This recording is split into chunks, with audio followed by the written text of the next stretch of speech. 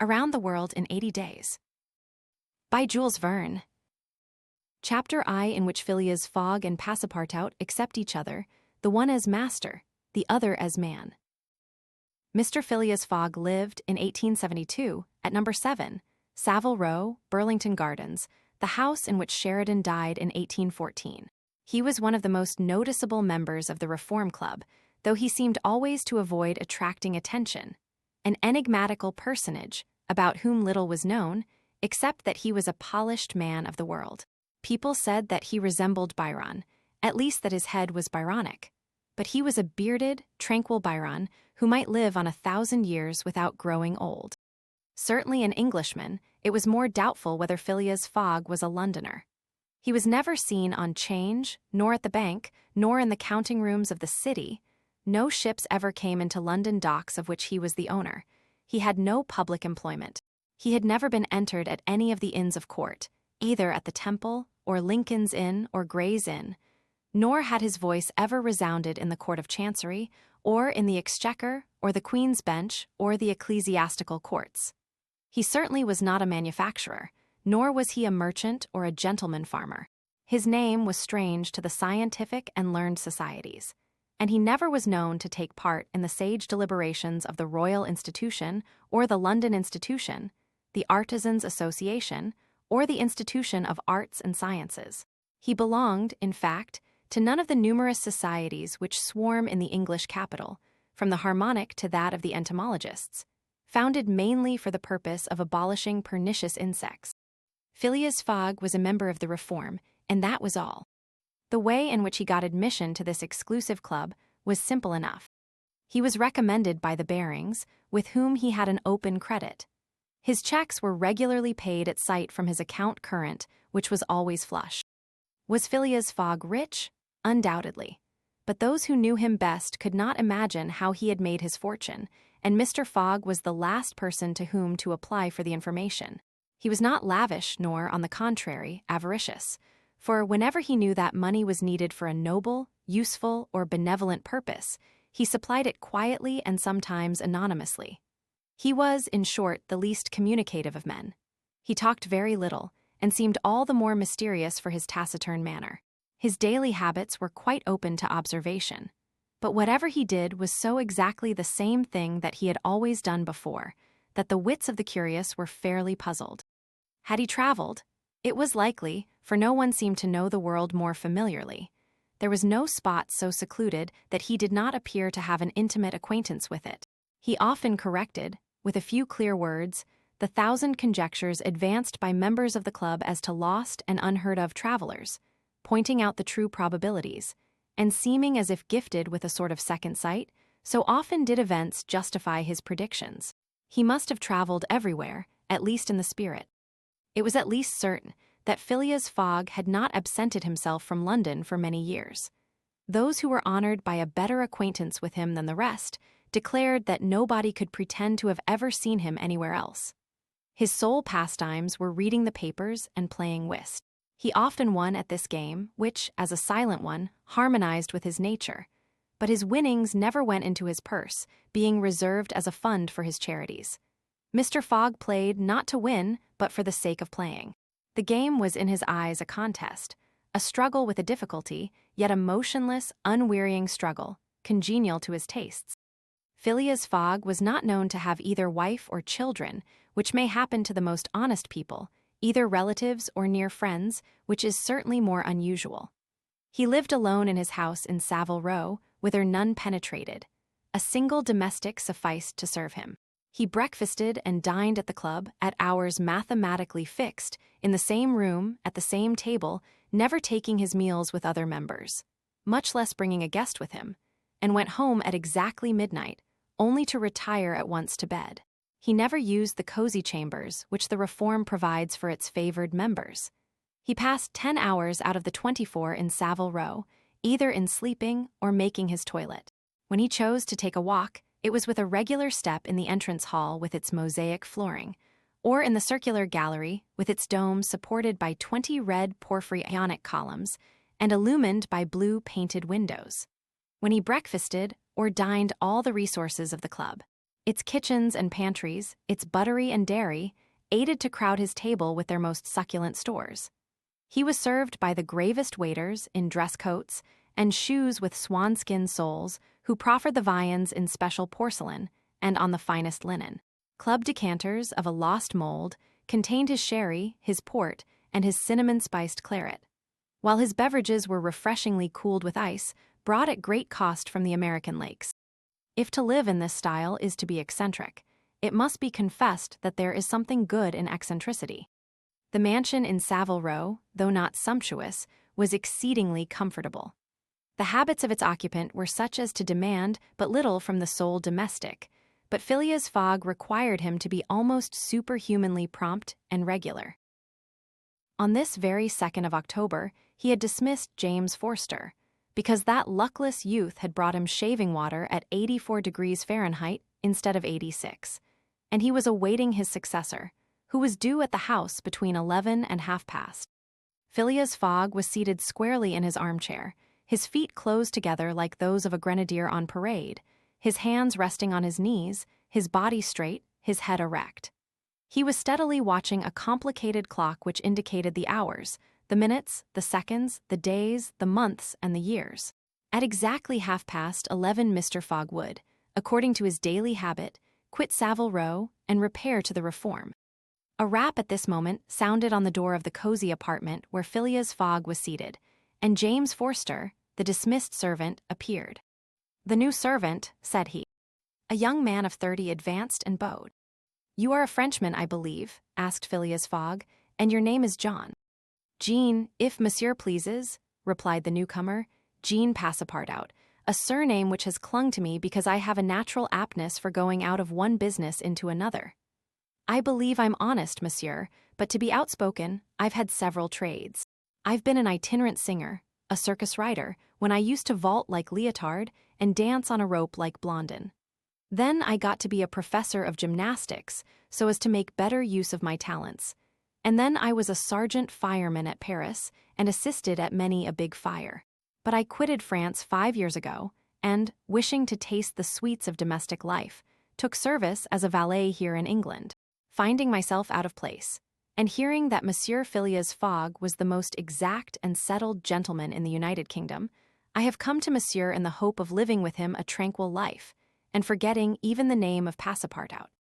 "Passepartout suits me," responded Mr. Fogg.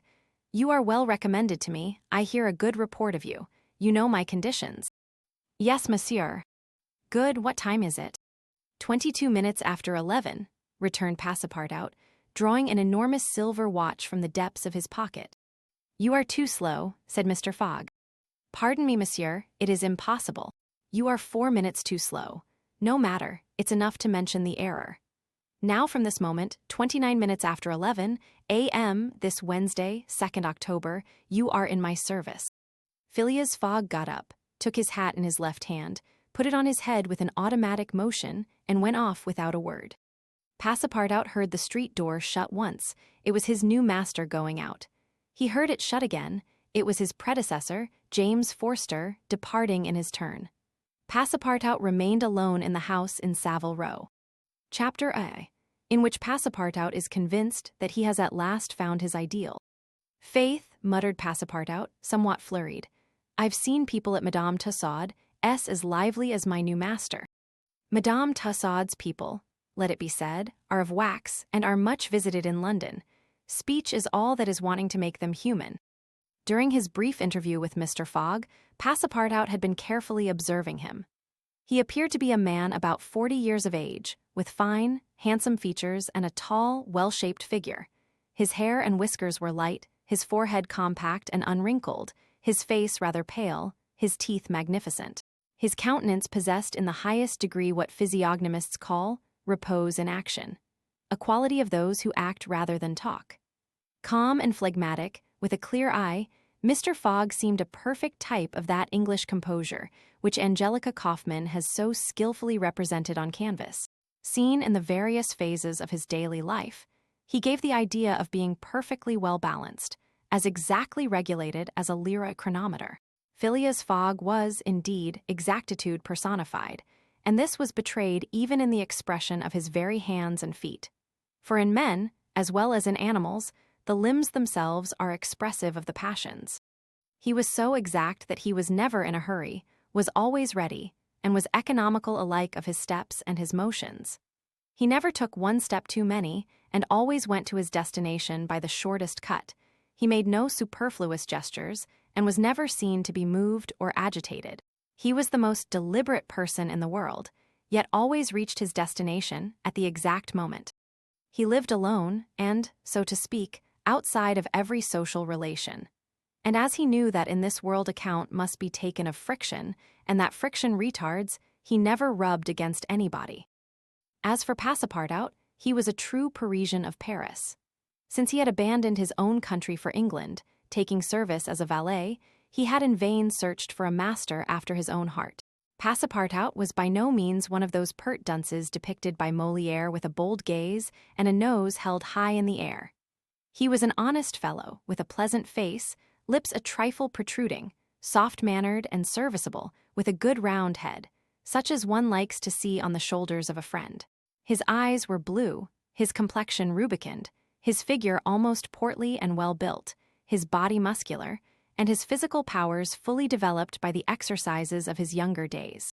His brown hair was somewhat tumbled. For, while the ancient sculptors are said to have known 18 methods of arranging Minerva's tresses, Passepartout was familiar with but one of dressing his own. 3 strokes of a large-tooth comb completed his toilet. It would be rash to predict how Passepartout's lively nature would agree with Mr. Fogg. It was impossible to tell whether the new servant would turn out as absolutely methodical as his master required. Experience alone could solve the question. Passepartout had been a sort of vagrant in his early years, and now yearned for repose. But so far he had failed to find it, though he had already served in 10 English houses. But he could not take root in any of these. With chagrin, he found his masters invariably whimsical and irregular, constantly running about the country or on the lookout for adventure. His last master, young Lord Longferry, Member of Parliament, after passing his nights in the Haymarket taverns, was too often brought home in the morning on policemen's shoulders. Passepartout, desirous of respecting the gentleman whom he served, ventured a mild remonstrance on such conduct, which, being ill-received, he took his leave. Hearing that Mr. Phileas Fogg was looking for a servant, and that his life was one of unbroken regularity, that he neither traveled nor stayed from home overnight, he felt sure that this would be the place he was after. He presented himself, and was accepted, as has been seen. At 11:30, then, Passepartout found himself alone in the house in Savile Row. He began its inspection without delay, scouring it from cellar to garret. So clean, well-arranged, solemn a mansion pleased him. It seemed to him like a snail's shell, lighted and warmed by gas, which sufficed for both these purposes. When Passepartout reached the 2nd story, he recognized at once the room which he was to inhabit, and he was well satisfied with it. Electric bells and speaking tubes afforded communication with the lower stories, while on the mantel stood an electric clock, precisely like that in Mr. Fogg's bedchamber, both beating the same second at the same instant. "That's good, that'll do," said Passepartout to himself. He suddenly observed, hung over the clock, a card which, upon inspection, proved to be a program of the daily routine of the house.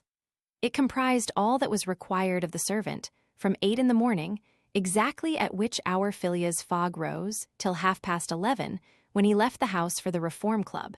All the details of service, the tea and toast at 23 minutes past 8, the shaving water at 37 minutes past 9, and the toilet at 20 minutes before 10. Everything was regulated and foreseen that was to be done from 11:30 a.m. till midnight, the hour at which the methodical gentleman retired. Mr. Fogg's wardrobe was amply supplied and in the best taste. Each pair of trousers, coat, and vest bore a number, indicating the time of year and season at which they were in turn to be laid out for wearing, and the same system was applied to the master's shoes. In short, the house in Savile Row, which must have been a very temple of disorder and unrest under the illustrious but dissipated Sheridan, was coziness, comfort, and method idealized. There was no study, nor were there books, which would have been quite useless to Mr. Fogg, for at the Reform 2 libraries, one of general literature and the other of law and politics, were at his service. A moderate-sized safe stood in his bedroom, constructed so as to defy fire as well as burglars. But Passepartout found neither arms nor hunting weapons anywhere. Everything betrayed the most tranquil and peaceable habits. Having scrutinized the house from top to bottom, he rubbed his hands, a broad smile overspread his features, and he said joyfully, "This is just what I wanted. Ah, we shall get on together, Mr. Fogg and I. What a domestic and regular gentleman. A real machine. Well, I don't mind serving a machine." Chapter EI, in which a conversation takes place which seems likely to cost Phileas Fogg dear. Phileas Fogg, having shut the door of his house at 11:30, and having put his right foot before his left 575 times, and his left foot before his right 576 times, reached the Reform Club, an imposing edifice in Pall Mall, which could not have cost less than 3 millions. He repaired at once to the dining room, the 9 windows of which open upon a tasteful garden where the trees were already gilded with an autumn coloring, and took his place at the habitual table, the cover of which had already been laid for him. His breakfast consisted of a side dish, a broiled fish with reading sauce, a scarlet slice of roast beef garnished with mushrooms, a rhubarb and gooseberry tart, and a morsel of Cheshire cheese, the whole being washed down with several cups of tea, for which the Reform is famous. He rose at 1:13 and directed his steps towards the large hall, a sumptuous apartment adorned with lavishly framed paintings. A flunky handed him an uncut Times, which he proceeded to cut with a skill which betrayed familiarity with this delicate operation. The perusal of this paper absorbed Phileas Fogg until 4:15, whilst the Standard, his next task, occupied him till the dinner hour. Dinner passed as breakfast had done, and Mr. Fogg reappeared in the reading-room and sat down to the Pall Mall at 6:20. Half an hour later, several members of the Reform came in and drew up to the fireplace, where a coal fire was steadily burning. They were Mr. Fogg's usual partners at whist, Andrew Stewart, an engineer, John Sullivan and Samuel Fallentin, bankers, Thomas Flanagan, a brewer, and Gauthier Ralph, one of the directors of the Bank of England, all rich and highly respectable personages, even in a club which comprises the princes of English trade and finance. "Well, Ralph," said Thomas Flanagan, "what about that robbery?" "Oh," replied Stewart, "the bank will lose the money." "On the contrary," broke in Ralph, "I hope we may put our hands on the robber. Skillful detectives have been sent to all the principal ports of America and the continent, and he'll be a clever fellow if he slips through their fingers." "But have you got the robber's description?" asked Stewart. "In the first place, he is no robber at all," returned Ralph positively. "What, a fellow who makes off with £55,000, no robber?" "No." "Perhaps he's a manufacturer, then. The Daily Telegraph says that he is a gentleman." It was Phileas Fogg, whose head now emerged from behind his newspapers, who made this remark. He bowed to his friends and entered into the conversation. The affair which formed its subject, and which was town talk, had occurred 3 days before at the Bank of England. A package of banknotes, to the value of £55,000, had been taken from the principal cashier's table, that functionary being at the moment engaged in registering the receipt of 3 shillings and 6 pence. Of course, he could not have his eyes everywhere. Let it be observed that the Bank of England reposes a touching confidence in the honesty of the public. There are neither guards nor gratings to protect its treasures. Gold, silver, banknotes are freely exposed, at the mercy of the first comer. A keen observer of English customs relates that, being in one of the rooms of the bank one day, he had the curiosity to examine a gold ingot weighing some 7 or 8 pounds. He took it up, scrutinized it, passed it to his neighbor, he to the next man, and so on until the ingot, going from hand to hand, was transferred to the end of a dark entry, nor did it return to its place for half an hour. Meanwhile, the cashier had not so much as raised his head. But in the present instance, things had not gone so smoothly. The package of notes not being found when 5 o'clock sounded from the ponderous clock in the drawing office, the amount was passed to the account of profit and loss. As soon as the robbery was discovered, picked detectives hastened off to Liverpool, Glasgow, Havre, Suez, Brindisi, New York, and other ports, inspired by the proffered reward of £2,000 and 5% on the sum that might be recovered. Detectives were also charged with narrowly watching those who arrived at or left London by rail, and a judicial examination was at once entered upon. There were real grounds for supposing, as the Daily Telegraph said, that the thief did not belong to a professional band.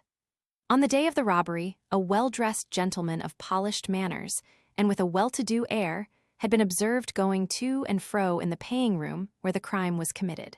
A description of him was easily procured and sent to the detectives, and some hopeful spirits, of whom Ralph was one, did not despair of his apprehension. The papers and clubs were full of the affair, and everywhere people were discussing the probabilities of a successful pursuit, and the Reform Club was especially agitated, several of its members being bank officials. Ralph would not concede that the work of the detectives was likely to be in vain, for he thought that the prize offered would greatly stimulate their zeal and activity.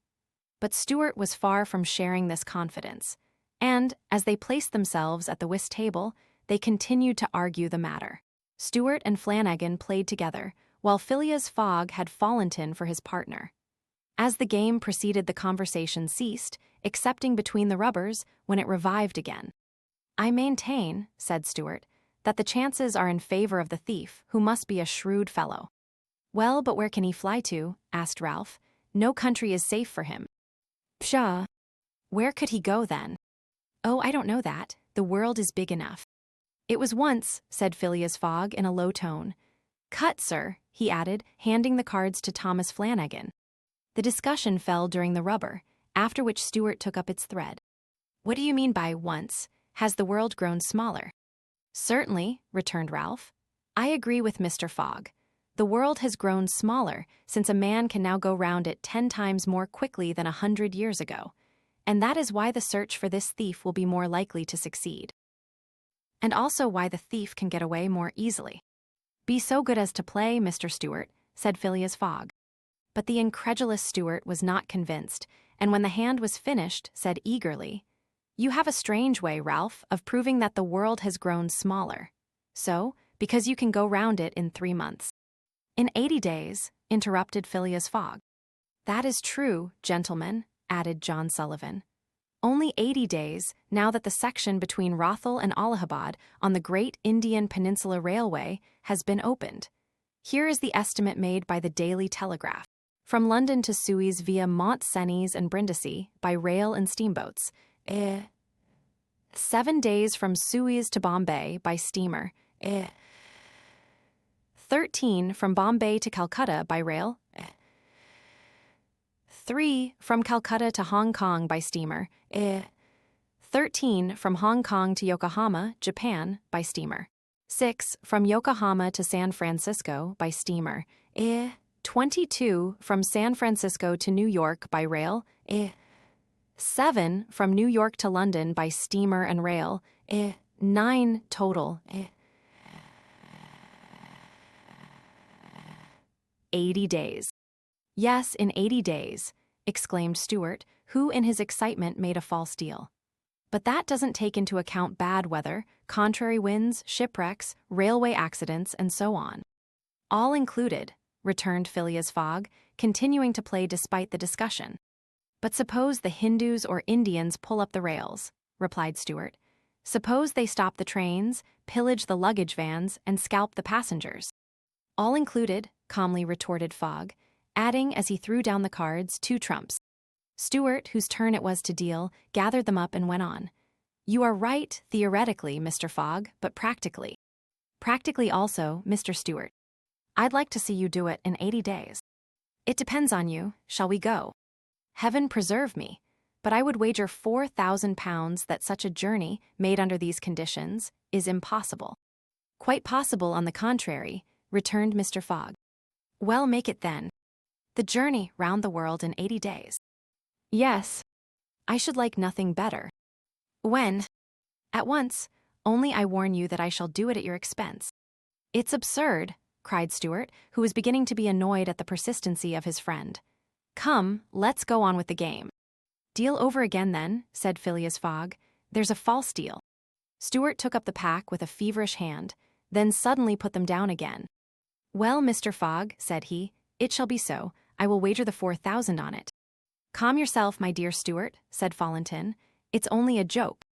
"When I say I'll wager," returned Stuart, "I mean it."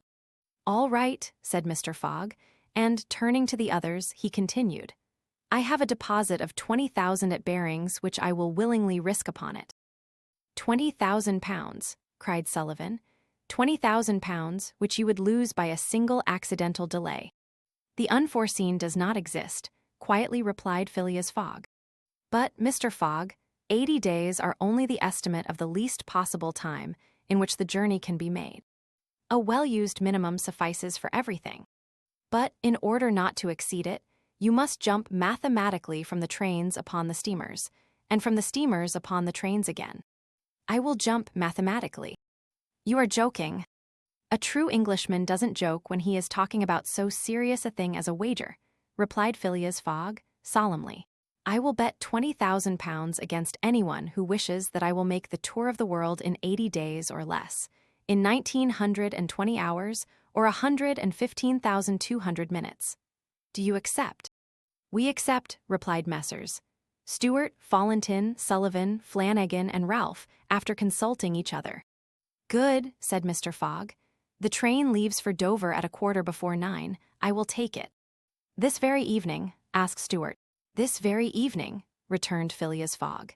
He took out and consulted a pocket almanac, and added, "As today is Wednesday, the 2nd of October, I shall be due in London in this very room of the Reform Club, on Saturday, the 21st of December, at 9:15 p.m. Or else the £20,000, now deposited in my name at Baring, S, will belong to you, in fact and in right, gentlemen. Here is a cheque for the amount." A memorandum of the wager was at once drawn up and signed by the 6 parties, during which Phileas Fogg preserved a stoical composure. He certainly did not bet to win, and had only staked the £20,000, half of his fortune, because he foresaw that he might have to expend the other half to carry out this difficult, not to say unattainable, project. As for his antagonists, they seemed much agitated, not so much by the value of their stake, as because they had some scruples about betting under conditions so difficult to their friend. The clock struck 7, and the party offered to suspend the game so that Mr. Fogg might make his preparations for departure. "I am quite ready now," was his tranquil response. "Diamonds are trumps, be so good as to play gentlemen." Chapter IV, in which Phileas Fogg astounds Passepartout, his servant. Having won 20 guineas at whist and taken leave of his friends, Phileas Fogg, at 7:25, left the Reform Club. Passepartout, who had conscientiously studied the programme of his duties, was more than surprised to see his master guilty of the inexactness of appearing at this unaccustomed hour. For, according to rule, he was not due in Savile Row until precisely midnight. Mr. Fogg repaired to his bedroom and called out, "Passepartout." Passepartout did not reply. It could not be he who was called, it was not the right hour. "Passepartout," repeated Mr. Fogg without raising his voice. Passepartout made his appearance. "I've called you twice," observed his master. "But it is not midnight," responded the other, showing his watch. "I know it, I don't blame you. We start for Dover and Calais in 10 minutes. A puzzled grin overspread Passepartout's round face.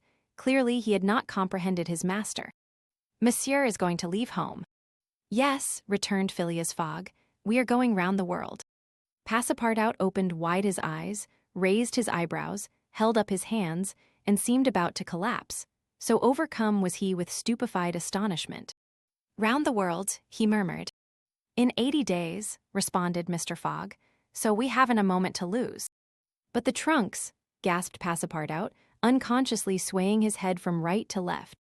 "We'll have no trunks, only a carpet-bag, with 2 shirts and 3 pairs of stockings for me and the same for you. We'll buy our clothes on the way. Bring down my mackintosh and traveling cloak and some stout shoes, though we shall do little walking. Make haste." Passepartout tried to reply, but could not. He went out, mounted to his own room, fell into a chair, and muttered, "That's good, that is, and I who wanted to remain quiet." He mechanically set about making the preparations for departure. Around the world in 80 days, was his master a fool? No, was this a joke then? They were going to Dover, good. To Calais, good again. After all, Passepartout, who had been away from France 5 years, would not be sorry to set foot on his native soil again. Perhaps they would go as far as Paris, and it would do his eyes good to see Paris once more. But surely a gentleman so chary of his steps would stop there. No doubt. But then, it was none the less true that he was going away, this so domestic person hitherto. By 8 o'clock Passepartout had packed the modest carpet-bag, containing the wardrobes of his master and himself. Then, still troubled in mind, he carefully shut the door of his room and descended to Mr. Fogg. Mr. Fogg was quite ready. Under his arm might have been observed a red-bound copy of Bradshaw's Continental Railway Steam Transit and General Guide, with its timetables showing the arrival and departure of steamers and railways. He took the carpet-bag, opened it, and slipped into it a goodly roll of Bank of England notes, which would pass wherever he might go. "You have forgotten nothing?" asked he. "Nothing, monsieur. My mackintosh and cloak. Here they are." "Good, take this carpet-bag," handing it to Passepartout. "Take good care of it, for there are 20,000 pounds in it." Passepartout nearly dropped the bag, as if the 20,000 pounds were in gold, and weighed him down. Master and man then descended, the street door was double-locked, and at the end of Savile Row they took a cab and drove rapidly to Charing Cross. The cab stopped before the railway station at 20 minutes past 8. Passepartout jumped off the box and followed his master, who, after paying the cabman, was about to enter the station, when a poor beggar woman with a child in her arms, her naked feet smeared with mud, her head covered with a wretched bonnet from which hung a tattered feather, and her shoulders shrouded in a ragged shawl, approached and mournfully asked for alms. Mr. Fogg took out the 20 guineas he had just won at whist and handed them to the beggar, saying, "Here, my good woman, I'm glad that I met you," and passed on. Passepartout had a moist sensation about the eyes. His master's action touched his susceptible heart. 2 first-class tickets for Paris having been speedily purchased, Mr. Fogg was crossing the station to the train when he perceived his 5 friends of the Reform. "Well, gentlemen," said he, "I'm off, you see, and if you will examine my passport when I get back, you will be able to judge whether I have accomplished the journey agreed upon." "Oh, that would be quite unnecessary, Mr. Fogg," said Ralph politely. "We will trust your word, as a gentleman of honor." "You do not forget when you are due in London again?" asked Stewart. "In 80 days, on Saturday, the 21st of December, 1872, at 9:15 p.m. Goodbye, gentlemen." Phileas Fogg and his servant seated themselves in a first-class carriage at 20 minutes before 9. 5 minutes later the whistle screamed, and the train slowly glided out of the station. The night was dark, and a fine, steady rain was falling. Phileas Fogg, snugly ensconced in his corner, did not open his lips. Passepartout, not yet recovered from his stupefaction, clung mechanically to the carpet-bag with its enormous treasure. Just as the train was whirling through Sydenham, Passepartout suddenly uttered a cry of despair. "What's the matter?" asked Mr. Fogg.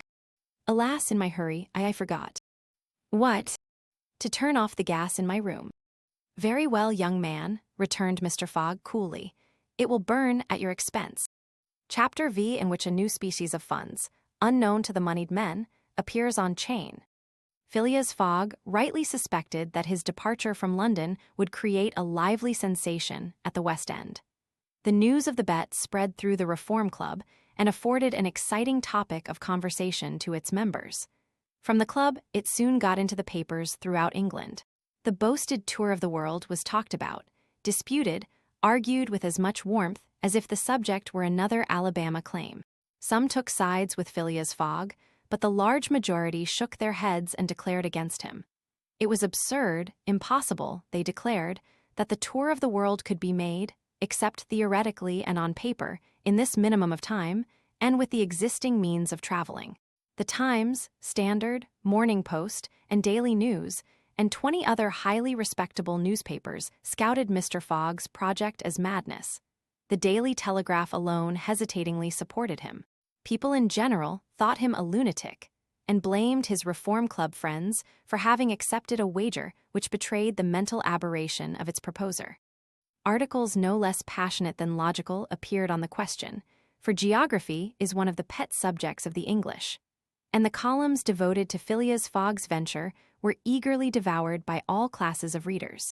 At first, some rash individuals, principally of the gentler sex, espoused his cause, which became still more popular when the Illustrated London News came out with his portrait, copied from a photograph in the Reform Club. A few readers of the Daily Telegraph even dared to say, "Why not, after all? Stranger things have come to pass." At last, a long article appeared, on the 7th of October, in the Bulletin of the Royal Geographical Society, which treated the question from every point of view and demonstrated the utter folly of the enterprise. Everything, it said, was against the travelers, every obstacle imposed alike by man and by nature. A miraculous agreement of the times of departure and arrival, which was impossible, was absolutely necessary to his success. He might, perhaps, reckon on the arrival of trains at the designated hours in Europe, where the distances were relatively moderate. But when he calculated upon crossing India in 3 days and the United States in 7, could he rely beyond misgiving upon accomplishing his task? There were accidents to machinery, the liability of trains to run off the line, collisions, bad weather, the blocking up by snow. Were not all these against Phileas Fogg? Would he not find himself, when traveling by steamer in winter, at the mercy of the winds and fogs? Is it uncommon for the best ocean steamers to be 2 or 3 days behind time? But a single delay would suffice to fatally break the chain of communication. Should Phileas Fogg once miss, even by an hour, a steamer, he would have to wait for the next, and that would irrevocably render his attempt vain. This article made a great deal of noise, and, being copied into all the papers, seriously depressed the advocates of the rash tourist. Everybody knows that England is the world of betting men, who are of a higher class than mere gamblers. To bet is in the English temperament.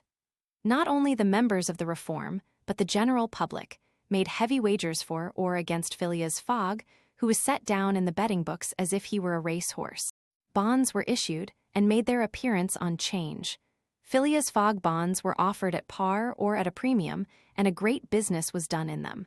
But 5 days after the article in the Bulletin of the Geographical Society appeared, the demand began to subside. Phileas Fogg declined. They were offered by packages, at first of 5, then of 10, until at last nobody would take less than 20, 50, 100. Lord Albemarle, an elderly paralytic gentleman, was now the only advocate of Phileas Fogg left. This noble lord, who was fastened to his chair, would have given his fortune to be able to make the tour of the world if it took 10 years, and he bet £5,000 on Phileas Fogg. When the folly as well as the uselessness of the adventure was pointed out to him, he contented himself with replying, "If the thing is feasible, the first to do it ought to be an Englishman." The Fogg party dwindled more and more, everybody was going against him, and the bet stood 150 and 200 to 1. And a week after his departure an incident occurred which deprived him of backers at any price. The Commissioner of Police was sitting in his office at 9 o'clock one evening, when the following telegraphic dispatch was put into his hands. "Suez to London. Rowan, Commissioner of Police, Scotland Yard. I've found the bank robber, Phileas Fogg. Send without delay warrant of arrest to Bombay. Fix detective." The effect of this dispatch was instantaneous. The polished gentleman disappeared to give place to the bank robber. His photograph, which was hung with those of the rest of the members at the Reform Club, was minutely examined, and it betrayed, feature by feature, the description of the robber which had been provided to the police. The mysterious habits of Phileas Fogg were recalled, his solitary ways, his sudden departure. And it seemed clear that, in undertaking a tour round the world on the pretext of a wager, he had had no other end in view than to elude the detectives and throw them off his track. Chapter Vi, in which Fix, the detective, betrays a very natural impatience. The circumstances under which this telegraphic dispatch about Phileas Fogg was sent were as follows. The steamer Mongolia, belonging to the Peninsular and Oriental Company, built of iron, of 2,800 tons burden and 500 horsepower, was due at 11 o'clock a.m. on Wednesday, the 9th of October, at Suez. The Mongolia plied regularly between Brindisi and Bombay via the Suez Canal, and was one of the fastest steamers belonging to the company, always making more than 10 knots an hour between Brindisi and Suez, and 9.5 between Suez and Bombay. 2 men were promenading up and down the wharves, among the crowd of natives and strangers who were sojourning at this once straggling village. Now, thanks to the enterprise of M. Lesseps, a fast-growing town. One was the British consul at Suez, who, despite the prophecies of the English government and the unfavorable predictions of Stephenson, was in the habit of seeing, from his office window, English ships daily passing to and fro on the Great Canal, by which the old roundabout route from England to India by the Cape of Good Hope was abridged by at least a half.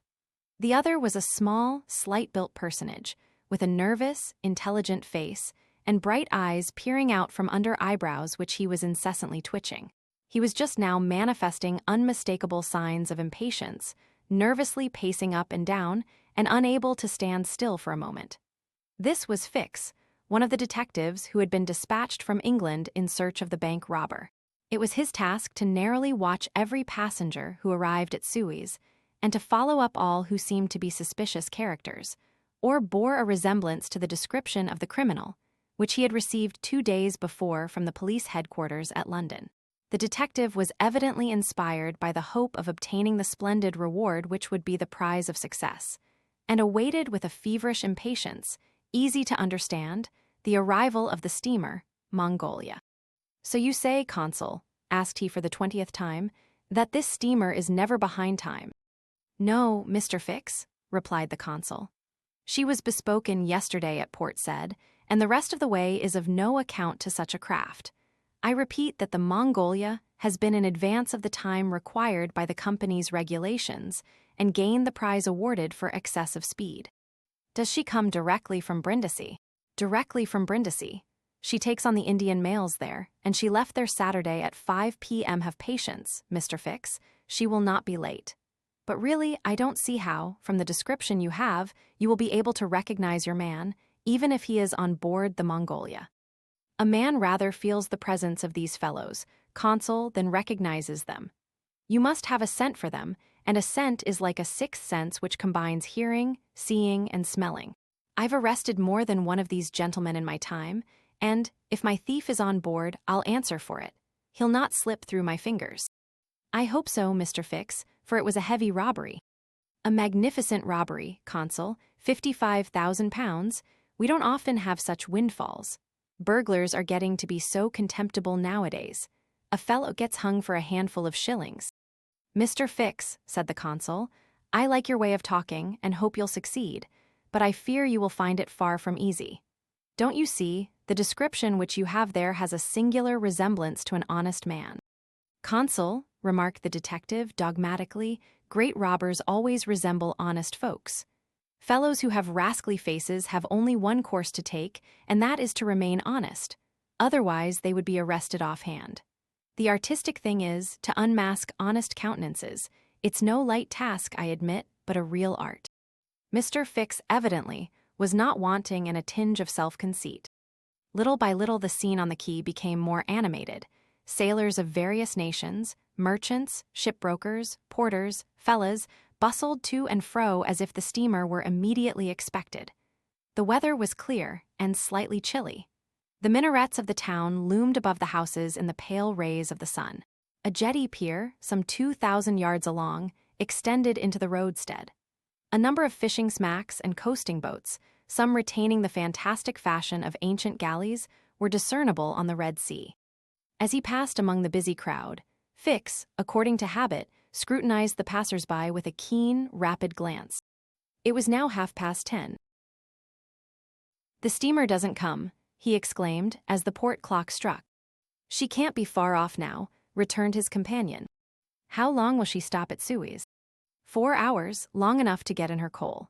It is 1,310 miles from Suez to Aden, at the other end of the Red Sea, and she has to take in a fresh coal supply." "And does she go from Suez directly to Bombay?" "Without putting in anywhere." "Good," said Fix. "If the robber is on board, he will no doubt get off at Suez, so as to reach the Dutch or French colonies in Asia by some other route. He ought to know that he would not be safe an hour in India, which is English soil." "Unless," objected the consul, "he is exceptionally shrewd. An English criminal, you know, is always better concealed in London than anywhere else." This observation furnished the detective food for thought, and meanwhile the consul went away to his office. Fix, left alone, was more impatient than ever, having a presentiment that the robber was on board the Mongolia. If he had indeed left London intending to reach the New World, he would naturally take the route via India, which was less watched and more difficult to watch than that of the Atlantic. But Fix's reflections were soon interrupted by a succession of sharp whistles, which announced the arrival of the Mongolia. The porters and fellows rushed down the quay, and a dozen boats pushed off from the shore to go and meet the steamer. Soon, her gigantic hull appeared passing along between the banks, and 11 o'clock struck as she anchored in the road. She brought an unusual number of passengers, some of whom remained on deck to scan the picturesque panorama of the town, while the greater part disembarked in the boats and landed on the quay. Fix took up a position and carefully examined each face and figure which made its appearance. Presently one of the passengers, after vigorously pushing his way through the importunate crowd of porters, came up to him and politely asked if he could point out the English consulate, at the same time showing a passport which he wished to have visaed. Fix instinctively took the passport and with a rapid glance read the description of its bearer. An involuntary motion of surprise nearly escaped him, for the description in the passport was identical with that of the bank robber which he had received from Scotland Yard. "Is this your passport?" asked he. "No, it's my master S." "And your master is?" "He stayed on board." "But he must go to the consul, S, in person, so as to establish his identity." "Oh, is that necessary?" "Quite indispensable." "And where is the consulate?" "There, on the corner of the square," said Fix, pointing to a house 200 steps off. "I'll go and fetch my master, who won't be much pleased, however, to be disturbed." The passenger bowed to Fix and returned to the steamer. Chapter V, which once more demonstrates the uselessness of passports as aids to detectives.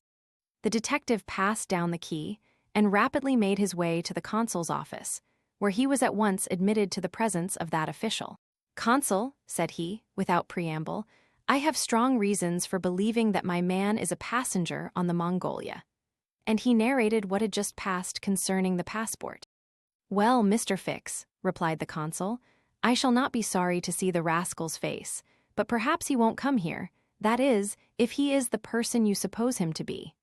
A robber doesn't quite like to leave traces of his flight behind him, and besides, he is not obliged to have his passport countersigned. If he is as shrewd as I think he is, consul, he will come. To have his passport visaed." "Yes, passports are only good for annoying honest folks and aiding in the flight of rogues. I assure you it will be quite the thing for him to do, but I hope you will not visa the passport." "Why not? If the passport is genuine, I have no right to refuse." "Still, I must keep this man here until I can get a warrant to arrest him from London." "Ah, that's your lookout, but I cannot." The consul did not finish his sentence, for as he spoke a knock was heard at the door, and two strangers entered, one of whom was the servant whom Fix had met on the quay. The other, who was his master, held out his passport with the request that the consul would do him the favor to visa it. The consul took the document and carefully read it, whilst Fix observed, or rather devoured, the stranger with his eyes from a corner of the room. "You are Mr. Phileas Fogg," said the consul after reading the passport. "I am." "And this man is your servant?" "He is, a Frenchman named Passepartout." "You are from London?" "Yes." "And you are going?" "To Bombay." "Very good, sir. You know that a visa is useless, and that no passport is required." "I know it, sir," replied Phileas Fogg, "but I wish to prove by your visa that I came by Suez." "Very well, sir." The consul proceeded to sign and date the passport, after which he added his official seal. Mr. Fogg paid the customary fee, coldly bowed, and went out, followed by his servant. "Well," queried the detective. "Well, he looks and acts like a perfectly honest man," replied the consul. "Possibly, but that is not the question. Do you think, consul, that this phlegmatic gentleman resembles, feature by feature, the robber whose description I have received?" "I can see that, but then you know all descriptions." "I'll make certain of it," interrupted Fix. "The servant seems to me less mysterious than the master. Besides, he's a Frenchman and can't help talking. Excuse me for a little while, consul." Fix started off in search of Passepartout. Meanwhile, Mr. Fogg, after leaving the consulate, repaired to the quay, gave some orders to Passepartout, went off to the Mongolia in a boat, and descended to his cabin. He took up his notebook, which contained the following memoranda. Left London Wednesday, October 2nd at 8:45 p.m. Reached Paris Thursday, October 3rd at 7:20 a.m. Left Paris Thursday at 8:40 a.m. Reached Turin by Mont-Cenis Friday, October 4th at 6:35 a.m. Left Turin Friday at 7:20 a.m. Arrived at Brindisi Saturday, October 5th at 4 p.m. Sailed on the Mongolia Saturday at 5 p.m. Reached Suez Wednesday, October 9th at 11 a.m. Total of hours spent 158.5, or in days 6 days and a half. These dates were inscribed in an itinerary divided into columns, indicating the month, the day of the month, and the day for the stipulated and actual arrivals at each principal point: Paris, Brindisi, Suez, Bombay, Calcutta, Singapore, Hong Kong, Yokohama, San Francisco, New York, and London, from the 2nd of October to the 21st of December, and giving a space for setting down the gain made or the loss suffered on arrival at each locality. This methodical record thus contained an account of everything needed, and Mr. Fogg always knew whether he was behindhand or in advance of his time. On this Friday, October 9th, he noted his arrival at Suez and observed that he had as yet neither gained nor lost. He sat down quietly to breakfast in his cabin, never once thinking of inspecting the town, being one of those Englishmen who are wont to see foreign countries through the eyes of their domestics. Chapter VI, in which Passepartout talks rather more, perhaps, than is prudent. Fix soon rejoined Passepartout, who was lounging and looking about on the quay, as if he did not feel that he, at least, was obliged not to see anything. "Well, my friend," said the detective, coming up with him, "is your passport visaed?" "Ah, it's you, is it, monsieur?" responded Passepartout. "Thanks, yes, the passport is all right." "And you are looking about you?" "Yes, but we travel so fast that I seem to be journeying in a dream. So this is Suez?" "Yes." "In Egypt?" "Certainly, in Egypt." "And in Africa?" "In Africa." "In Africa?" repeated Passepartout. "Just think, monsieur, I had no idea that we should go farther than Paris, and all that I saw of Paris was between 20 minutes past 7 and 20 minutes before 9 in the morning, between the Northern and the Lyon stations, through the windows of a car, and in a driving rain. How I regret not having seen once more Père Lachaise and the circus in the Champs-Élysées." "You are in a great hurry, then." "I am not, but my master is. By the way, I must buy some shoes and shirts. We came away without trunks, only with a carpet-bag. I will show you an excellent shop for getting what you want." "Really, monsieur, you are very kind." And they walked off together, Passepartout chatting volubly as they went along. "Above all," said he, "don't let me lose the steamer." "You have plenty of time, it's only 12 o'clock." Passepartout pulled out his big watch. "12," he exclaimed. "Why, it's only 8 minutes before 10. Your watch is slow." "My watch, a family watch, monsieur, which has come down from my great-grandfather. It doesn't vary 5 minutes in the year. It's a perfect chronometer, look you." "I see how it is," said Fix. "You have kept London time, which is 2 hours behind that of Suez. You ought to regulate your watch at noon in each country." "I regulate my watch, never." "Well then, it will not agree with the sun." "So much the worse for the sun, monsieur.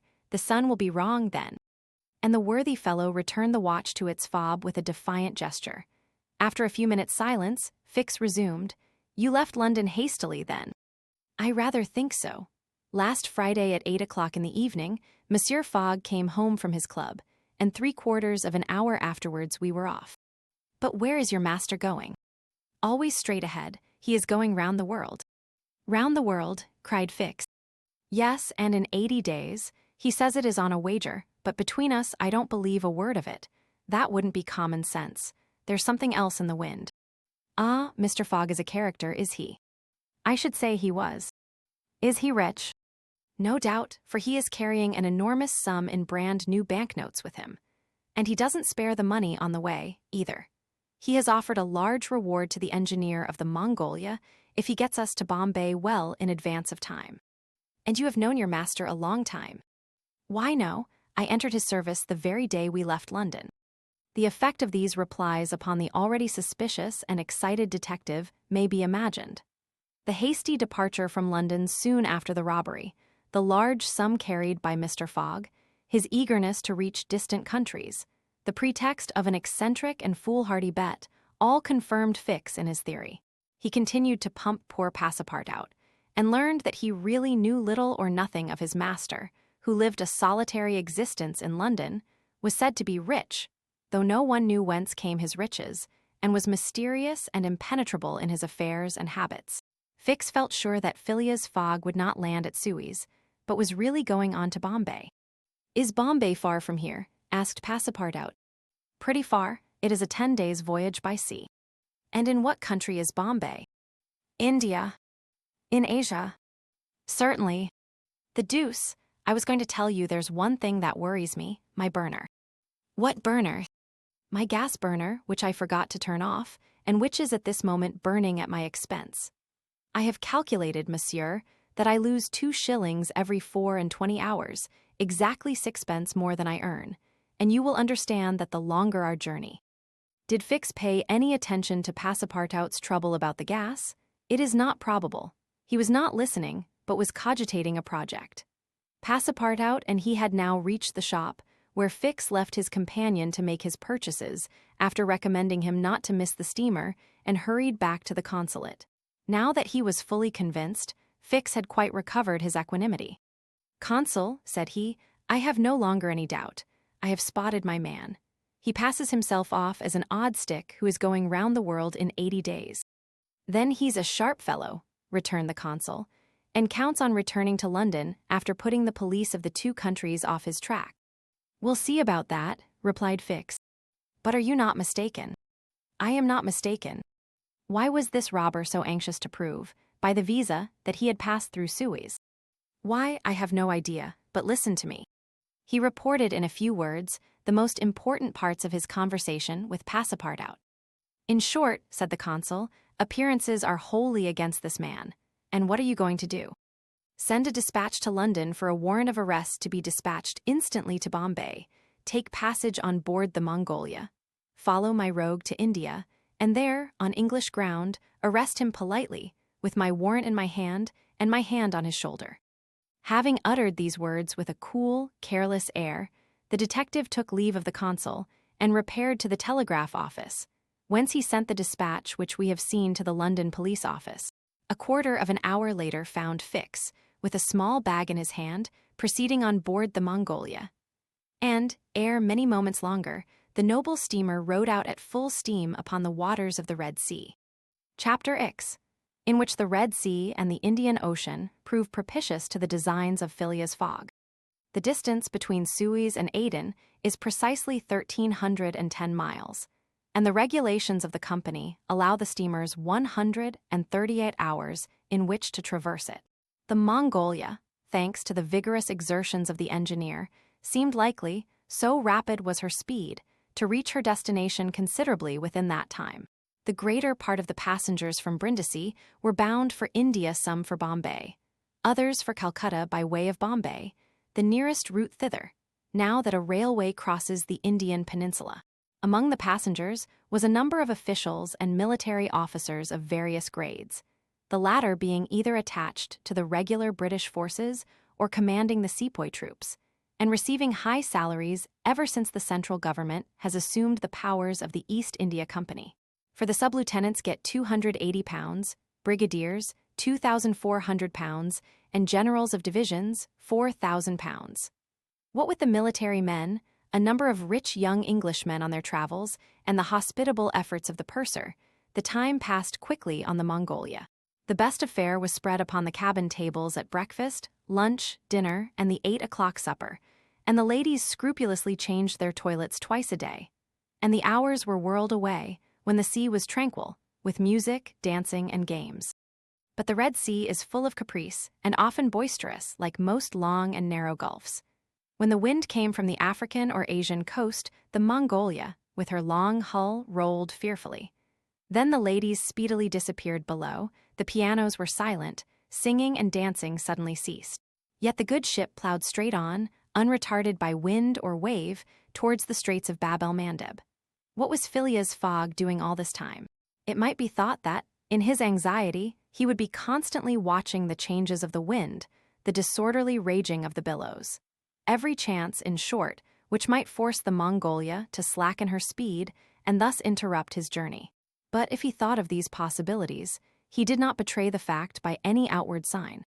Always the same impassible member of the Reform Club, whom no incident could surprise, as unvarying as the ship's chronometers, and seldom having the curiosity even to go upon the deck, he passed through the memorable scenes of the Red Sea with cold indifference, did not care to recognize the historic towns and villages which, along its borders, raised their picturesque outlines against the sky, and betrayed no fear of the dangers of the Arabic Gulf, which the old historians always spoke of with horror, and upon which the ancient navigators never ventured without propitiating the gods by ample sacrifices. How did this eccentric personage pass his time on the Mongolia? He made his 4 hearty meals every day, regardless of the most persistent rolling and pitching on the part of the steamer, and he played whist indefatigably, for he had found partners as enthusiastic in the game as himself. A tax collector, on the way to his post at Goa, the Rev. Decimus Smith, returning to his parish at Bombay, and a brigadier general of the English army, who was about to rejoin his brigade at Benares, made up the party, and, with Mr. Fogg, played whist by the hour together in absorbing silence.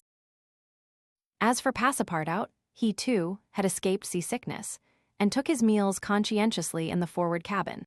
He rather enjoyed the voyage, for he was well fed and well lodged, took a great interest in the scenes through which they were passing, and consoled himself with the delusion that his master's whim would end at Bombay. He was pleased, on the day after leaving Suez, to find on deck the obliging person with whom he had walked and chatted on the quays. "If I am not mistaken," said he, approaching this person with his most amiable smile, "you are the gentleman who so kindly volunteered to guide me at Suez. Ah, I quite recognize you. You are the servant of the strange Englishman." "Just so, monsieur."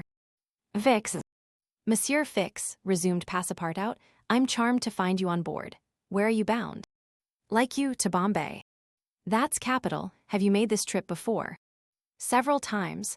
I am one of the agents of the Peninsular Company." "Then you know India." "Why, yes," replied Fix, who spoke cautiously. "A curious place, this India." "Oh, very curious. Mosques, minarets, temples, fakirs, pagodas, tigers, snakes, elephants. I hope you will have ample time to see the sights." "I hope so, Monsieur Fix. You see, a man of sound sense ought not to spend his life jumping from a steamer upon a railway train, and from a railway train upon a steamer again, pretending to make the tour of the world in 80 days. No, all these gymnastics, you may be sure, will cease at Bombay." "And Mr. Fogg is getting on well?" asked Fix, in the most natural tone in the world. "Quite well, and I too. I eat like a famished ogre, it's the sea air." "But I never see your master on deck." "Never, he hasn't the least curiosity.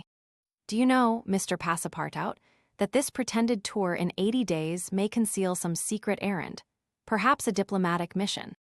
"Faith, Monsieur Fix, I assure you I know nothing about it, nor would I give half a crown to find out."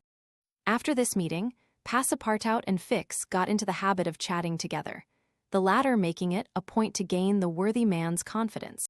He frequently offered him a glass of whiskey or pale ale in the steamer bar-room, which Passepartout never failed to accept with graceful alacrity, mentally pronouncing Fix the best of good fellows.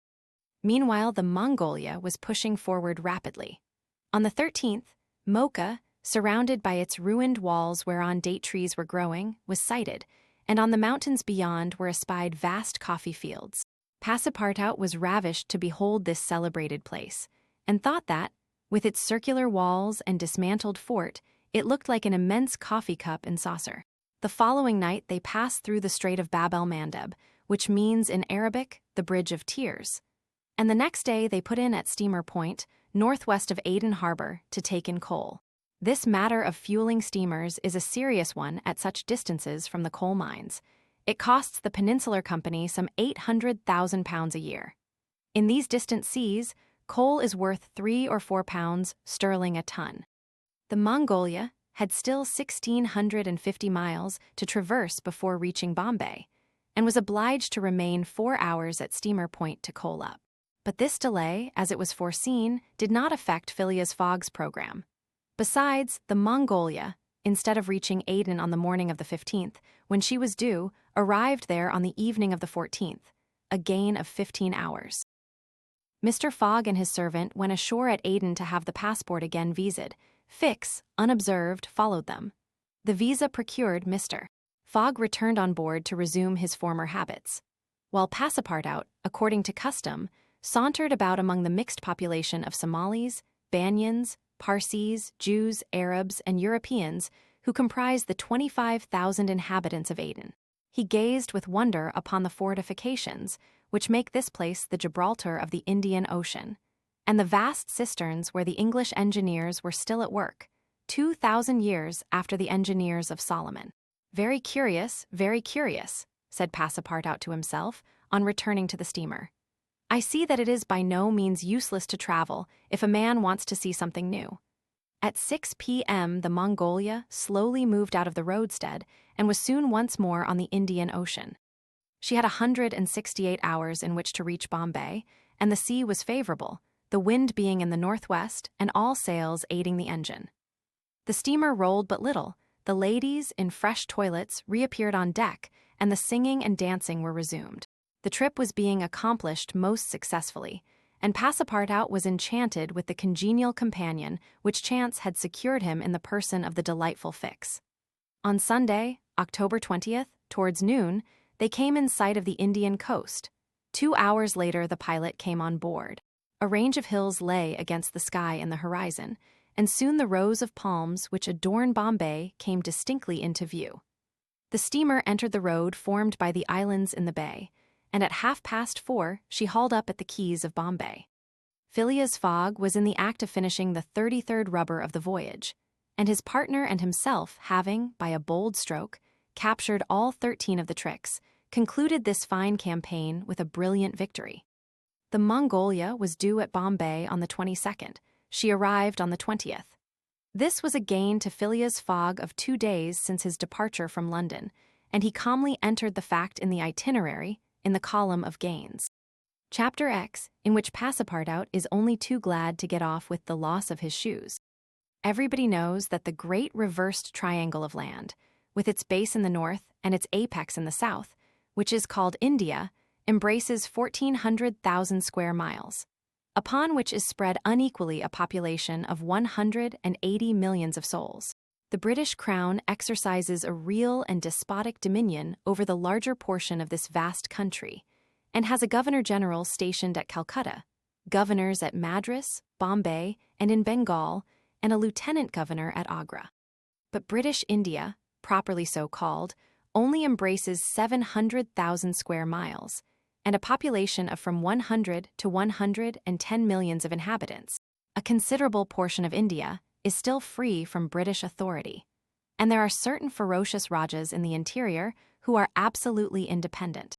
The celebrated East India Company was all-powerful from 1756, when the English first gained a foothold on the spot where now stands the city of Madras, down to the time of the great Sepoy insurrection. It gradually annexed province after province, purchasing them of the native chiefs, whom it seldom paid, and appointed the Governor-General and his subordinates, civil and military. But the East India Company has now passed away, leaving the British possessions in India directly under the control of the Crown. The aspect of the country, as well as the manners and distinctions of race, is daily changing. Formerly, one was obliged to travel in India by the old cumbrous methods of going on foot or on horseback, in palanquins or unwieldy coaches. Now fast steamboats ply on the Indus and the Ganges, and a great railway, with branch lines joining the main line at many points on its route, traverses the peninsula from Bombay to Calcutta in 3 days. This railway does not run in a direct line across India. The distance between Bombay and Calcutta, as the bird flies, is only from 1,000 to 1,100 miles, but the deflections of the road increase this distance by more than a third. The general route of the Great Indian Peninsula Railway is as follows. Leaving Bombay, it passes through Salsette, crossing to the continent opposite Tanna, goes over the chain of the Western Ghauts, runs thence northeast as far as Barhampur, skirts the nearly independent territory of Bundelkhand, ascends to Allahabad, turns thence eastwardly, meeting the Ganges at Benares, then departs from the river a little, and, descending southeastward by Burdivan and the French town of Chandernagor, has its terminus at Calcutta. The passengers of the Mongolia went ashore at 4:30 p.m. At exactly 8 the train would start for Calcutta. Mr. Fogg, after bidding goodbye to his whist partners, left the steamer, gave his servant several errands to do, urged it upon him to be at the station promptly at 8, and with his regular step, which beat to the second, like an astronomical clock, directed his steps to the passport office. As for the wonders of Bombay, its famous city hall, its splendid library, its forts and docks, its bazaars, mosques, synagogues, its Armenian churches, and the noble pagoda on Malabar Hill, with its 2 polygonal towers, he cared not a straw to see them. He would not deign to examine even the masterpieces of Elephanta, or the mysterious Hypageia, concealed southeast from the docks, or those fine remains of Buddhist architecture, the Kanherian grottos of the island of Salsette. Having transacted his business at the passport office, Phileas Fogg repaired quietly to the railway station, where he ordered dinner. Among the dishes served up to him, the landlord especially recommended a certain giblet of native rabbit, on which he prided himself. Mr. Fogg accordingly tasted the dish, but despite its spiced sauce, found it far from palatable. He rang for the landlord, and on his appearance said, fixing his clear eyes upon him, "Is this rabbit, sir?" "Yes, my lord," the rogue boldly replied, "rabbit from the jungles. And this rabbit did not mew when he was killed." "Mew, my lord, what a rabbit mew, I swear to you." "Be so good, landlord, as not to swear, but remember this. Cats were formerly considered in India as sacred animals. That was a good time. For the cats, my lord. Perhaps for the travelers as well." After which Mr. Fogg quietly continued his dinner.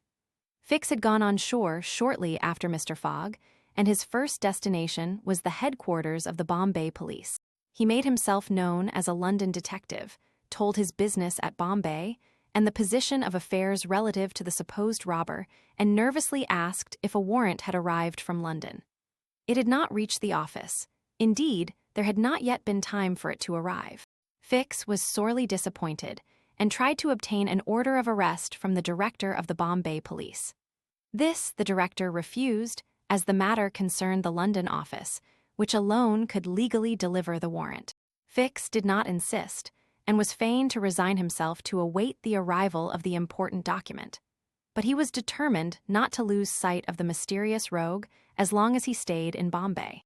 He did not doubt for a moment, any more than Passepartout, that Phileas Fogg would remain there, at least until it was time for the warrant to arrive. Passepartout, however, had no sooner heard his master's orders on leaving the Mongolia than he saw at once that they were to leave Bombay as they had done Suez and Paris, and that the journey would be extended at least as far as Calcutta, and perhaps beyond that place. He began to ask himself if this bet that Mr. Fogg talked about was not really in good earnest, and whether his fate was not in truth forcing him, despite his love of repose, around the world in 80 days. Having purchased the usual quota of shirts and shoes, he took a leisurely promenade about the streets, where crowds of people of many nationalities, Europeans, Persians with pointed caps, Banyas with round turbans, Sinds with square bonnets, Parsees with black mitres, and long-robed Armenians, were collected. It happened to be the day of a Parsee festival. These descendants of the sect of Zoroaster, the most thrifty, civilized, intelligent, and austere of the East Indians, among whom are counted the richest native merchants of Bombay, were celebrating a sort of religious carnival, with processions and shows, in the midst of which Indian dancing girls, clothed in rose-colored gauze, looped up with gold and silver, danced airily, but with perfect modesty, to the sound of viols and the clanging of tambourines. It is needless to say that Passepartout watched these curious ceremonies with staring eyes and gaping mouth, and that his countenance was that of the greenest booby imaginable. Unhappily for his master, as well as himself, his curiosity drew him unconsciously farther off than he intended to go. At last, having seen the Parsee carnival wind away in the distance, he was turning his steps towards the station, when he happened to espy the splendid pagoda on Malabar Hill, and was seized with an irresistible desire to see its interior. He was quite ignorant that it is forbidden to Christians to enter certain Indian temples, and that even the faithful must not go in without first leaving their shoes outside the door. It may be said here that the wise policy of the British government severely punishes a disregard of the practices of the native religions. Passepartout, however, thinking no harm, went in like a simple tourist, and was soon lost in admiration of the splendid Brahmin ornamentation which everywhere met his eyes, when of a sudden he found himself sprawling on the sacred flagging. He looked up to behold 3 enraged priests, who forthwith fell upon him, tore off his shoes, and began to beat him with loud, savage exclamations. The agile Frenchman was soon upon his feet again, and lost no time in knocking down 2 of his long-gowned adversaries with his fists and a vigorous application of his toes. Then, rushing out of the pagoda as fast as his legs could carry him, he soon escaped the 3rd priest by mingling with the crowd in the streets. At 5 minutes before 8, Passepartout, hatless, shoeless, and having in the squabble lost his package of shirts and shoes, rushed breathlessly into the station. Fix, who had followed Mr. Fogg to the station and saw that he was really going to leave Bombay, was there, upon the platform.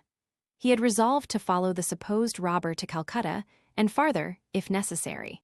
Passepartout did not observe the detective, who stood in an obscure corner, but Fix heard him relate his adventures in a few words to Mr. Fogg. "I hope that this will not happen again," said Phileas Fogg coldly as he got into the train. Poor Passepartout, quite crestfallen, followed his master without a word. Fix was on the point of entering another carriage when an idea struck him which induced him to alter his plan. "No, I'll stay," muttered he. "An offense has been committed on Indian soil. I've got my man." Just then the locomotive gave a sharp screech, and the train passed out into the darkness of the night. Chapter XI, in which Phileas Fogg secures a curious means of conveyance at a fabulous price. The train had started punctually. Among the passengers were a number of officers, government officials, and opium and indigo merchants, whose business called them to the eastern coast. Passepartout rode in the same carriage with his master, and a 3rd passenger occupied a seat opposite to them. This was Sir Francis Cromarty, one of Mr. Fogg's whist partners on the Mongolia, now on his way to join his corps at Benares. Sir Francis was a tall, fair man of 50, who had greatly distinguished himself in the last Sepoy revolt. He made India his home, only paying brief visits to England at rare intervals, and was almost as familiar as a native with the customs, history, and character of India and its people. But Phileas Fogg, who was not traveling but only describing a circumference, took no pains to inquire into these subjects. He was a solid body, traversing an orbit around the terrestrial globe, according to the laws of rational mechanics. He was at this moment calculating in his mind the number of hours spent since his departure from London, and, had it been in his nature to make a useless demonstration, would have rubbed his hands for satisfaction. Sir Francis Cromarty had observed the oddity of his traveling companion, although the only opportunity he had for studying him had been while he was dealing the cards, and between 2 rubbers, and questioned himself whether a human heart really beat beneath this cold exterior, and whether Phileas Fogg had any sense of the beauties of nature. The Brigadier General was free to mentally confess that, of all the eccentric persons he had ever met, none was comparable to this product of the exact sciences. Phileas Fogg had not concealed from Sir Francis his design of going round the world, nor the circumstances under which he set out, and the General only saw in the wager a useless eccentricity and a lack of sound common sense. In the way this strange gentleman was going on, he would leave the world without having done any good to himself or anybody else. An hour after leaving Bombay, the train had passed the viaducts and the island of Salsette, and had got into the open country.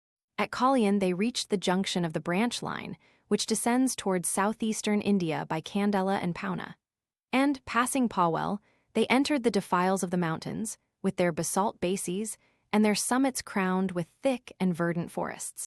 Phileas Fogg and Sir Francis Cromarty exchanged a few words from time to time, and now Sir Francis, reviving the conversation, observed, "Some years ago, Mr. Fogg, you would have met with a delay at this point which would probably have lost you your wager." "How so, Sir Francis?" Because the railway stopped at the base of these mountains, which the passengers were obliged to cross in palanquins or on ponies to Candela, on the other side. Such a delay would not have deranged my plans in the least, said Mr. Fogg. I have constantly foreseen the likelihood of certain obstacles. But, Mr. Fogg, pursued Sir Francis, you run the risk of having some difficulty about this worthy fellow's adventure at the pagoda. Passepartout, his feet comfortably wrapped in his traveling blanket, was sound asleep and did not dream that anybody was talking about him. The government is very severe upon that kind of offense. It takes particular care that the religious customs of the Indians should be respected, and if your servant were caught. Very well, Sir Francis, replied Mr. Fogg. If he had been caught, he would have been condemned and punished, and then would have quietly returned to Europe. I don't see how this affair could have delayed his master. The conversation fell again. During the night, the train left the mountains behind and passed Nasik, and the next day proceeded over the flat, well-cultivated country of the Khandesh, with its straggling villages, above which rose the minarets of the pagodas. This fertile territory is watered by numerous small rivers and limpid streams, mostly tributaries of the Godavari. Passepartout, on waking and looking out, could not realize that he was actually crossing India in a railway train. The locomotive, guided by an English engineer and fed with English coal, threw out its smoke upon cotton, coffee, nutmeg, clove, and pepper plantations, while the steam curled in spirals around groups of palm trees, in the midst of which were seen picturesque bungalows, viharas, sort of abandoned monasteries, and marvelous temples, enriched by the exhaustless ornamentation of Indian architecture. Then they came upon vast tracts extending to the horizon, with jungles inhabited by snakes and tigers, which fled at the noise of the train, succeeded by forests penetrated by the railway and still haunted by elephants, which, with pensive eyes, gazed at the train as it passed. The travelers crossed, beyond Milligaum, the fatal country so often stained with blood by the sectaries of the goddess Kali. Not far off rose Ellora, with its graceful pagodas, and the famous Aurangabad, capital of the ferocious Aurangzeb, now the chief town of one of the detached provinces of the kingdom of the Nizam. It was thereabouts that Faringhia, the Thuggee chief, king of the Stranglers, held his sway. These ruffians, united by a secret bond, strangled victims of every age in honor of the goddess Death, without ever shedding blood. There was a period when this part of the country could scarcely be traveled over without corpses being found in every direction. The English government has succeeded in greatly diminishing these murders, though the Thuggees still exist and pursue the exercise of their horrible rights. At 12:30, the train stopped at Barhampur, where Passepartout was able to purchase some Indian slippers, ornamented with false pearls, in which, with evident vanity, he proceeded to encase his feet. The travelers made a hasty breakfast and started off for Ashurgar, after skirting for a little the banks of the small river Tapti, which empties into the Gulf of Cambrai near Surat. Passepartout was now plunged into absorbing reverie. Up to his arrival at Bombay, he had entertained hopes that their journey would end there, but now that they were plainly whirling across India at full speed, a sudden change had come over the spirit of his dreams. His old vagabond nature returned to him. The fantastic ideas of his youth once more took possession of him. He came to regard his master's project as intended in good earnest, believed in the reality of the bet, and therefore in the tour of the world and the necessity of making it without fail within the designated period. Already he began to worry about possible delays and accidents which might happen on the way. He recognized himself as being personally interested in the wager, and trembled at the thought that he might have been the means of losing it by his unpardonable folly of the night before. Being much less cool-headed than Mr.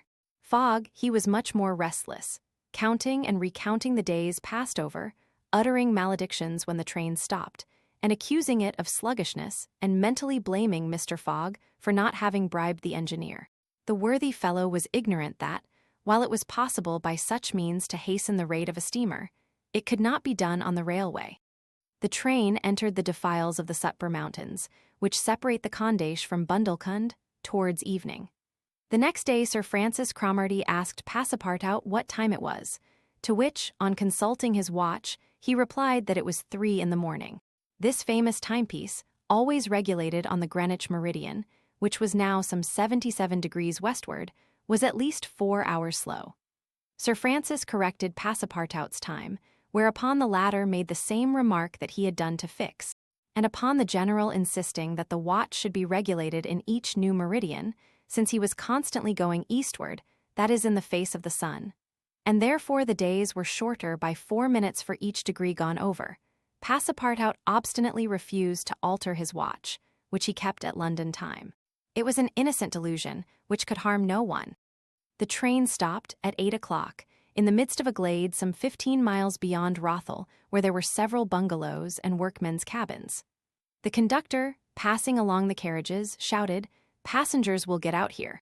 Phileas Fogg looked at Sir Francis Cromarty for an explanation, but the general could not tell what meant a halt in the midst of this forest of dates and acacias. Passepartout, not less surprised, rushed out and speedily returned, crying, "Monsieur, no more railway." "What do you mean?" asked Sir Francis. "I mean to say that the train isn't going on." The general at once stepped out, while Phileas Fogg calmly followed him, and they proceeded together to the conductor. "Where are we?" asked Sir Francis. "At the hamlet of Calby." "Do we stop here?" "Certainly, the railway isn't finished." "What not finished?" "No, there's still a matter of 50 miles to be laid from here to Allahabad, where the line begins again. But the papers announced the opening of the railway throughout." "What would you have, officer? The papers were mistaken." "Yet you sell tickets from Bombay to Calcutta," retorted Sir Francis, who was growing warm.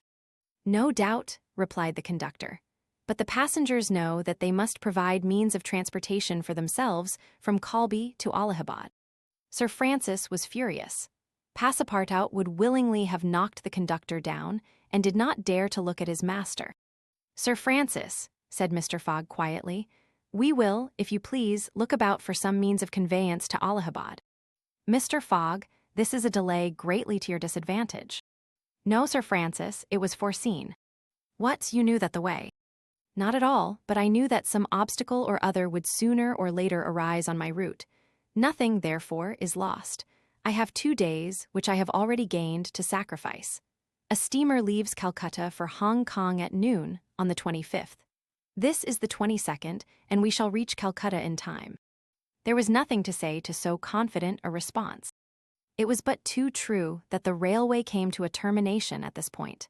The papers were like some watches, which have a way of getting too fast, and had been premature in their announcement of the completion of the line.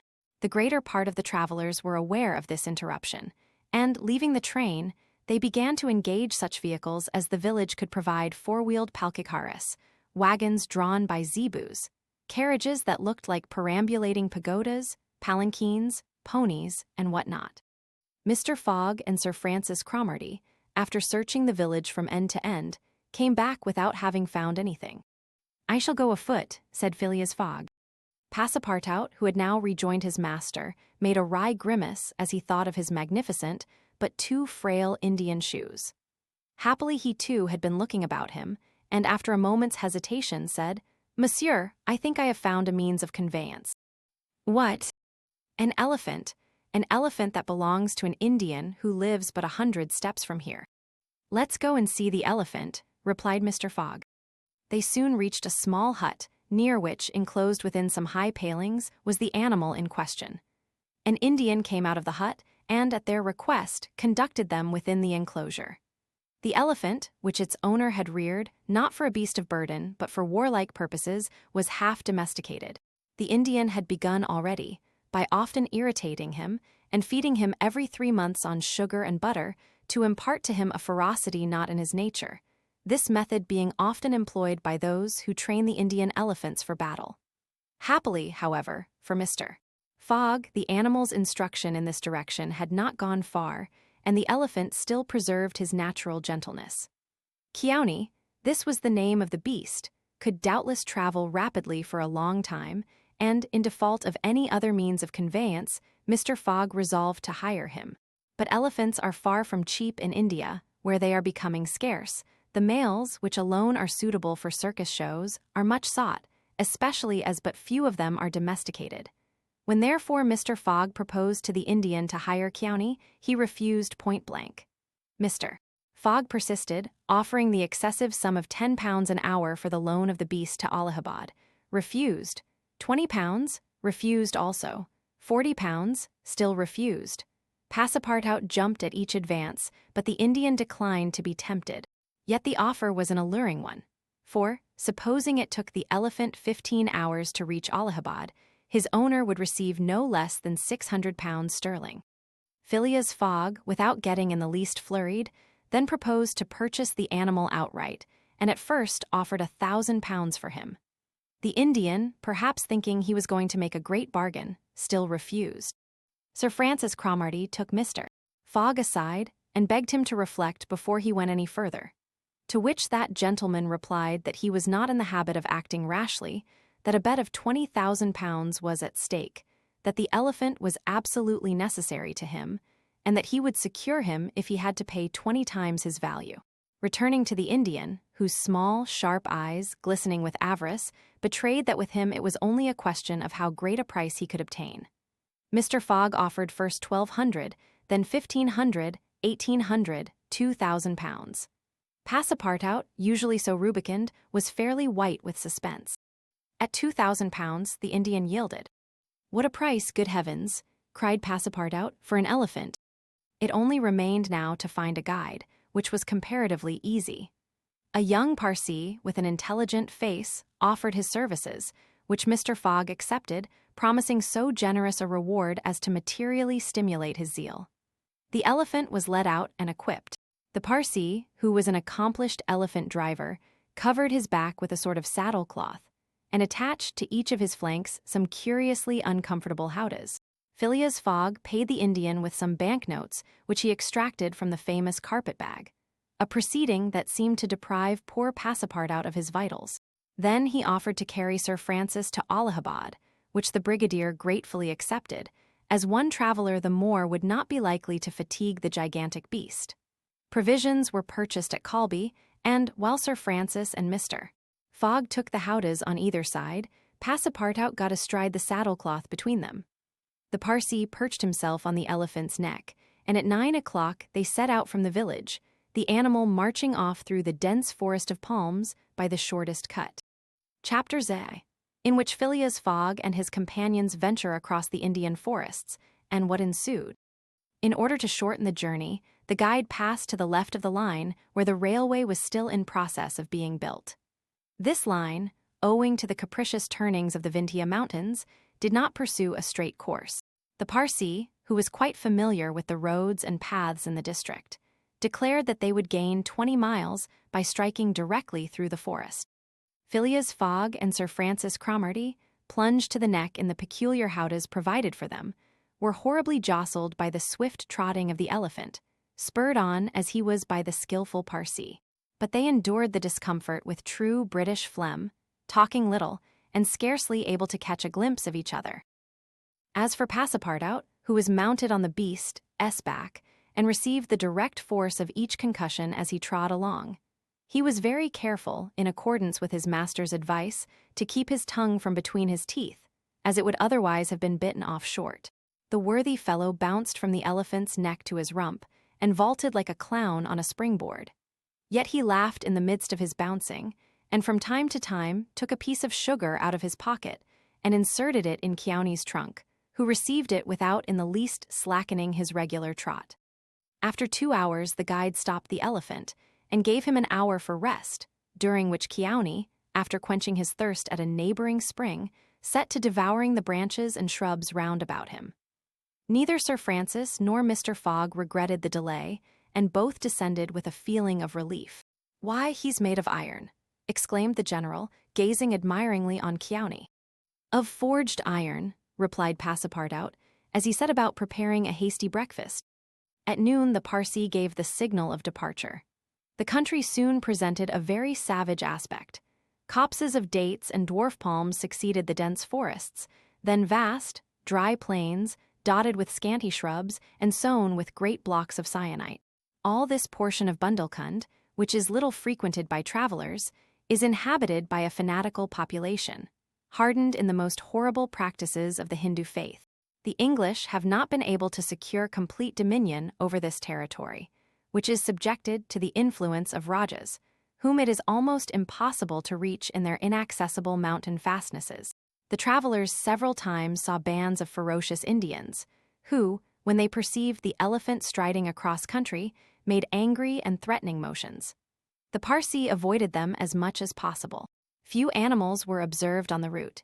Even the monkeys hurried from their path with contortions and grimaces which convulsed Passepartout with laughter. In the midst of his gaiety, however, one thought troubled the worthy servant. What would Mr. Fogg do with the elephant when he got to Allahabad? Would he carry him on with him? Impossible. The cost of transporting him would make him ruinously expensive. Would he sell him or set him free? The estimable beast certainly deserved some consideration. Should Mr. Fogg choose to make him, Passepartout, a present of Chiauni, he would be very much embarrassed, and these thoughts did not cease worrying him for a long time. The principal chain of the Vindhyas was crossed by 8 in the evening, and another halt was made on the northern slope, in a ruined bungalow. They had gone nearly 25 miles that day, and an equal distance still separated them from the station of Allahabad. The night was cold. The Parsi lit a fire in the bungalow with a few dry branches, and the warmth was very grateful. Provisions purchased at Kalbi sufficed for supper, and the travelers ate ravenously. The conversation, beginning with a few disconnected phrases, soon gave place to loud and steady snores. The guide watched Chiauni, who slept standing, bolstering himself against the trunk of a large tree. Nothing occurred during the night to disturb the slumberers, although occasional growls from panthers and chatterings of monkeys broke the silence. The more formidable beasts made no cries or hostile demonstration against the occupants of the bungalow. Sir Francis slept heavily, like an honest soldier overcome with fatigue. Passepartout was wrapped in uneasy dreams of the bouncing of the day before. As for Mr. Fogg, he slumbered as peacefully as if he had been in his serene mansion in Savile Row. The journey was resumed at 6 in the morning. The guide hoped to reach Allahabad by evening. In that case, Mr. Fogg would only lose a part of the 48 hours saved since the beginning of the tour. Chiauni, resuming his rapid gait, soon descended the lower spurs of the Vindhyas, and towards noon they passed by the village of Callinger, on the Cani, one of the branches of the Ganges. The guide avoided inhabited places, thinking it safer to keep the open country, which lies along the first depressions of the basin of the great river. Allahabad was now only 12 miles to the northeast. They stopped under a clump of bananas, the fruit of which, as healthy as bread and as succulent as cream, was amply partaken of and appreciated. At 2 o'clock, the guide entered a thick forest which extended several miles. He preferred to travel under cover of the woods. They had not as yet had any unpleasant encounters, and the journey seemed on the point of being successfully accomplished, when the elephant, becoming restless, suddenly stopped. It was then 4 o'clock. "What's the matter?" asked Sir Francis, putting out his head. "I don't know, officer," replied the Parsi, listening attentively to a confused murmur which came through the thick branches. The murmur soon became more distinct. It now seemed like a distant concert of human voices accompanied by brass instruments. Passepartout was all eyes and ears. Mr. Fogg patiently waited without a word. The Parsi jumped to the ground, fastened the elephant to a tree, and plunged into the thicket. He soon returned, saying, "A procession of Brahmins is coming this way. We must prevent their seeing us, if possible." The guide unloosed the elephant and led him into a thicket, at the same time asking the travelers not to stir. He held himself ready to bestride the animal at a moment's notice, should flight become necessary. But he evidently thought that the procession of the faithful would pass without perceiving them amid the thick foliage, in which they were wholly concealed. The discordant tones of the voices and instruments drew nearer, and now droning songs mingled with the sound of the tambourines and cymbals. The head of the procession soon appeared beneath the trees, 100 paces away, and the strange figures who performed the religious ceremony were easily distinguished through the branches. First came the priests, with mitres on their heads and clothed in long lace robes. They were surrounded by men, women, and children, who sang a kind of lugubrious psalm, interrupted at regular intervals by the tambourines and cymbals, while behind them was drawn a car with large wheels, the spokes of which represented serpents entwined with each other. Upon the car, which was drawn by 4 richly caparisoned zebus, stood a hideous statue with 4 arms, the body colored a dull red, with haggard eyes, disheveled hair, protruding tongue, and lips tinted with beetle. It stood upright upon the figure of a prostrate and headless giant. Sir Francis, recognizing the statue, whispered, "The goddess Kali, the goddess of love and death." "Of death, perhaps," muttered back Passepartout, "but of love, that ugly old hag, never." The Parsee made a motion to keep silence. A group of old fakirs were capering and making a wild ado round the statue. These were striped with ochre, and covered with cuts whence their blood issued drop by drop, stupid fanatics, who, in the great Indian ceremonies, still throw themselves under the wheels of Juggernaut. Some Brahmins, clad in all the sumptuousness of Oriental apparel, and leading a woman who faltered at every step, followed. This woman was young and as fair as a European.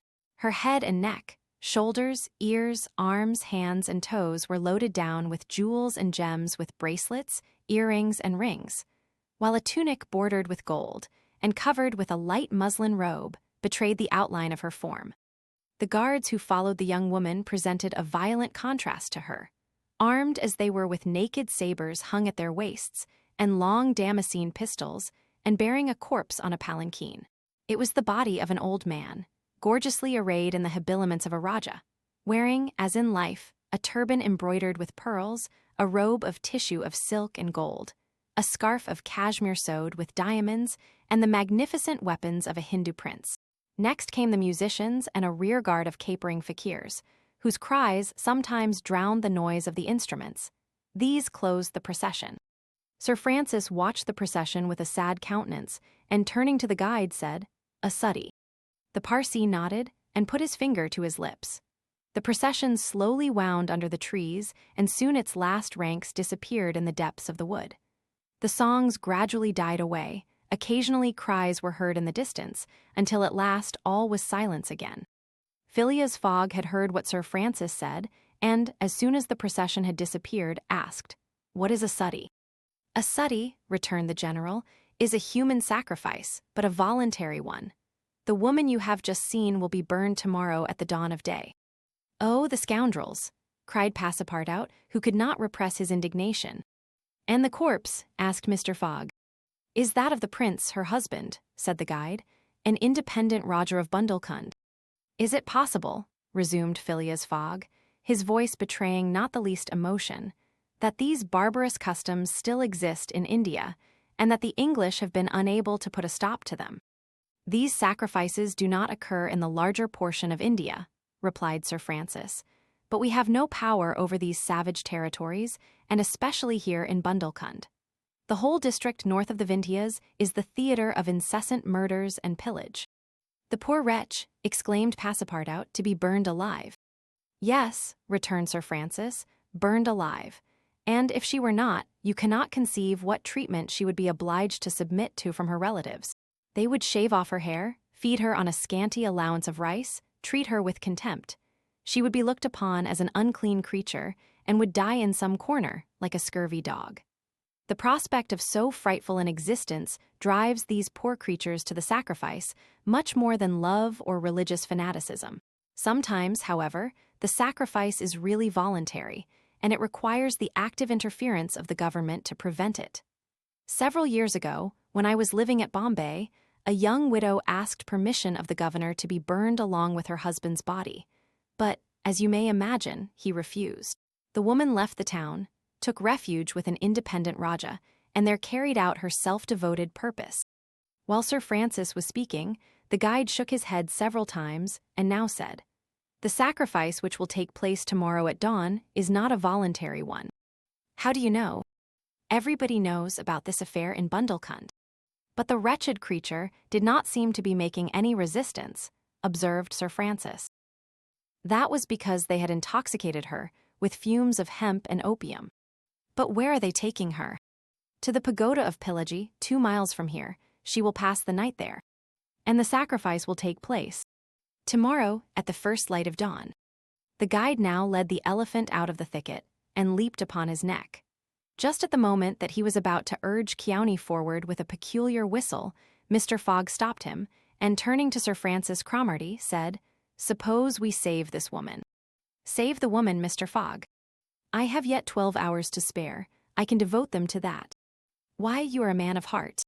Sometimes, replied Phileas Fogg quietly, when I have the time. Chapter ZI, in which Passepartout receives a new proof that fortune favors the brave. The project was a bold one, full of difficulty, perhaps impracticable. Mr. Fogg was going to risk life, or at least liberty, and therefore the success of his tour.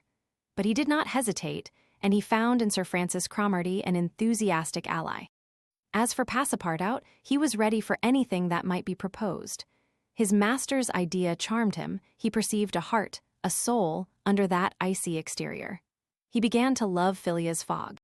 There remained the guide. What course would he adopt? Would he not take part with the Indians? In default of his assistance, it was necessary to be assured of his neutrality.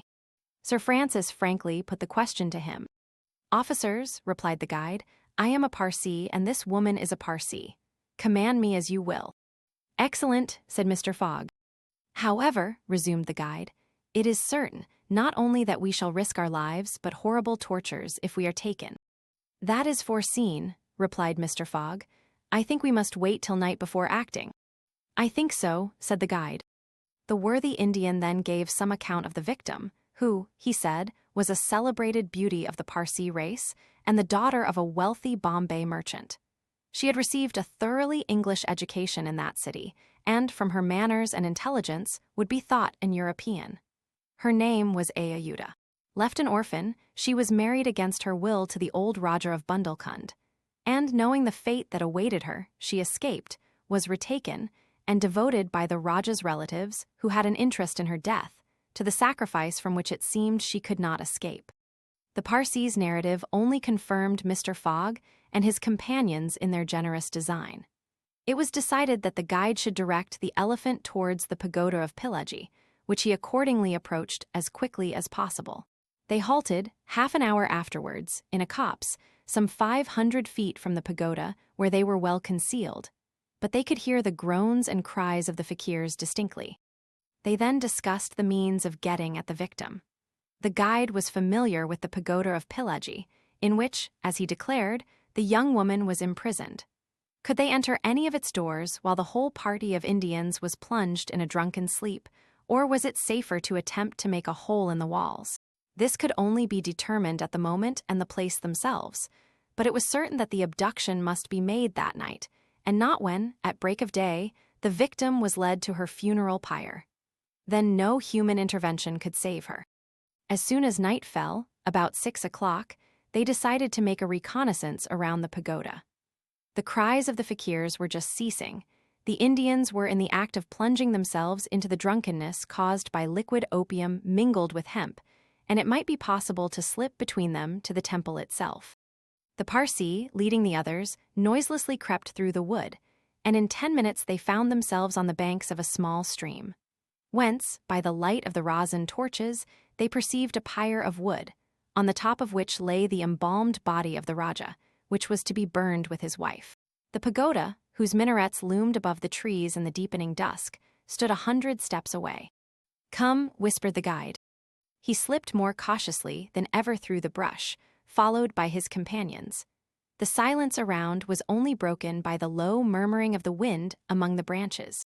Soon the Parsee stopped on the borders of the glade, which was lit up by the torches. The ground was covered by groups of the Indians, motionless in their drunken sleep. It seemed a battlefield strewn with the dead. Men, women, and children lay together. In the background, among the trees, the pagoda of Pillaji loomed distinctly. Much to the guide's disappointment, the guards of the Raja, lighted by torches, were watching at the doors and marching to and fro with naked sabers. Probably the priests, too, were watching within. The Parsee, now convinced that it was impossible to force an entrance to the temple, advanced no farther, but led his companions back again. Phileas Fogg and Sir Francis Cromarty also saw that nothing could be attempted in that direction. They stopped and engaged in a whispered colloquy. "It is only 8 now," said the brigadier, "and these guards may also go to sleep." "It is not impossible," returned the Parsee. They lay down at the foot of a tree and waited. The time seemed long. The guide ever and anon left them to take an observation on the edge of the wood, but the guards watched steadily by the glare of the torches, and a dim light crept through the windows of the pagoda. They waited till midnight, but no change took place among the guards, and it became apparent that their yielding to sleep could not be counted on. The other plan must be carried out. An opening in the walls of the pagoda must be made. It remained to ascertain whether the priests were watching by the side of their victim as assiduously as were the soldiers at the door. After a last consultation, the guide announced that he was ready for the attempt and advanced, followed by the others. They took a roundabout way so as to get at the pagoda on the rear. They reached the walls about 12:30 without having met anyone. Here there was no guard, nor were there either windows or doors. The night was dark. The moon on the wane scarcely left the horizon and was covered with heavy clouds. The height of the trees deepened the darkness. It was not enough to reach the walls. An opening in them must be accomplished, and to attain this purpose the party only had their pocket knives. Happily, the temple walls were built of brick and wood, which could be penetrated with little difficulty. After one brick had been taken out, the rest would yield easily. They set noiselessly to work, and the Parsi on one side and Passepartout on the other began to loosen the bricks so as to make an aperture 2 feet wide. They were getting on rapidly, when suddenly a cry was heard in the interior of the temple, followed almost instantly by other cries replying from the outside. Passepartout and the guide stopped. Had they been heard? Was the alarm being given? Common prudence urged them to retire, and they did so, followed by Phileas Fogg and Sir Francis. They again hid themselves in the wood and waited till the disturbance, whatever it might be, ceased, holding themselves ready to resume their attempt without delay. But awkwardly enough, the guards now appeared at the rear of the temple, and there installed themselves, in readiness to prevent a surprise. It would be difficult to describe the disappointment of the party, thus interrupted in their work. They could not now reach the victim. How, then, could they save her? Sir Francis shook his fists, Passepartout was beside himself, and the guide gnashed his teeth with rage. The tranquil Fogg waited, without betraying any emotion. "We have nothing to do but to go away," whispered Sir Francis. "Nothing but to go away," echoed the guide. "Stop," said Fogg. "I am only due at Allahabad tomorrow before noon." "But what can you hope to do?" asked Sir Francis. "In a few hours it will be daylight and—" "The chance, which now seems lost, may present itself at the last moment." Sir Francis would have liked to read Phileas Fogg's eyes. What was this cool Englishman thinking of? Was he planning to make a rush for the young woman at the very moment of the sacrifice, and boldly snatch her from her executioners? This would be utter folly, and it was hard to admit that Fogg was such a fool. Sir Francis consented, however, to remain to the end of this terrible drama. The guide led them to the rear of the glade, where they were able to observe the sleeping groups. Meanwhile, Passepartout, who had perched himself on the lower branches of a tree, was resolving an idea which had at first struck him like a flash, and which was now firmly lodged in his brain. He had commenced by saying to himself, "What folly!" And then he repeated, "Why not, after all? It's a chance, perhaps the only one, and with such sots." Thinking thus, he slipped, with the suppleness of a serpent, to the lowest branches, the ends of which bent almost to the ground. The hours passed, and the lighter shades now announced the approach of day, though it was not yet light. This was the moment. The slumbering multitude became animated, the tambourines sounded, songs and cries arose, the hour of the sacrifice had come. The doors of the pagoda swung open, and a bright light escaped from its interior, in the midst of which Mr. Fogg and Sir Francis espied the victim. She seemed, having shaken off the stupor of intoxication, to be striving to escape from her executioner. Sir Francis's heart throbbed, and, convulsively seizing Mr. Fogg's hand, found in it an open knife. Just at this moment the crowd began to move. The young woman had again fallen into a stupor caused by the fumes of hemp, and passed among the fakirs, who escorted her with their wild, religious cries. Phileas Fogg and his companions, mingling in the rear ranks of the crowd, followed, and in 2 minutes they reached the banks of the stream and stopped 50 paces from the pyre, upon which still lay the Rajah's corpse. In the semi-obscurity they saw the victim, quite senseless, stretched out beside her husband's body. Then a torch was brought, and the wood, heavily soaked with oil, instantly took fire. At this moment, Sir Francis and the guide seized Phileas Fogg, who, in an instant of mad generosity, was about to rush upon the pyre. But he had quickly pushed them aside when the whole scene suddenly changed. A cry of terror arose. The whole multitude prostrated themselves, terror-stricken, on the ground.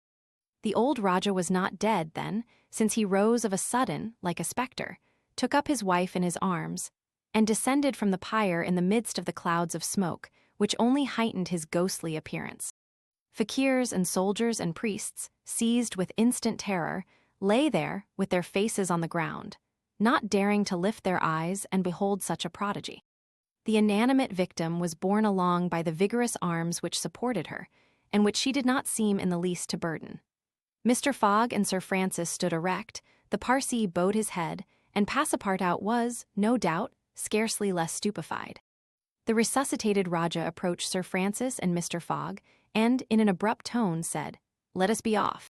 It was Passepartout himself, who had slipped upon the pyre in the midst of the smoke, and, profiting by the still overhanging darkness, had delivered the young woman from death.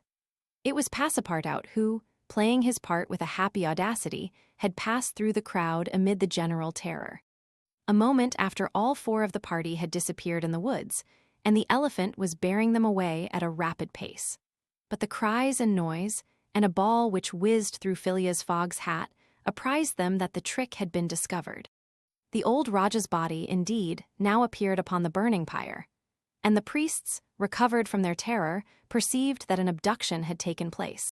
They hastened into the forest, followed by the soldiers, who fired a volley after the fugitives.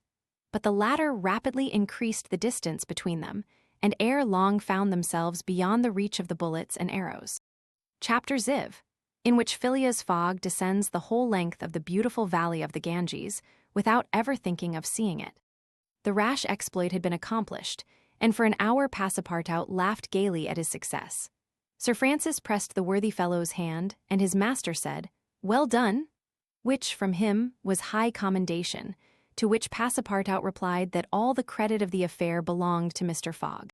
As for him, he had only been struck with a queer idea, and he laughed to think that for a few moments he, Passepartout, the ex-gymnast, ex-sergeant fireman, had been the spouse of a charming woman, a venerable, embalmed Raja.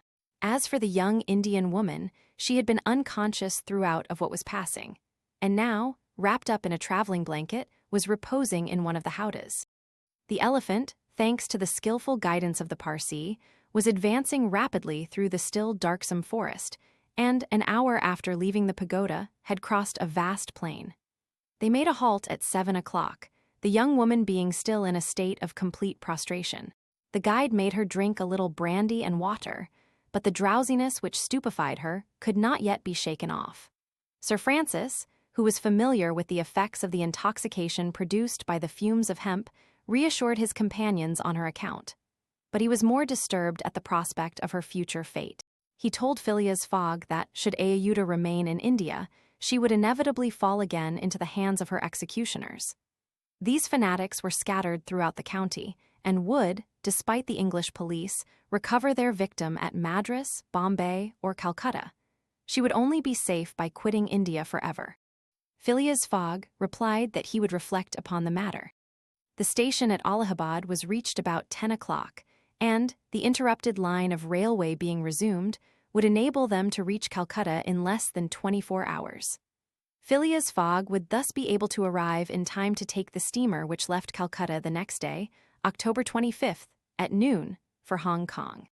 The young woman was placed in one of the waiting rooms of the station, whilst Passepartout was charged with purchasing for her various articles of toilet, a dress, shawl, and some furs, for which his master gave him unlimited credit. Passepartout started off forthwith, and found himself in the streets of Allahabad, that is, the City of God, one of the most venerated in India, being built at the junction of the two sacred rivers, Ganges and Jumna, the waters of which attract pilgrims from every part of the peninsula.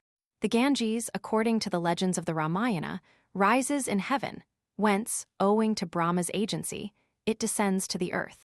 Passepartout made it a point, as he made his purchases, to take a good look at the city. It was formerly defended by a noble fort, which has since become a state prison, Its commerce has dwindled away, and Passepartout in vain looked about him for such a bazaar as he used to frequent in Regent Street.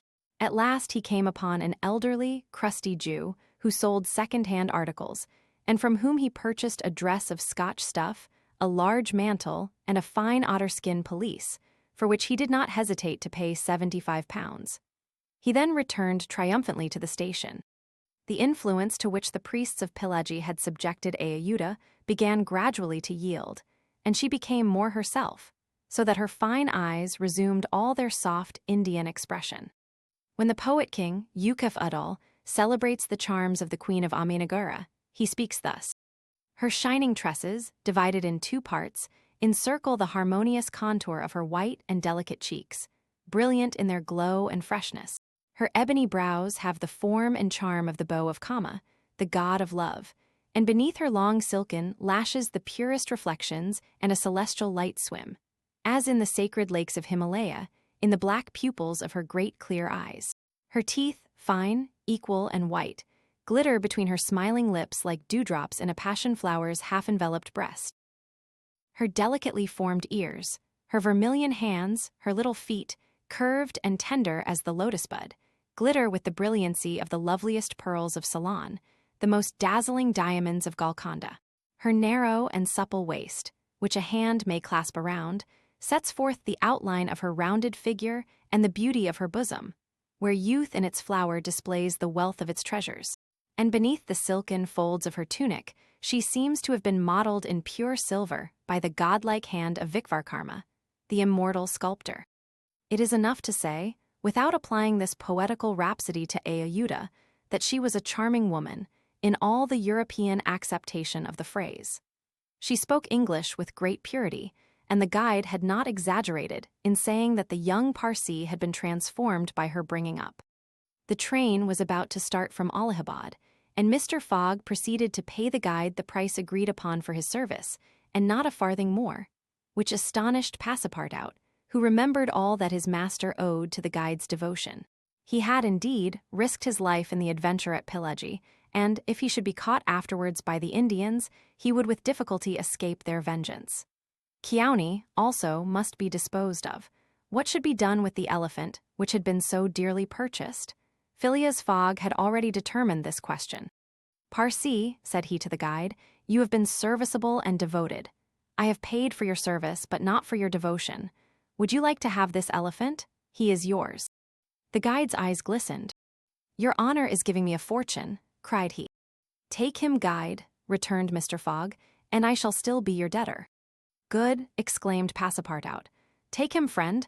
Kiauni is a brave and faithful beast. And going up to the elephant, he gave him several lumps of sugar, saying, Here, Kiauni, here, here. The elephant grunted out his satisfaction, and, clasping Passepartout around the waist with his trunk, lifted him as high as his head. Passepartout, not in the least alarmed, caressed the animal, which replaced him gently on the ground. Soon after, Phileas Fogg, Sir Francis Cromarty, and Passepartout, installed in a carriage with Ayuda, who had the best seat, were whirling at full speed towards Benares. It was a run of 80 miles, and was accomplished in 2 hours. During the journey, the young woman fully recovered her senses. What was her astonishment to find herself in this carriage, on the railway, dressed in European habiliments, and with travelers who were quite strangers to her. Her companions first set about fully reviving her with a little liquor, and then Sir Francis narrated to her what had passed, dwelling upon the courage with which Phileas Fogg had not hesitated to risk his life to save her, and recounting the happy sequel of the venture, the result of Passepartout's rash idea. Mr. Fogg said nothing, while Passepartout, abashed, kept repeating that it wasn't worth telling. Ayuda pathetically thanked her deliverers, rather with tears than words. Her fine eyes interpreted her gratitude better than her lips. Then, as her thoughts strayed back to the scene of the sacrifice and recalled the dangers which still menaced her, she shuddered with terror. Phileas Fogg understood what was passing in Ayuda's mind, and offered, in order to reassure her, to escort her to Hong Kong, where she might remain safely until the affair was hushed up, an offer which she eagerly and gratefully accepted. She had, it seems, a Parsee relation, who was one of the principal merchants of Hong Kong, which is wholly an English city. though on an island on the Chinese coast. At 12:30, the train stopped at Benares. The Brahmin legends assert that this city is built on the site of the ancient Kasi, which, like Mahomet's tomb, was once suspended between heaven and earth. Though the Benares of today, which the Orientalists call the Athens of India, stands quite unpoetically on the solid earth, Passepartout caught glimpses of its brick houses and clay huts, giving an aspect of desolation to the place as the train entered it.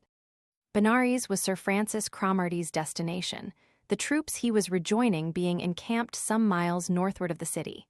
He bade adieu to Phileas Fogg, wishing him all success, and expressing the hope that he would come that way again in a less original but more profitable fashion. Mr. Fogg lightly pressed him by the hand. The parting of Ayuda, who did not forget what she owed to Sir Francis, betrayed more warmth. And, as for Passepartout, he received a hearty shake of the hand from the gallant general. The railway, on leaving Benares, passed for a while along the valley of the Ganges. Through the windows of their carriage, the travelers had glimpses of the diversified landscape of Bahar, with its mountains clothed in verdure, its fields of barley, wheat, and corn, its jungles peopled with green alligators, its neat villages, and its still thickly leaved forests.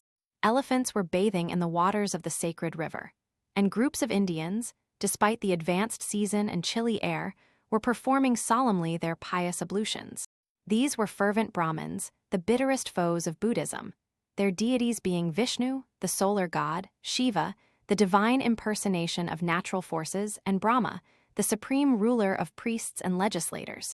What would these divinities think of India, anglicized as it is today, with steamers whistling and scudding along the Ganges, frightening the gulls which float upon its surface, the turtles swarming along its banks, and the faithful dwelling upon its borders? The panorama passed before their eyes like a flash, save when the steam concealed it fitfully from the view. The travelers could scarcely discern the fort of Chupani, 20 miles southwestward from Benares, the ancient stronghold of the Rajas of Bahar, or Gazipur and its famous rosewater factories, or the tomb of Lord Cornwallis, rising on the left bank of the Ganges, the fortified town of Buxar, or Patna, a large manufacturing and trading place, where is held the principal opium market of India. Or Mongir, a more than European town, for it is as English as Manchester or Birmingham, with its iron foundries, edgetool factories, and high chimneys puffing clouds of black smoke heavenward. Night came on, the train passed on at full speed, in the midst of the roaring of the tigers, bears, and wolves which fled before the locomotive. And the marvels of Bengal, Golconda ruined Gur, Murshidabad, the ancient capital, Burdwan, Hugli, and the French town of Chandernagor, where Passepartout would have been proud to see his country's flag flying, were hidden from their view in the darkness. Calcutta was reached at 7 in the morning, and the packet left for Hong Kong at noon, so that Phileas Fogg had 5 hours before him. According to his journal, he was due at Calcutta on the 25th of October, and that was the exact date of his actual arrival. He was therefore neither behindhand nor ahead of time. The 2 days gained between London and Bombay had been lost, as has been seen, in the journey across India. But it is not to be supposed that Phileas Fogg regretted them. Chapter XV, in which the bag of banknotes disgorges some thousands of pounds more. The train entered the station, and Passepartout, jumping out first, was followed by Mr. Fogg, who assisted his fair companion to descend. Phileas Fogg intended to proceed at once to the Hong Kong steamer, in order to get Ayuda comfortably settled for the voyage. He was unwilling to leave her while they were still on dangerous ground. Just as he was leaving the station, a policeman came up to him and said, "Mr. Phileas Fogg." "I am he." "Is this man your servant?" added the policeman, pointing to Passepartout. "Yes." "Be so good, both of you, as to follow me." Mr. Fogg betrayed no surprise whatever. The policeman was a representative of the law, and law is sacred to an Englishman. Passepartout tried to reason about the matter, but the policeman tapped him with his stick, and Mr. Fogg made him a signal to obey. "May this young lady go with us?" asked he. "She may," replied the policeman. Mr. Fogg, Ayuda, and Passepartout were conducted to a palkigari, a sort of four-wheeled carriage, drawn by 2 horses, in which they took their places and were driven away. No one spoke during the 20 minutes which elapsed before they reached their destination. They first passed through the Black Town, with its narrow streets, its miserable, dirty huts and squalid population. Then through the European town, which presented a relief in its bright brick mansions, shaded by coconut trees and bristling with masts, where, although it was early morning, elegantly dressed horsemen and handsome equipages were passing back and forth. The carriage stopped before a modest-looking house, which, however, did not have the appearance of a private mansion, the policeman having requested his prisoners, for so, truly, they might be called, to descend, conducted them into a room with barred windows, and said, "You will appear before Judge Obadiah at 8:30. He then retired and closed the door. "Why, we are prisoners," exclaimed Passepartout, falling into a chair. Ayuda, with an emotion she tried to conceal, said to Mr. Fogg, "Sir, you must leave me to my fate. It is on my account that you receive this treatment, it is for having saved me." Phileas Fogg contented himself with saying that it was impossible. It was quite unlikely that he should be arrested for preventing a suttee. The complainants would not dare present themselves with such a charge. There was some mistake. Moreover, he would not, in any event, abandon Ayuda, but would escort her to Hong Kong. "But the steamer leaves at noon," observed Passepartout nervously. "We shall be on board by noon," replied his master placidly. It was said so positively that Passepartout could not help muttering to himself, "Parbleu, that's certain. Before noon we shall be on board." But he was by no means reassured. At 8:30 the door opened, the policeman appeared, and, requesting them to follow him, led the way to an adjoining hall. It was evidently a courtroom, and a crowd of Europeans and natives already occupied the rear of the apartment. Mr. Fogg and his two companions took their places on a bench opposite the desks of the magistrate and his clerk.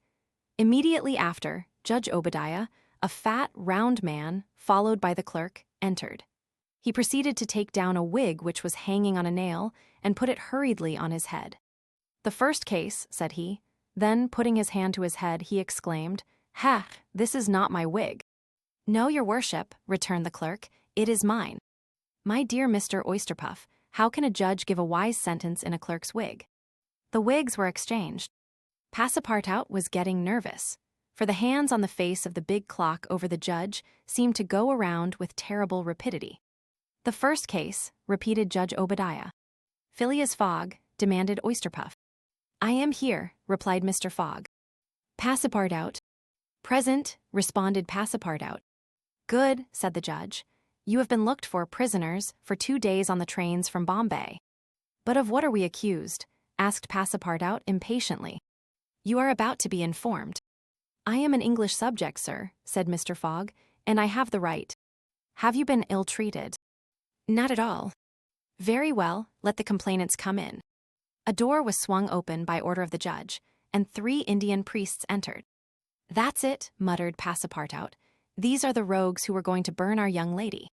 The priests took their places in front of the judge, and the clerk proceeded to read in a loud voice a complaint of sacrilege against Phileas Fogg and his servant, who were accused of having violated a place held consecrated by the Brahmin religion. "You hear the charge?" asked the judge. "Yes, sir," replied Mr. Fogg, consulting his watch, "and I admit it." "You admit it?"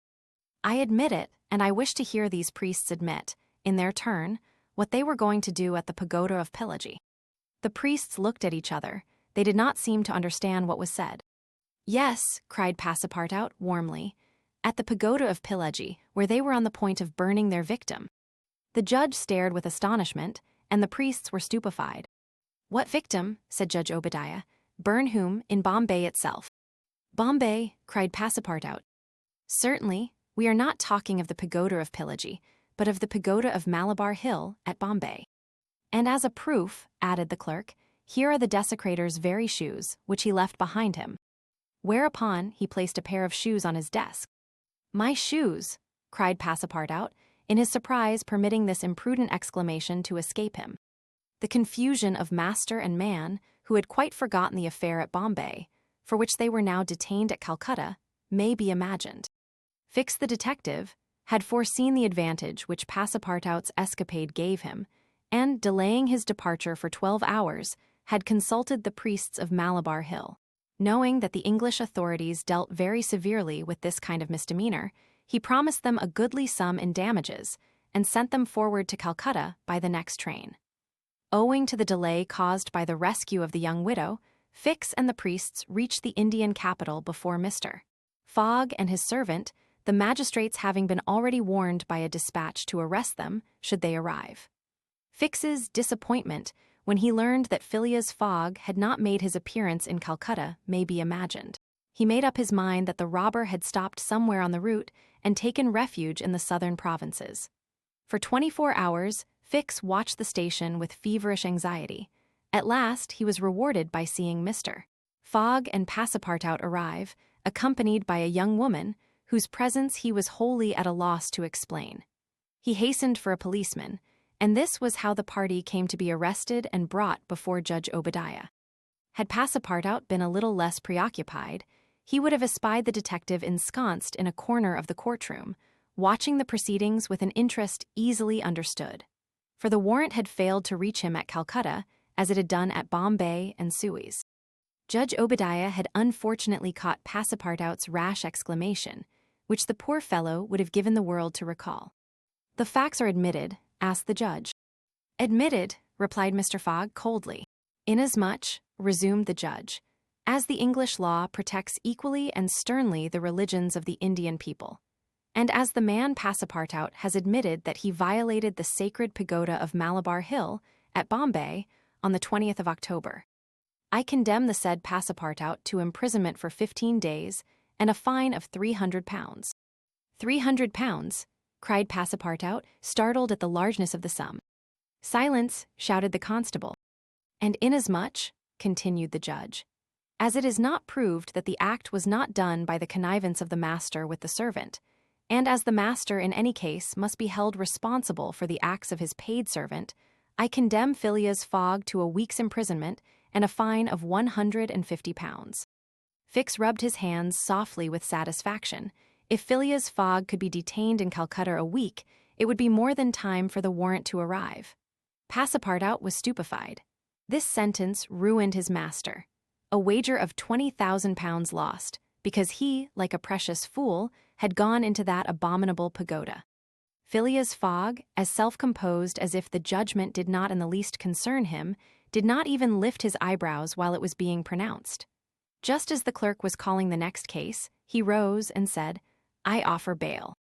"You have that right," returned the judge. Fix's blood ran cold, but he resumed his composure when he heard the judge announce that the bail required for each prisoner would be £1,000. "I will pay it at once," said Mr. Fogg, taking a roll of bank bills from the carpet-bag, which Passepartout had by him, and placing them on the clerk's desk. "This sum will be restored to you upon your release from prison," said the judge. "Meanwhile, you are liberated on bail." "Come," said Phileas Fogg to his servant. "But let them at least give me back my shoes," cried Passepartout angrily. "Ah, these are pretty dear shoes," he muttered as they were handed to him. "More than £1,000 apiece, besides they pinch my feet." Mr. Fogg, offering his arm to Ayuda, then departed, followed by the crestfallen Passepartout. Fix still nourished hopes that the robber would not, after all, leave the £2,000 behind him, but would decide to serve out his week in jail, and issued forth on Mr. Fogg's traces. That gentleman took a carriage, and the party were soon landed on one of the quays. The Rangoon was moored half a mile off in the harbor, its signal of departure hoisted at the masthead. 11 o'clock was striking. Mr. Fogg was an hour in advance of time. Fix saw them leave the carriage and push off in a boat for the steamer, and stamped his feet with disappointment. "The rascal is off, after all," he exclaimed. £2,000 sacrificed. He's as prodigal as a thief. I'll follow him to the end of the world if necessary, but at the rate he is going on, the stolen money will soon be exhausted. The detective was not far wrong in making this conjecture. Since leaving London, what with traveling expenses, bribes, the purchase of the elephant, bails and fines, Mr. Fogg had already spent more than £5,000 on the way, and the percentage of the sum recovered from the bank robber promised to the detectives was rapidly diminishing. Chapter XVI, in which Fix does not seem to understand in the least what is said to him. The Rangoon? one of the Peninsular and Oriental Company's boats plying in the Chinese and Japanese seas, was a screw steamer, built of iron, weighing about 1,770 tons and with engines of 400 horsepower. She was as fast, but not as well fitted up, as the Mongolia, and Ayuda was not as comfortably provided for on board of her as Phileas Fogg could have wished. However, the trip from Calcutta to Hong Kong only comprised some 3,500 miles, occupying from 10 to 12 days, and the young woman was not difficult to please. During the first days of the journey, Ayuda became better acquainted with her protector, and constantly gave evidence of her deep gratitude for what he had done. The phlegmatic gentleman listened to her, apparently at least, with coldness, neither his voice nor his manner betraying the slightest emotion. But he seemed to be always on the watch that nothing should be wanting to Ayuda's comfort. He visited her regularly each day at certain hours, not so much to talk himself, as to sit and hear her talk. He treated her with the strictest politeness, but with the precision of an automaton, the movements of which had been arranged for this purpose. Ayuda did not quite know what to make of him, though Passepartout had given her some hints of his master's eccentricity, and made her smile by telling her of the wager which was sending him round the world. After all, she owed Phileas Fogg her life, and she always regarded him through the exalting medium of her gratitude. Ayuda confirmed the Parsi guide's narrative of her touching history. She did, indeed, belong to the highest of the native races of India. Many of the Parsi merchants have made great fortunes there by dealing in cotton, and one of them, Sir Jametsi Jejeebhoy, was made a baronet by the English government. Ayuda was a relative of this great man, and it was his cousin Jeejee whom she hoped to join at Hong Kong. Whether she would find a protector in him she could not tell, but Mr. Fogg essayed to calm her anxieties and to assure her that everything would be mathematically, he used the very word, arranged. Ayuda fastened her great eyes, clear as the sacred lakes of the Himalaya, upon him, but the intractable Fogg, as reserved as ever, did not seem at all inclined to throw himself into this lake. The first few days of the voyage passed prosperously, amid favorable weather and propitious winds, and they soon came in sight of the great Andaman, the principal of the islands in the Bay of Bengal, with its picturesque Saddle Peak, 2,400 feet high, looming above the waters. The steamer passed along near the shores, but the savage Papuans, who are in the lowest scale of humanity, but are not, as has been asserted, cannibals, did not make their appearance. The panorama of the islands as they steamed by them was superb. Vast forests of palms, arex, bamboo, teakwood, of the gigantic mimosa, and tree-like ferns covered the foreground, while behind, the graceful outlines of the mountains were traced against the sky. And along the coasts, swarmed by thousands, the precious swallows whose nests furnish a luxurious dish to the tables of the celestial empire. The varied landscape afforded by the Andaman Islands was soon passed, however, and the Rangoon rapidly approached the Straits of Malacca, which gave access to the China Seas. What was Detective Fix, so unluckily drawn on from country to country, doing all this while? He had managed to embark on the Rangoon at Calcutta without being seen by Passepartout, after leaving orders that, if the warrant should arrive, it should be forwarded to him at Hong Kong, and he hoped to conceal his presence to the end of the voyage. It would have been difficult to explain why he was on board without awakening Passepartout's suspicions, who thought him still at Bombay. But necessity impelled him, nevertheless, to renew his acquaintance with the worthy servant, as will be seen. All the detective's hopes and wishes were now centered on Hong Kong, for the steamer's stay at Singapore would be too brief to enable him to take any steps there. The arrest must be made at Hong Kong, or the robber would probably escape him forever. Hong Kong was the last English ground on which he would set foot. Beyond China, Japan, America offered to Fogg an almost certain refuge. If the warrant should at last make its appearance at Hong Kong, Fix could arrest him and give him into the hands of the local police, and there would be no further trouble. But beyond Hong Kong, a simple warrant would be of no avail. An extradition warrant would be necessary, and that would result in delays and obstacles, of which the rascal would take advantage to elude justice. Fix thought over these probabilities during the long hours which he spent in his cabin, and kept repeating to himself, "Now, either the warrant will be at Hong Kong, in which case I shall arrest my man, or it will not be there. And this time it is absolutely necessary that I should delay his departure. I have failed at Bombay, and I have failed at Calcutta. If I fail at Hong Kong, my reputation is lost. Cost what it may, I must succeed. But how shall I prevent his departure, if that should turn out to be my last resource?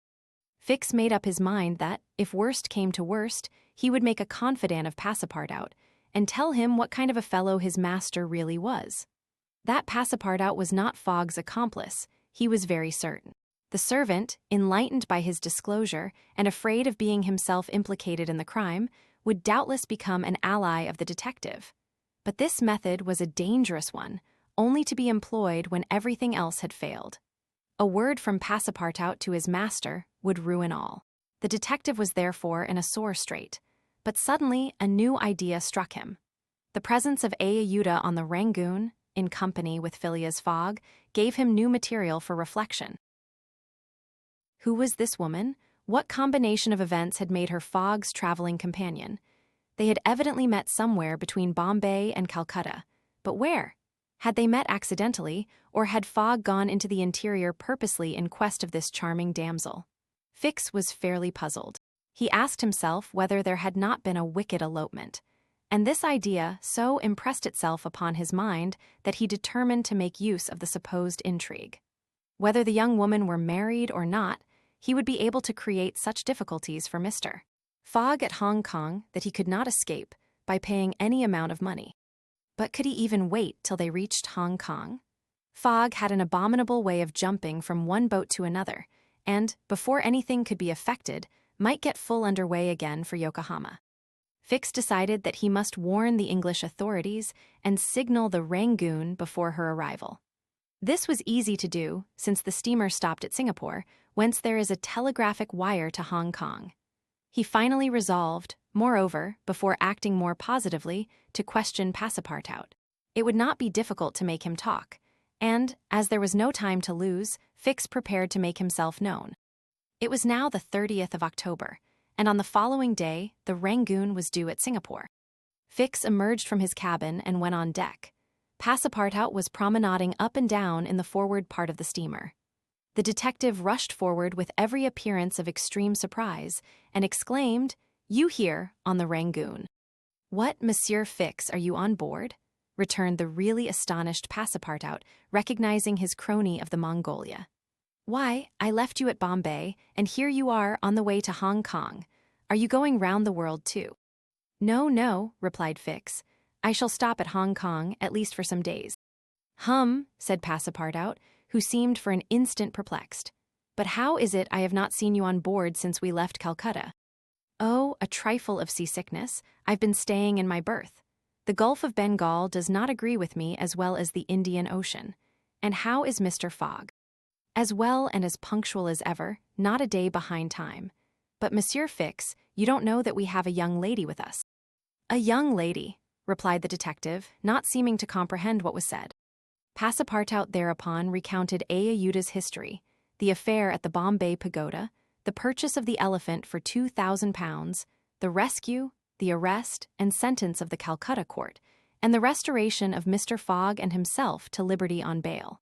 Fix, who was familiar with the last events, seemed to be equally ignorant of all that Passepartout related, and the later was charmed to find so interested a listener. "But does your master propose to carry this young woman to Europe?" "Not at all. We are simply going to place her under the protection of one of her relatives, a rich merchant at Hong Kong." "Nothing to be done there," said Fix to himself, concealing his disappointment. "A glass of gin, Mr. Passepartout." "Willingly, Monsieur Fix. We must at least have a friendly glass on board the Rangoon." Chapter XV, showing what happened on the voyage from Singapore to Hong Kong. The detective and Passepartout met often on deck after this interview, though Fix was reserved, and did not attempt to induce his companion to divulge any more facts concerning Mr. Fogg. He caught a glimpse of that mysterious gentleman once or twice, but Mr. Fogg usually confined himself to the cabin, where he kept Ayuda company, or, according to his inveterate habit, took a hand at whist. Passepartout began very seriously to conjecture what strange chance kept Fix, still, on the route that his master was pursuing. It was really worth considering why this certainly very amiable and complacent person, whom he had first met at Suez, had then encountered on board the Mongolia, who disembarked at Bombay, which he announced as his destination, and now turned up so unexpectedly on the Rangoon, was following Mr. Fogg's track step by step. What was Fix's object? Passepartout was ready to wager his Indian shoes, which he religiously preserved, that Fix would also leave Hong Kong at the same time with them and probably on the same steamer. Passepartout might have cudgeled his brain for a century without hitting upon the real object which the detective had in view. He never could have imagined that Phileas Fogg was being tracked as a robber around the globe. But as it is in human nature to attempt the solution of every mystery, Passepartout suddenly discovered an explanation of Fix's movements, which was in truth far from unreasonable. Fix, he thought, could only be an agent of Mr. Fogg's friends at the Reform Club, sent to follow him up, and to ascertain that he really went round the world as had been agreed upon. "It's clear," repeated the worthy servant to himself, proud of his shrewdness. "He's a spy sent to keep us in view. That isn't quite the thing either to be spying Mr. Fogg, who is so honorable a man. Ah, gentlemen of the Reform, this shall cost you dear." Passepartout, enchanted with his discovery, resolved to say nothing to his master, lest he should be justly offended at this mistrust on the part of his adversaries. But he determined to chaff Fix when he had the chance with mysterious allusions, which, however, need not betray his real suspicions. During the afternoon of Wednesday, 30th October, the Rangoon entered the Strait of Malacca, which separates the peninsula of that name from Sumatra. The mountainous and craggy islets intercepted the beauties of this noble island from the view of the travelers. The Rangoon weighed anchor at Singapore the next day at 4 a.m. to receive coal, having gained half a day on the prescribed time of her arrival. Phileas Fogg noted this gain in his journal, and then, accompanied by Ayuda, who betrayed a desire for a walk on shore, disembarked. Fix, who suspected Mr. Fogg's every movement, followed them cautiously, without being himself perceived, while Passepartout, laughing in his sleeve at Fix's maneuvers, went about his usual errands. The island of Singapore is not imposing in aspect, for there are no mountains, yet its appearance is not without attractions. It is a park checkered by pleasant highways and avenues. A handsome carriage, drawn by a sleek pair of New Holland horses, carried Phileas Fogg and Ayuda into the midst of rows of palms with brilliant foliage, and of clove trees, whereof the cloves form the heart of a half-open flower. Pepper plants replace the prickly hedges of European fields. Sago bushes, large ferns with gorgeous branches, varied the aspect of this tropical clime, while nutmeg trees in full foliage filled the air with a penetrating perfume. Agile and grinning bands of monkeys skipped about in the trees, nor were tigers wanting in the jungles. After a drive of 2 hours through the country, Ayuda and Mr.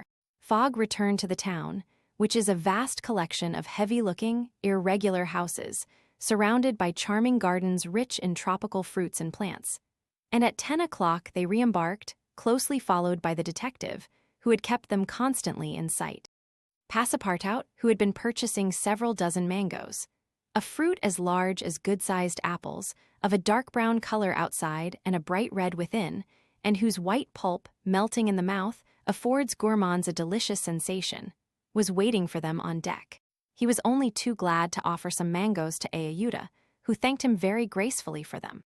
At 11 o'clock the Rangoon rode out of Singapore harbor, and in a few hours the high mountains of Malacca, with their forests, inhabited by the most beautifully furred tigers in the world, were lost to view. Singapore is distant some 1,300 miles from the island of Hong Kong, which is a little English colony near the Chinese coast. Phileas Fogg hoped to accomplish the journey in 6 days, so as to be in time for the steamer which would leave on the 6th of November for Yokohama, the principal Japanese port. The Rangoon had a large quota of passengers, many of whom disembarked at Singapore, among them a number of Indians, Ceylonese, Chinamen, Malays, and Portuguese, mostly second-class travelers. The weather, which had hitherto been fine, changed with the last quarter of the moon. The sea rolled heavily, and the wind at intervals rose almost to a storm, but happily blew from the southwest, and thus aided the steamer's progress. The captain as often as possible put up his sails.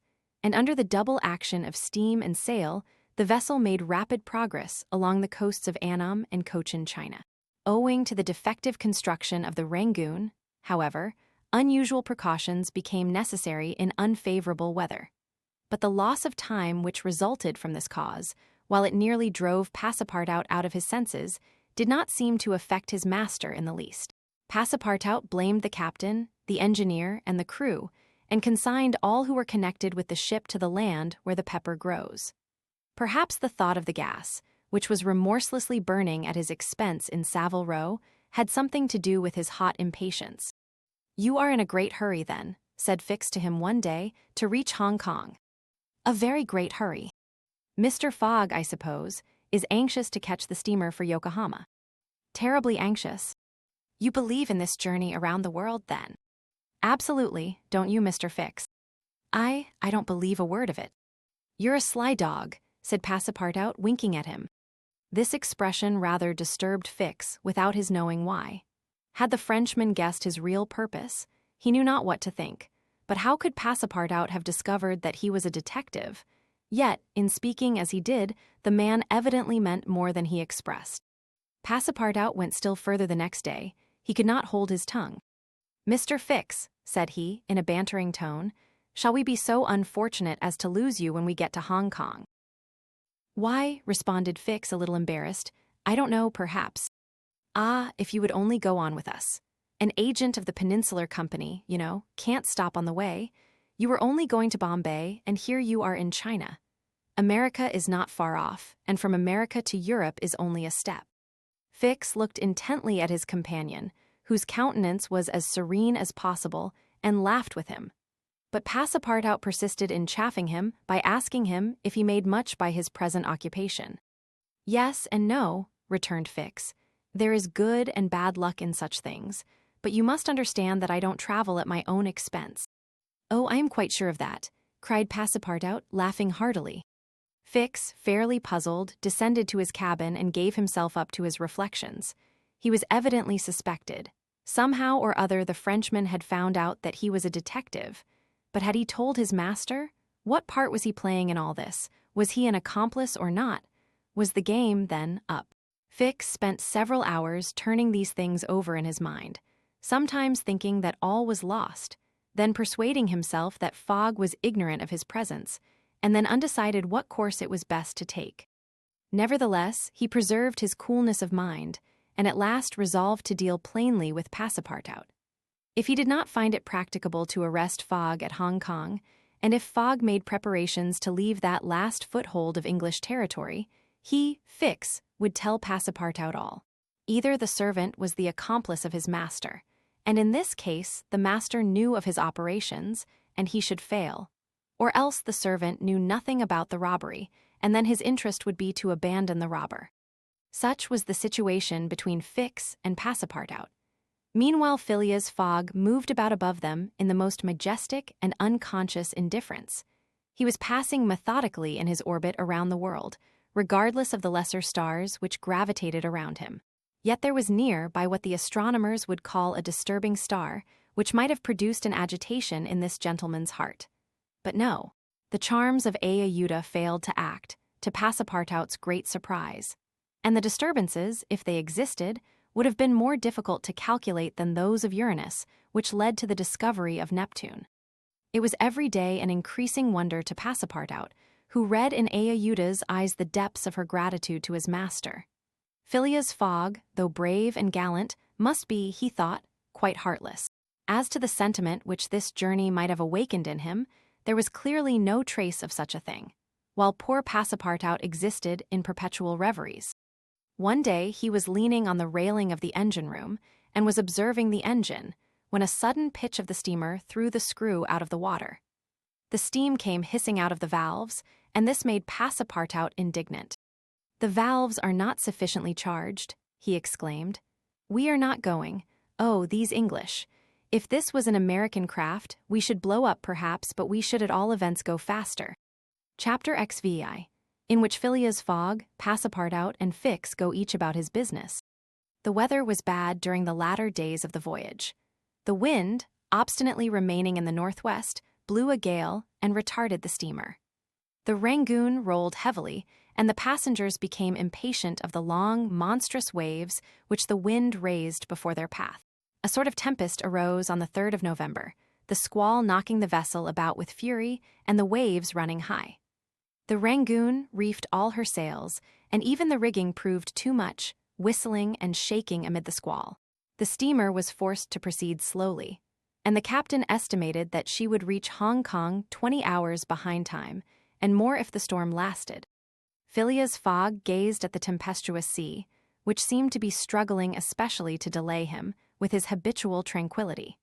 He never changed countenance for an instant, though a delay of 20 hours, by making him too late for the Yokohama boat, would almost inevitably cause the loss of the wager. But this man of nerve manifested neither impatience nor annoyance. It seemed as if the storm were a part of his program and had been foreseen. Ayuda was amazed to find him as calm as he had been from the first time she saw him. Fix did not look at the state of things in the same light. The storm greatly pleased him. His satisfaction would have been complete had the Rangoon been forced to retreat before the violence of wind and waves. Each delay filled him with hope, for it became more and more probable that Fogg would be obliged to remain some days at Hong Kong. And now the heavens themselves became his allies, with the gusts and squalls. It mattered not that they made him seasick. He made no account of this inconvenience. And, whilst his body was writhing under their effects, his spirit bounded with hopeful exultation. Passepartout was enraged beyond expression by the unpropitious weather. Everything had gone so well till now. Earth and sea had seemed to be at his master's service. Steamers and railways obeyed him. Wind and steam united to speed his journey. Had the hour of adversity come, Passepartout was as much excited as if the £20,000 were to come from his own pocket. The storm exasperated him, the gale made him furious, and he longed to lash the obstinate sea into obedience. Poor fellow! Fix carefully concealed from him his own satisfaction, for, had he betrayed it, Passepartout could scarcely have restrained himself from personal violence. Passepartout remained on deck as long as the tempest lasted, being unable to remain quiet below, and taking it into his head to aid the progress of the ship by lending a hand with the crew. He overwhelmed the captain, officers, and sailors, who could not help laughing at his impatience, with all sorts of questions. He wanted to know exactly how long the storm was going to last, whereupon he was referred to the barometer, which seemed to have no intention of rising. Passepartout shook it, but with no perceptible effect, for neither shaking nor maledictions could prevail upon it to change its mind.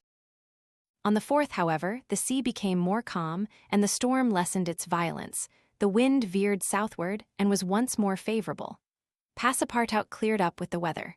Some of the sails were unfurled, and the Rangoon resumed its most rapid speed. The time lost could not, however, be regained. Land was not signaled until 5 o'clock on the morning of the 6th. The steamer was due on the 5th. Phileas Fogg was 24 hours behindhand, and the Yokohama steamer would, of course, be missed. The pilot went on board at 6 and took his place on the bridge to guide the Rangoon through the channels to the port of Hong Kong. Passepartout longed to ask him if the steamer had left for Yokohama, but he dared not, for he wished to preserve the spark of hope, which still remained till the last moment. He had confided his anxiety to Fix, who, the sly rascal, tried to console him by saying that Mr. Fogg would be in time if he took the next boat, but this only put Passepartout in a passion. Mr. Fogg, bolder than his servant, did not hesitate to approach the pilot, and tranquilly ask him if he knew when a steamer would leave Hong Kong for Yokohama. "At high tide tomorrow morning," answered the pilot. "Ah," said Mr. Fogg, without betraying any astonishment. Passepartout, who heard what passed, would willingly have embraced the pilot, while Fix would have been glad to twist his neck. "What is the steamer's name?" asked Mr. Fogg. "The Carnatic. Ought she not to have gone yesterday?" "Yes, sir, but they had to repair one of her boilers, and so her departure was postponed till tomorrow." "Thank you," returned Mr. Fogg, descending mathematically to the saloon. Passepartout clasped the pilot's hand and shook it heartily in his delight, exclaiming, "Pilot, you are the best of good fellows." The pilot probably does not know to this day why his responses won him this enthusiastic greeting. He remounted the bridge, and guided the steamer through the flotilla of junks, tonkas, and fishing boats which crowd the harbor of Hong Kong. At 1 o'clock, the Rangoon was at the quay, and the passengers were going ashore. Chance had strangely favored Phileas Fogg, for had not the Carnatic been forced to lie over for repairing her boilers, she would have left on the 6th of November, and the passengers for Japan would have been obliged to await for a week the sailing of the next steamer. Mr. Fogg was, it is true, 24 hours behind his time, but this could not seriously imperil the remainder of his tour. The steamer which crossed the Pacific from Yokohama to San Francisco made a direct connection with that from Hong Kong, and it could not sail until the latter reached Yokohama. And if Mr. Fogg was 24 hours late on reaching Yokohama, this time would no doubt be easily regained in the voyage of 22 days across the Pacific. He found himself, then, about 24 hours behindhand, 35 days after leaving London. The Carnatic was announced to leave Hong Kong at 5 the next morning. Mr. Fogg had 16 hours in which to attend to his business there, which was to deposit Aeuta safely with her wealthy relative. On landing, he conducted her to a palanquin in which they repaired to the club hotel. A room was engaged for the young woman, and Mr. Fogg, after seeing that she wanted for nothing, set out in search of her cousin Gigi. He instructed Passepartout to remain at the hotel until his return, that Aeuta might not be left entirely alone. Mr. Fogg repaired to the exchange, where, he did not doubt, everyone would know so wealthy and considerable a personage as the Parsi merchant. Meeting a broker, he made the inquiry, to learn that Gigi had left China 2 years before, and, retiring from business with an immense fortune, had taken up his residence in Europe. In Holland, the broker thought, with the merchants of which country he had principally traded. Phileas Fogg returned to the hotel, begged a moment's conversation with Aeuta, and without more ado, apprised her that Gigi was no longer at Hong Kong, but probably in Holland. Aeuta at first said nothing. She passed her hand across her forehead and reflected a few moments. Then, in her sweet, soft voice, she said, "What ought I to do, Mr. Fogg?" "It is very simple," responded the gentleman. "Go on to Europe." "But I cannot intrude." "You do not intrude, nor do you in the least embarrass my project. Passepartout." "Monsieur." "Go to the Carnatic and engage 3 cabins." Passepartout, delighted that the young woman, who was very gracious to him, was going to continue the journey with them, went off at a brisk gait to obey his master's order. Chapter 6, in which Passepartout takes a too great interest in his master, and what comes of it. Hong Kong is an island which came into the possession of the English by the Treaty of Nankin after the War of 1842, and the colonizing genius of the English has created upon it an important city and an excellent port. The island is situated at the mouth of the Canton River and is separated by about 60 miles from the Portuguese town of Macau on the opposite coast. Hong Kong has beaten Macau in the struggle for the Chinese trade, and now the greater part of the transportation of Chinese goods finds its depot at the former place. Docks, hospitals, wharves, a Gothic cathedral, a government house, macadamized streets, give to Hong Kong the appearance of a town in Kent or Surrey transferred by some strange magic to the Antipodes. Passepartout wandered, with his hands in his pockets, towards the Victoria port, gazing as he went at the curious palanquins and other modes of conveyance, and the groups of Chinese, Japanese, and Europeans who passed to and fro in the streets. Hong Kong seemed to him not unlike Bombay, Calcutta, and Singapore, since, like them, it betrayed everywhere the evidence of English supremacy. At the Victoria port he found a confused mass of ships of all nations. English, French, American, and Dutch, men of war and trading vessels, Japanese and Chinese junks, sempas, tonkas, and flower boats, which formed so many floating parterres. Passepartout noticed in the crowd a number of the natives who seemed very old and were dressed in yellow. On going into a barber's to get shaved, he learned that these ancient men were all at least 80 years old, at which age they are permitted to wear yellow, which is the imperial color. Passepartout, without exactly knowing why, thought this very funny. On reaching the quay where they were to embark on the Carnatic, he was not astonished to find Fix walking up and down. The detective seemed very much disturbed and disappointed. "This is bad," muttered Passepartout, "for the gentlemen of the Reform Club." He accosted Fix with a merry smile, as if he had not perceived that gentleman's chagrin. The detective had, indeed, good reasons to inveigh against the bad luck which pursued him. The warrant had not come. It was certainly on the way, but as certainly it could not now reach Hong Kong for several days. And, this being the last English territory on Mr. Fogg's route, the robber would escape, unless he could manage to detain him. "Well, Monsieur Fix," said Passepartout, "have you decided to go with us so far as America?" "Yes," returned Fix, through his set teeth. "Good," exclaimed Passepartout, laughing heartily. "I knew you could not persuade yourself to separate from us. Come and engage your berth." They entered the steamer office and secured cabins for 4 persons.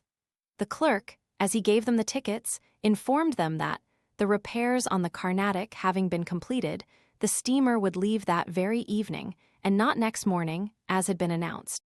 "That will suit my master all the better," said Passepartout. "I will go and let him know." Fix now decided to make a bold move. He resolved to tell Passepartout all. It seemed to be the only possible means of keeping Phileas Fogg several days longer at Hong Kong. He accordingly invited his companion into a tavern which caught his eye on the quay. On entering, they found themselves in a large room handsomely decorated, at the end of which was a large camp bed furnished with cushions. Several persons lay upon this bed in a deep sleep. At the small tables which were arranged about the room, some 30 customers were drinking English beer, porter, gin, and brandy. Smoking, the while long red clay pipes stuffed with little balls of opium mingled with essence of rose. From time to time, one of the smokers, overcome with the narcotic, would slip under the table, whereupon the waiters, taking him by the head and feet, carried and laid him upon the bed. The bed already supported 20 of these stupefied sots. Fix and Passepartout saw that they were in a smoking house, haunted by those wretched, cadaverous, idiotic creatures to whom the English merchants sell every year the miserable drug called opium, to the amount of £1,400,000. Thousands devoted to one of the most despicable vices which afflict humanity. The Chinese government has in vain attempted to deal with the evil by stringent laws. It passed gradually from the rich, to whom it was at first exclusively reserved, to the lower classes, and then its ravages could not be arrested. Opium is smoked everywhere, at all times, by men and women in the Celestial Empire, and once accustomed to it, the victims cannot dispense with it, except by suffering horrible bodily contortions and agonies. A great smoker can smoke as many as 8 pipes a day, but he dies in 5 years. It was in one of these dens that Fix and Passepartout, in search of a friendly glass, found themselves. Passepartout had no money, but willingly accepted Fix's invitation in the hope of returning the obligation at some future time. They ordered 2 bottles of port, to which the Frenchman did ample justice, whilst Fix observed him with close attention. They chatted about the journey, and Passepartout was especially merry at the idea that Fix was going to continue it with them. When the bottles were empty, however, he rose to go and tell his master of the change in the time of the sailing of the Carnatic. Fix caught him by the arm and said, "Wait a moment." "What for, Mr. Fix?" "I want to have a serious talk with you." "A serious talk?" cried Passepartout, drinking up the little wine that was left in the bottom of his glass. "Well, we'll talk about it tomorrow. I haven't time now." "Stay, what I have to say concerns your master." Passepartout, at this, looked attentively at his companion. Fix's face seemed to have a singular expression. He resumed his seat. "What is it that you have to say?" Fix placed his hand upon Passepartout's arm, and lowering his voice said, "You have guessed who I am." "Parbleu," said Passepartout, smiling. "Then I'm going to tell you everything." "Now that I know everything, my friend." "Ah, that's very good. But go on, go on. First, though, let me tell you that those gentlemen have put themselves to a useless expense." "Useless?" said Fix. "You speak confidently. It's clear that you don't know how large the sum is." "Of course I do," returned Passepartout. £20,000. "55,000, answered Fix, pressing his companion's hand. "What?" cried the Frenchman. "Has Monsieur Fogg dared £55,000? Well, there's all the more reason for not losing an instant," he continued, getting up hastily. Fix pushed Passepartout back in his chair and resumed, £55,000, and if I succeed, I get £2,000. If you'll help me, I'll let you have 500 of them. Help you? Cried Passepartout, whose eyes were standing wide open. Yes, help me keep Mr. Fogg here for 2 or 3 days. Why, what are you saying?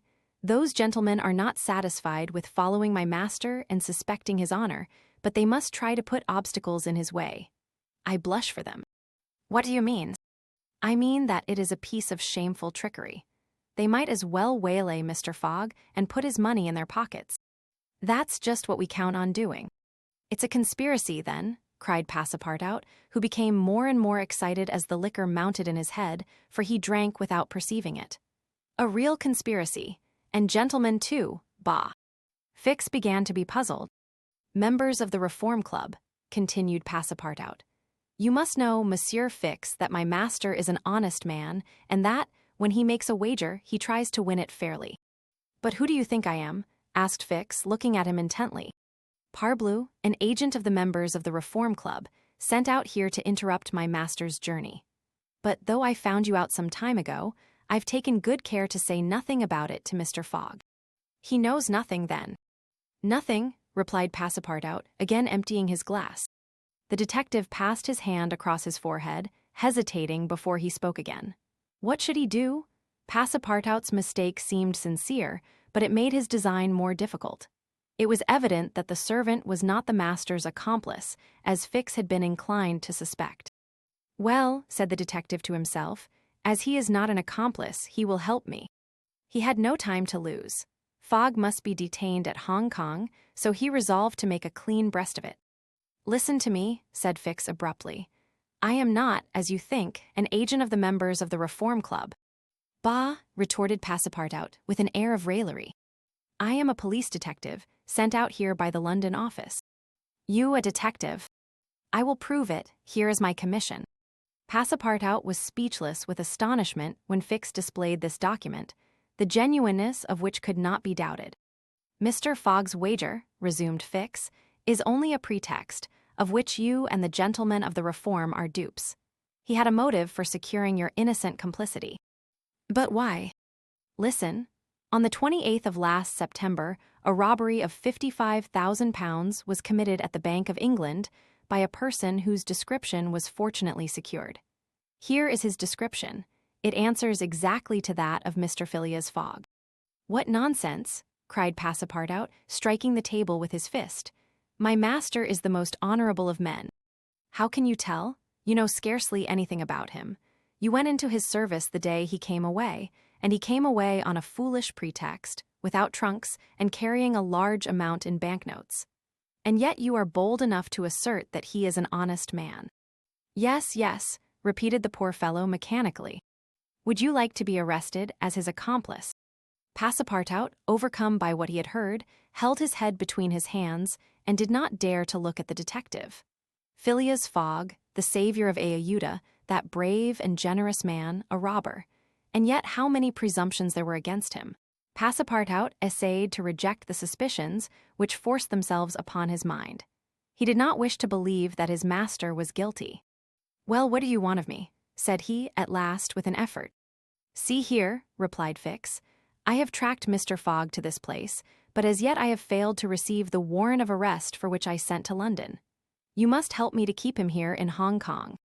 I will share with you the £2,000 reward offered by the Bank of England. Never, replied Passepartout, who tried to rise but fell back, exhausted in mind and body. Mr. Fix, he stammered, even should what you say be true, if my master is really the robber you are seeking for, which I deny, I am in his service. I have seen his generosity and goodness, and I will never betray him, not for all the gold in the world. I come from a village where they don't eat that kind of bread. You refuse. I refuse. Consider that I've said nothing, said Fix, and let us drink. Yes, let us drink. Passepartout felt himself yielding more and more to the effects of the liquor. Fix, seeing that he must, at all hazards, be separated from his master, wished to entirely overcome him. Some pipes full of opium lay upon the table.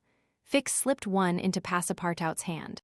He took it, put it between his lips, lit it, drew several puffs, and his head, becoming heavy under the influence of the narcotic, fell upon the table.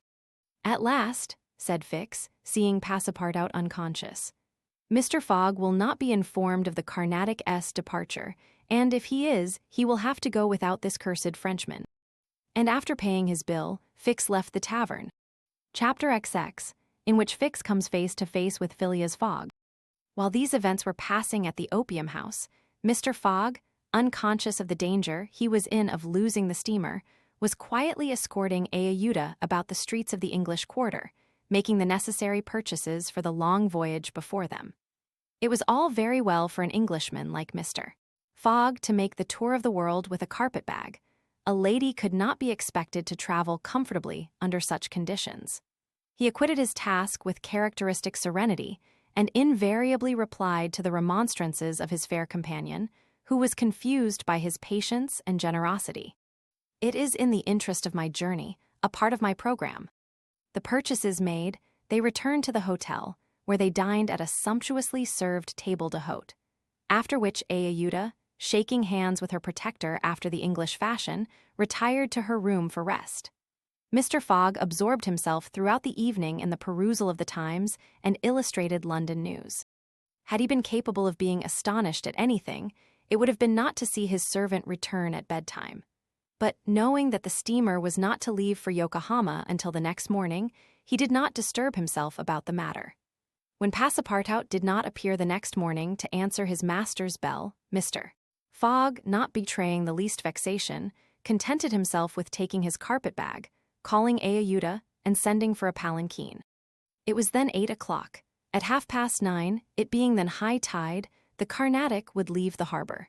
Mr. Fogg and Aehuda got into the palanquin, their luggage being brought after on a wheelbarrow, and half an hour later stepped upon the quay whence they were to embark. Mr. Fogg then learned that the Carnatic had sailed the evening before.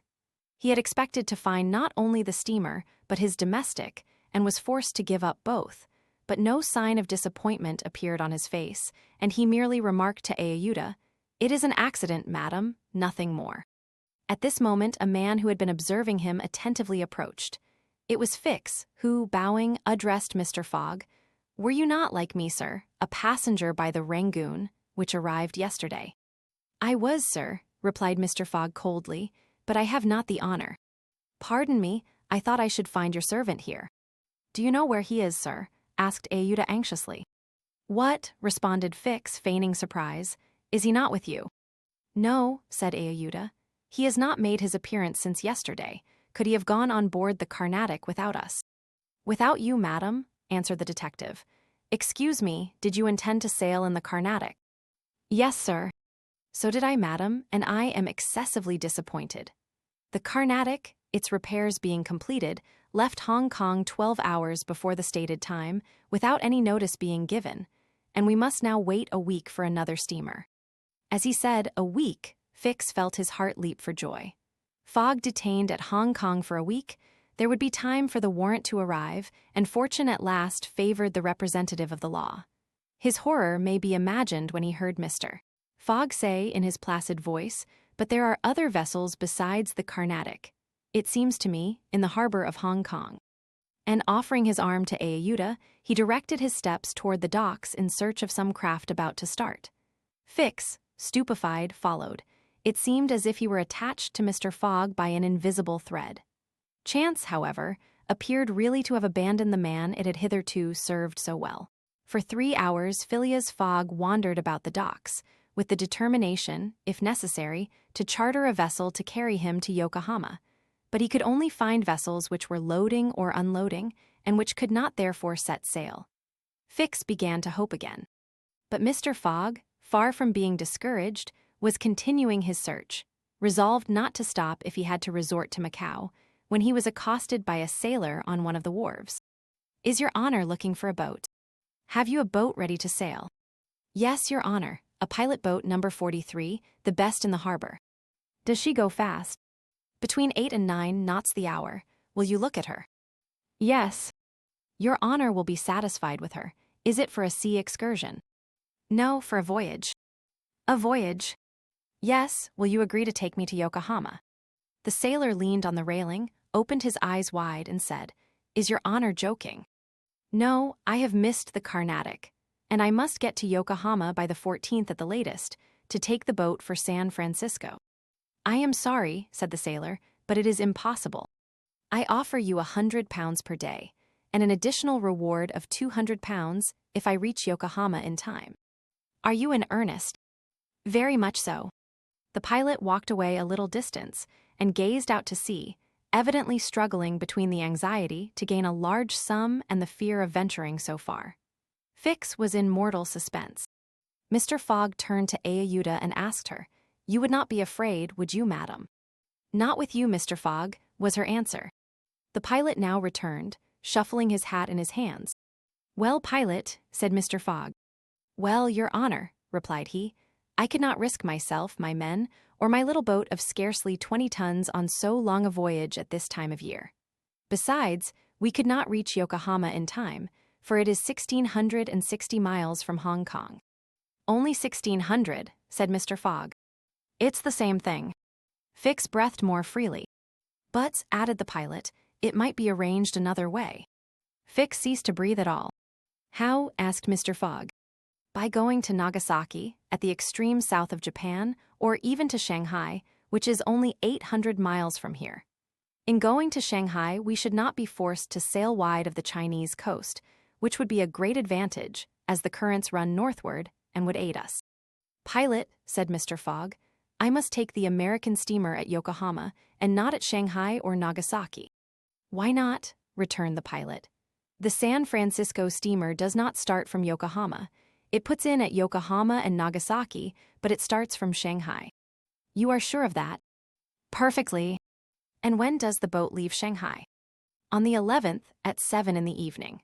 We have, therefore, 4 days before us, that is 96 hours, and in that time, if we had good luck and a southwest wind, and the sea was calm, we could make those 800 miles to Shanghai." "And you could go?" "In an hour, as soon as provisions could be got aboard and the sails put up." "It is a bargain. Are you the master of the boat?" "Yes, John Bunsby, master of the Tankadere." "Would you like some earnest money?" "If it would not put your honor out." "Here are £200 on account, sir," added Phileas Fogg, turning to Fix, "if you would like to take advantage." "Thanks, sir. I was about to ask the favor." "Very well. In half an hour we shall go on board." "But poor Passepartout," urged Ayuda, who was much disturbed by the servant's disappearance. "I shall do all I can to find him," replied Phileas Fogg. While Fix, in a feverish, nervous state, repaired to the pilot boat, the others directed their course to the police station at Hong Kong. Phileas Fogg there gave Passepartout's description and left a sum of money to be spent in the search for him.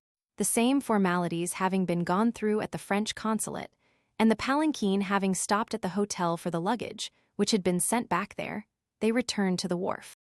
It was now 3 o'clock, and pilot boat number 43, with its crew on board and its provisions stored away, was ready for departure. The Tankadere was a neat little craft of 20 tons, as gracefully built as if she were a racing yacht. Her shining copper sheathing, her galvanized ironwork, her deck, white as ivory, betrayed the pride taken by John Bunsby in making her presentable. Her 2 masts leaned a trifle backward. She carried brigantine, foresail, storm-jib, and standing-jib, and was well rigged for running before the wind. And she seemed capable of brisk speed, which, indeed, she had already proved by gaining several prizes in pilot boat races. The crew of the Tankadere was composed of John Bunsby, the master, and 4 hardy mariners, who were familiar with the Chinese seas. John Bunsby, himself, a man of 45 or thereabouts, vigorous, sunburnt, with a sprightly expression of the eye and energetic and self-reliant countenance, would have inspired confidence in the most timid. Phileas Fogg and Ayuda went on board, where they found Fix already installed. Below deck was a square cabin, of which the walls bulged out in the form of cots, above a circular divan. In the center was a table provided with a swinging lamp. The accommodation was confined, but neat. "I am sorry to have nothing better to offer you," said Mr. Fogg to Fix, who bowed without responding. The detective had a feeling akin to humiliation in profiting by the kindness of Mr. Fogg. "It's certain," thought he, "though rascal as he is a polite one." The sails and the English flag were hoisted at 10 minutes past 3. Mr. Fogg and Ayuda, who were seated on deck, cast a last glance at the key, in the hope of espying Passepartout. Fix was not without his fears lest chance should direct the steps of the unfortunate servant, whom he had so badly treated, in this direction. In which case an explanation, the reverse of satisfactory to the detective, must have ensued. But the Frenchman did not appear, and, without doubt, was still lying under the stupefying influence of the opium. John Bunsby, master, at length gave the order to start, and the Tankadere, taking the wind under her brigantine, foresail, and standing jib, bounded briskly forward over the waves. Chapter XXI, in which the master of the Tankadere runs great risk of losing a reward of £200. This voyage of 800 miles was a perilous venture on a craft of 20 tons, and at that season of the year.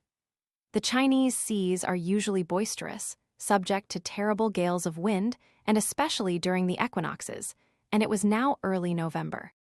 It would clearly have been to the master's advantage to carry his passengers to Yokohama, since he was paid a certain sum per day. But he would have been rash to attempt such a voyage, and it was imprudent even to attempt to reach Shanghai. But John Bunsby believed in the Tankadere, which rode on the waves like a seagull, and perhaps he was not wrong. Late in the day they passed through the capricious channels of Hong Kong, and the Tankadere, impelled by favorable winds, conducted herself admirably. "I do not need, pilot," said Phileas Fogg, when they got into the open sea, "to advise you to use all possible speed. Trust me, your honor, we are carrying all the sail the wind will let us. The poles would add nothing, and are only used when we are going into port. It's your trade, not mine, pilot, and I confide in you." Phileas Fogg, with body erect and legs wide apart, standing like a sailor, gazed without staggering at the swelling waters. The young woman, who was seated aft, was profoundly affected as she looked out upon the ocean, darkening now with the twilight, on which she had ventured in so frail a vessel. Above her head rustled the white sails, which seemed like great white wings. The boat, carried forward by the wind, seemed to be flying in the air. Night came. The moon was entering her first quarter, and her insufficient light would soon die out in the mist on the horizon. Clouds were rising from the east and already overcast a part of the heavens. The pilot had hung out his lights, which was very necessary in these seas crowded with vessels bound landward. For collisions are not uncommon occurrences, and, at the speed she was going, the least shock would shatter the gallant little craft. Fix, seated in the bow, gave himself up to meditation. He kept apart from his fellow travelers, knowing Mr. Fogg's taciturn tastes. Besides, he did not quite like to talk to the man whose favors he had accepted. He was thinking, too, of the future. It seemed certain that Fogg would not stop at Yokohama, but would at once take the boat for San Francisco, and the vast extent of America would ensure him impunity and safety.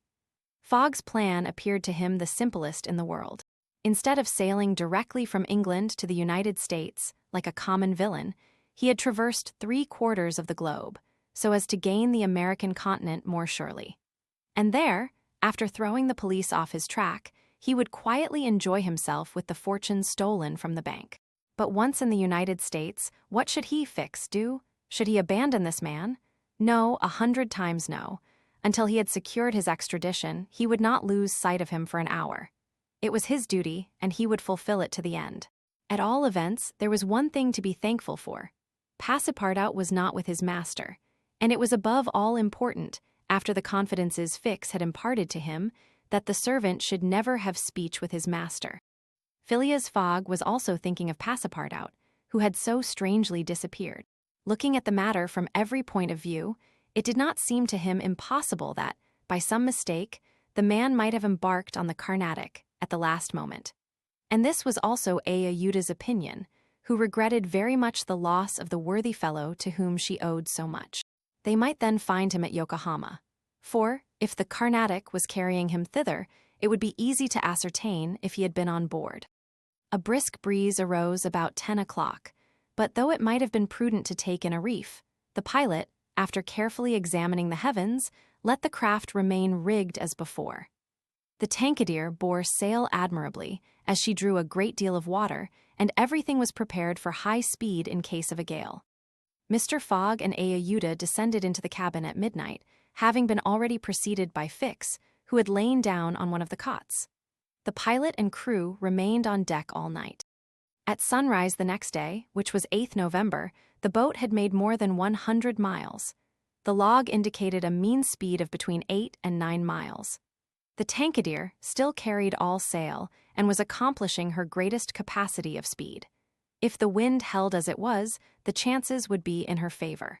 During the day she kept along the coast, where the currents were favorable. The coast, irregular in profile and visible sometimes across the clearings, was at most 5 miles distant. The sea was less boisterous, since the wind came off land, a fortunate circumstance for the boat, which would suffer, owing to its small tonnage, by a heavy surge on the sea. The breeze subsided a little towards noon and set in from the southwest. The pilot put up his poles, but took them down again within 2 hours, as the wind freshened up anew. Mr. Fogg and Ayuda, happily unaffected by the roughness of the sea, ate with a good appetite, Fix being invited to share their repast, which he accepted with secret chagrin. To travel at this man's expense and live upon his provisions was not palatable to him. Still, he was obliged to eat, and so he ate. When the meal was over, he took Mr. Fogg apart and said, "Sir."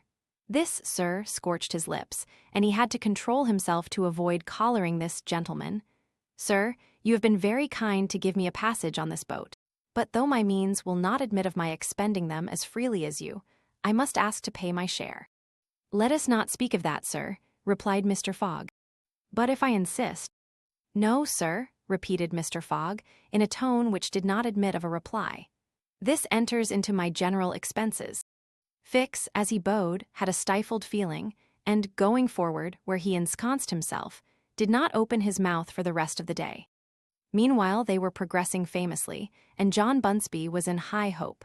He several times assured Mr. Fogg that they would reach Shanghai in time, to which that gentleman responded that he counted upon it. The crew set to work in good earnest, inspired by the reward to be gained. There was not a sheet which was not tightened, not a sail which was not vigorously hoisted, not a lurch could be charged to the man at the helm. They worked as desperately as if they were contesting in a royal yacht regatta. By evening, the log showed that 220 miles had been accomplished from Hong Kong, and Mr. Fogg might hope that he would be able to reach Yokohama without recording any delay in his journal. In which case, the many misadventures which had overtaken him since he left London would not seriously affect his journey. The Tankadier entered the Straits of Fokien, which separate the island of Formosa from the Chinese coast, in the small hours of the night, and crossed the Tropic of Cancer. The sea was very rough in the straits, full of eddies formed by the counter-currents, and the chopping waves broke her course, whilst it became very difficult to stand on deck. At daybreak the wind began to blow hard again, and the heavens seemed to predict a gale. The barometer announced a speedy change, the mercury rising and falling capriciously. The sea also, in the southeast, raised long surges which indicated a tempest. The sun had set the evening before in a red mist, in the midst of the phosphorescent scintillations of the ocean. John Bunsby long examined the threatening aspect of the heavens, muttering indistinctly between his teeth. At last he said in a low voice to Mr. Fogg, "Shall I speak out to your honor?" "Of course." "Well, we are going to have a squall." "Is the wind north or south?" asked Mr. Fogg quietly. "South, look, a typhoon is coming up." "Glad it's a typhoon from the south, for it will carry us forward." "Oh, if you take it that way," said John Bunsby, "I've nothing more to say." John Bunsby's suspicions were confirmed. At a less advanced season of the year, the typhoon, according to a famous meteorologist, would have passed away like a luminous cascade of electric flame. But in the winter equinox, it was to be feared that it would burst upon them with great violence. The pilot took his precautions in advance. He reefed all sail, the pole masts were dispensed with, all hands went forward to the bows. A single triangular sail of strong canvas was hoisted as a storm jib so as to hold the wind from behind. Then they waited. John Bunsby had requested his passengers to go below, but this imprisonment in so narrow a space, with little air, and the boat bouncing in the gale, was far from pleasant. Neither Mr. Fogg, Fix, nor Ayuda consented to leave the deck. The storm of rain and wind descended upon them towards 8 o'clock. With but its bit of sail, the Tankadier was lifted like a feather by a wind, an idea of whose violence can scarcely be given. To compare her speed to 4 times that of a locomotive going on full steam would be below the truth. The boat scudded thus northward during the whole day, borne on by monstrous waves, preserving always, fortunately, a speed equal to theirs. 20 times she seemed almost to be submerged by these mountains of water which rose behind her, but the adroit management of the pilot saved her. The passengers were often bathed in spray, but they submitted to it philosophically. Fix cursed it, no doubt, but Ayuda, with her eyes fastened upon her protector, whose coolness amazed her, showed herself worthy of him and bravely weathered the storm. As for Phileas Fogg, it seemed just as if the typhoon were a part of his program. Up to this time, the Tankadeer had always held her course to the north, but towards evening the wind, veering 3/4, bore down from the northwest. The boat, now lying in the trough of the waves, shook and rolled terribly. The sea struck her with fearful violence. At night the tempest increased in violence. John Bunsby saw the approach of darkness and the rising of the storm with dark misgivings. He thought a while, and then asked his crew if it was not time to slacken speed. After a consultation, he approached Mr. Fogg and said, "I think, Your Honor, that we should do well to make for one of the ports on the coast." "I think so too." "Ah," said the pilot, "but which one?" "I know of but one," returned Mr. Fogg tranquilly. "And that is?" "Shanghai." The pilot at first did not seem to comprehend. He could scarcely realize so much determination and tenacity. Then he cried, "Well, yes, Your Honor is right, to Shanghai." So the Tankadeer kept steadily on her northward track. The night was really terrible. It would be a miracle if the craft did not founder. Twice it could have been all over with her if the crew had not been constantly on the watch. Ayuda was exhausted, but did not utter a complaint. More than once Mr. Fogg rushed to protect her from the violence of the waves. Day reappeared. The tempest still raged with undiminished fury, but the wind now returned to the southeast. It was a favorable change, and the Tankadeer again bounded forward on this mountainous sea, though the waves crossed each other, and imparted shocks and countershocks which would have crushed a craft less solidly built.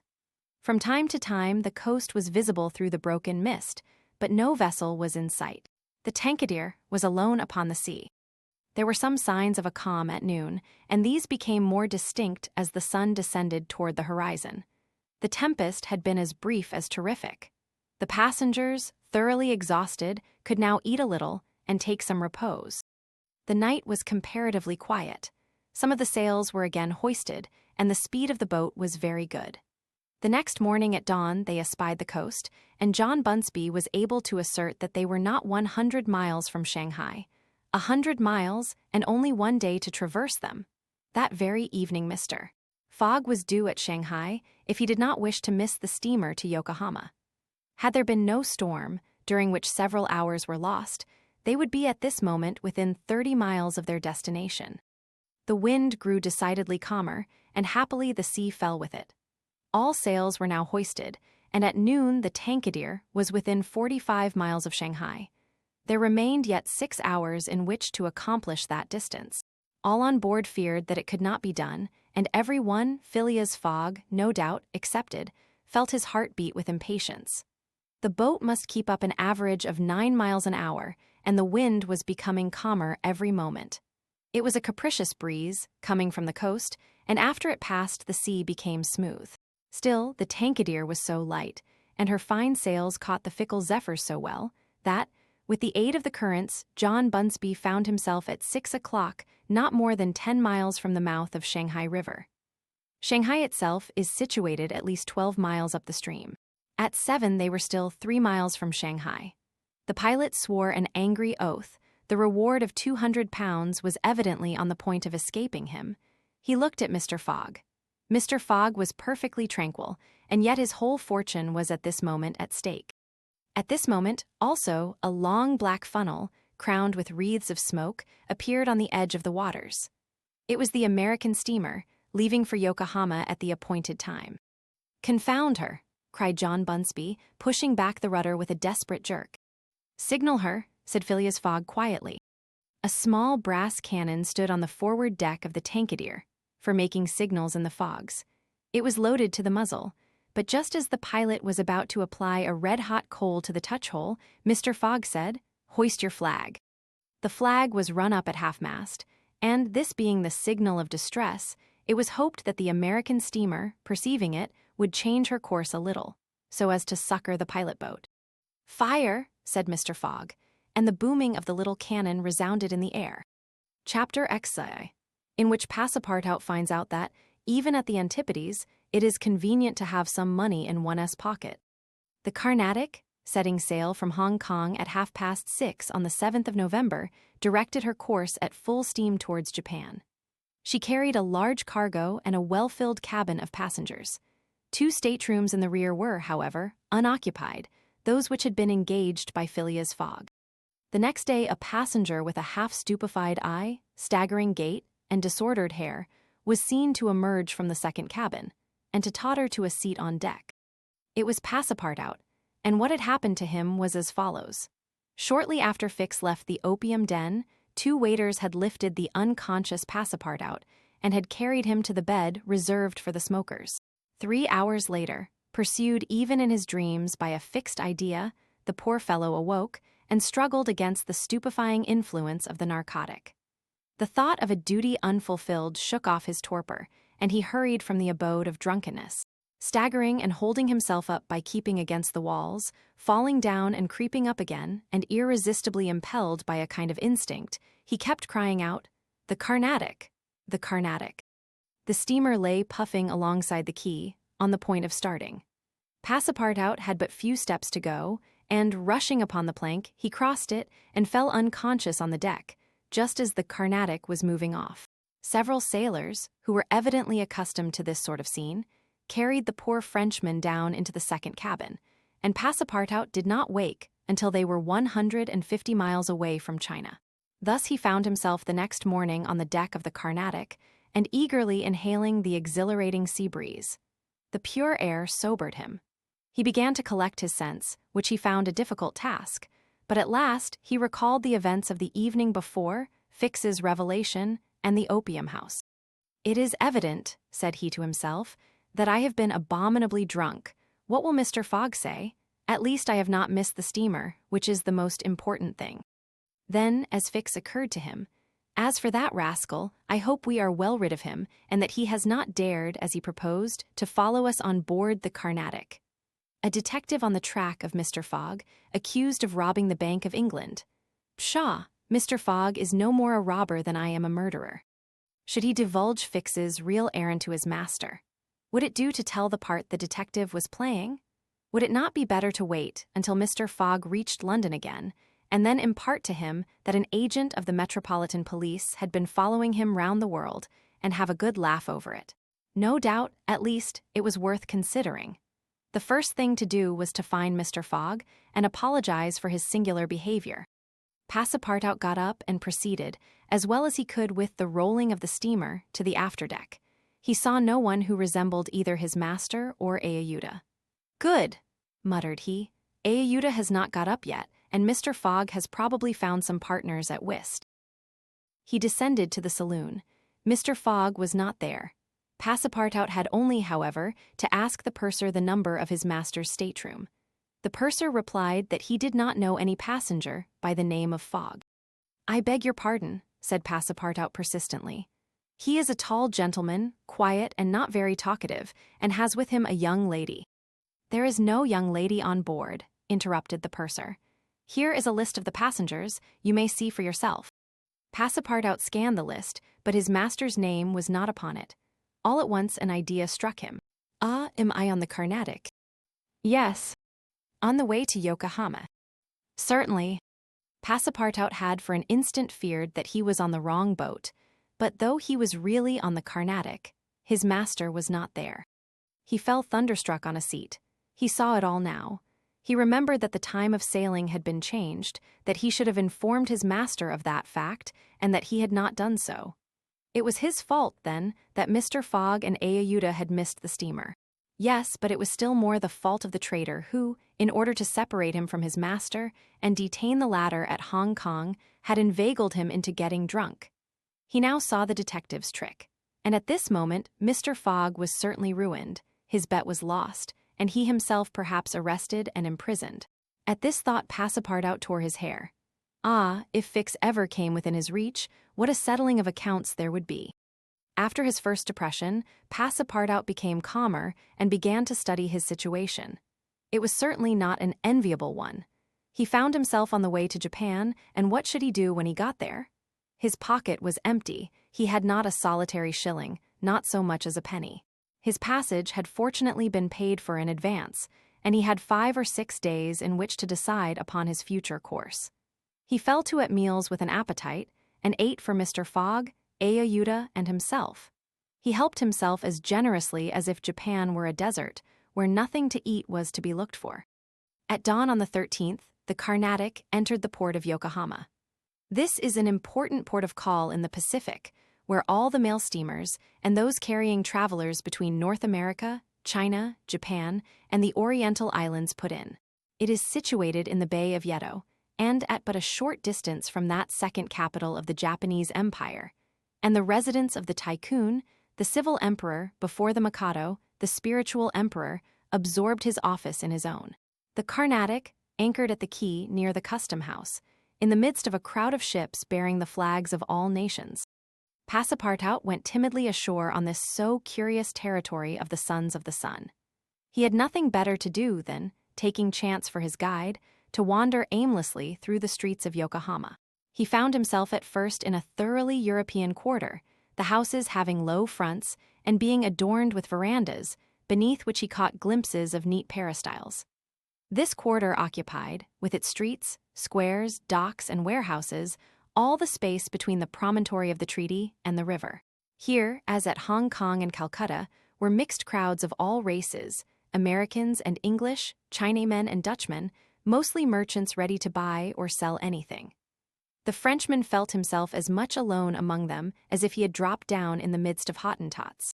He had, at least, one resource, to call on the French and English consuls at Yokohama for assistance. But he shrank from telling the story of his adventures, intimately connected as it was with that of his master. And before doing so, he determined to exhaust all other means of aid. As chance did not favor him in the European quarter, he penetrated that inhabited by the native Japanese, determined, if necessary, to push on to Yedo. The Japanese quarter of Yokohama is called Bent, after the goddess of the sea, who is worshipped on the islands round about. Their Passepartout beheld beautiful fir and cedar groves, sacred gates of a singular architecture, bridges half hid in the midst of bamboos and reeds, temples shaded by immense cedar trees, holy retreats where were sheltered Buddhist priests and sectaries of Confucius, and interminable streets, where a perfect harvest of rose-tinted and red-cheeked children, who looked as if they had been cut out of Japanese screens, and who were playing in the midst of short-legged poodles and yellowish cats, might have been gathered. The streets were crowded with people. Priests were passing in processions, beating their dreary tambourines, police and custom-house officers with pointed hats encrusted with lac and carrying 2 sabers hung to their waists, soldiers, clad in blue cotton with white stripes and bearing guns, the Mikado's guards, enveloped in silken doubles, hauberks and coats of mail, and numbers of military folk of all ranks, for the military profession is as much respected in Japan as it is despised in China, went hither and thither in groups and pairs.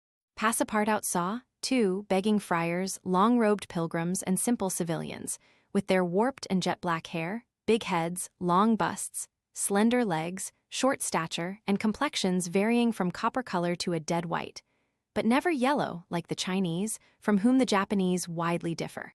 He did not fail to observe the curious equipages, carriages and palanquins, barrows supplied with sails, and litters made of bamboo, nor the women, whom he thought not especially handsome, who took little steps with their little feet, whereon they wore canvas shoes, straw sandals, and clogs of worked wood, and who displayed tight-looking eyes, flat chests, teeth fashionably blackened, and gowns crossed with silken scarfs, tied in an enormous knot behind an ornament which the modern Parisian ladies seem to have borrowed from the dames of Japan.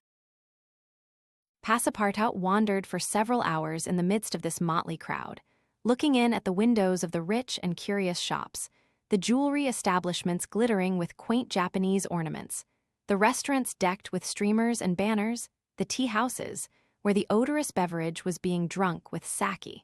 a liquor concocted from the fermentation of rice, and the comfortable smoking houses where they were puffing, not opium, which is almost unknown in Japan, but a very fine, stringy tobacco. He went on till he found himself in the fields, in the midst of vast rice plantations. There he saw dazzling camellias expanding themselves, with flowers which were giving forth their last colors and perfumes, not on bushes, but on trees, and within bamboo enclosures, cherry, plum, and apple trees, which the Japanese cultivate rather for their blossoms than their fruit, and which queerly fashioned. Grinning scarecrows protected from the sparrows, pigeons, ravens, and other voracious birds.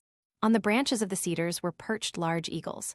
Amid the foliage of the weeping willows were herons, solemnly standing on one leg, and on every hand were crows, ducks, hawks, wild birds, and a multitude of cranes, which the Japanese consider sacred, and which to their minds symbolize long life and prosperity.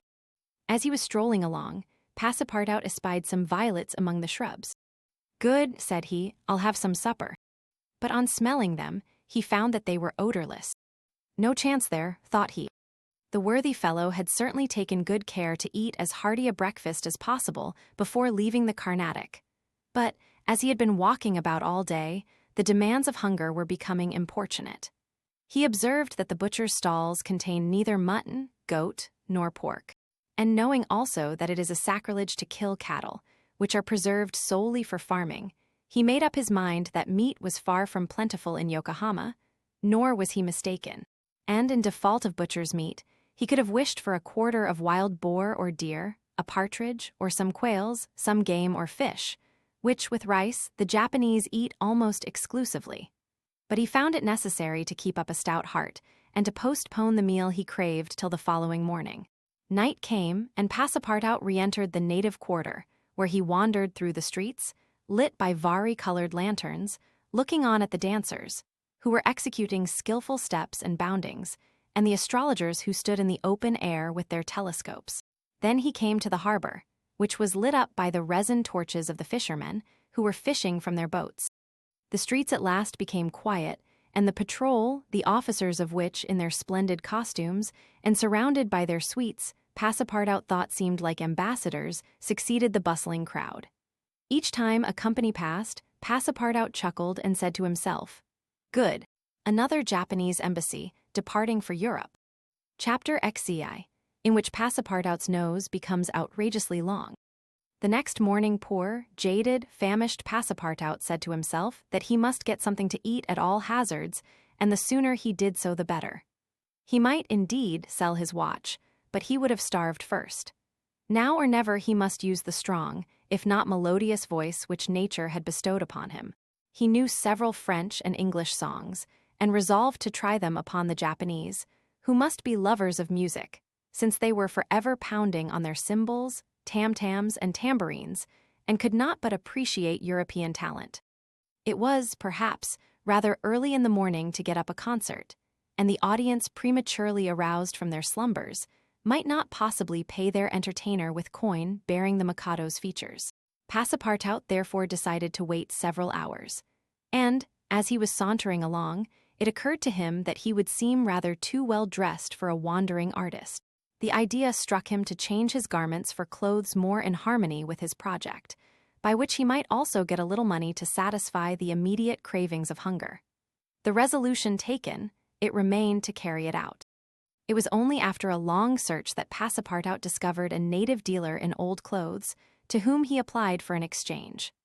The man liked the European costume, and ere long Passepartout issued from his shop accoutred in an old Japanese coat and a sort of one-sided turban, faded with long use. A few small pieces of silver, moreover, jingled in his pocket. "Good," thought he, "I will imagine I am at the carnival."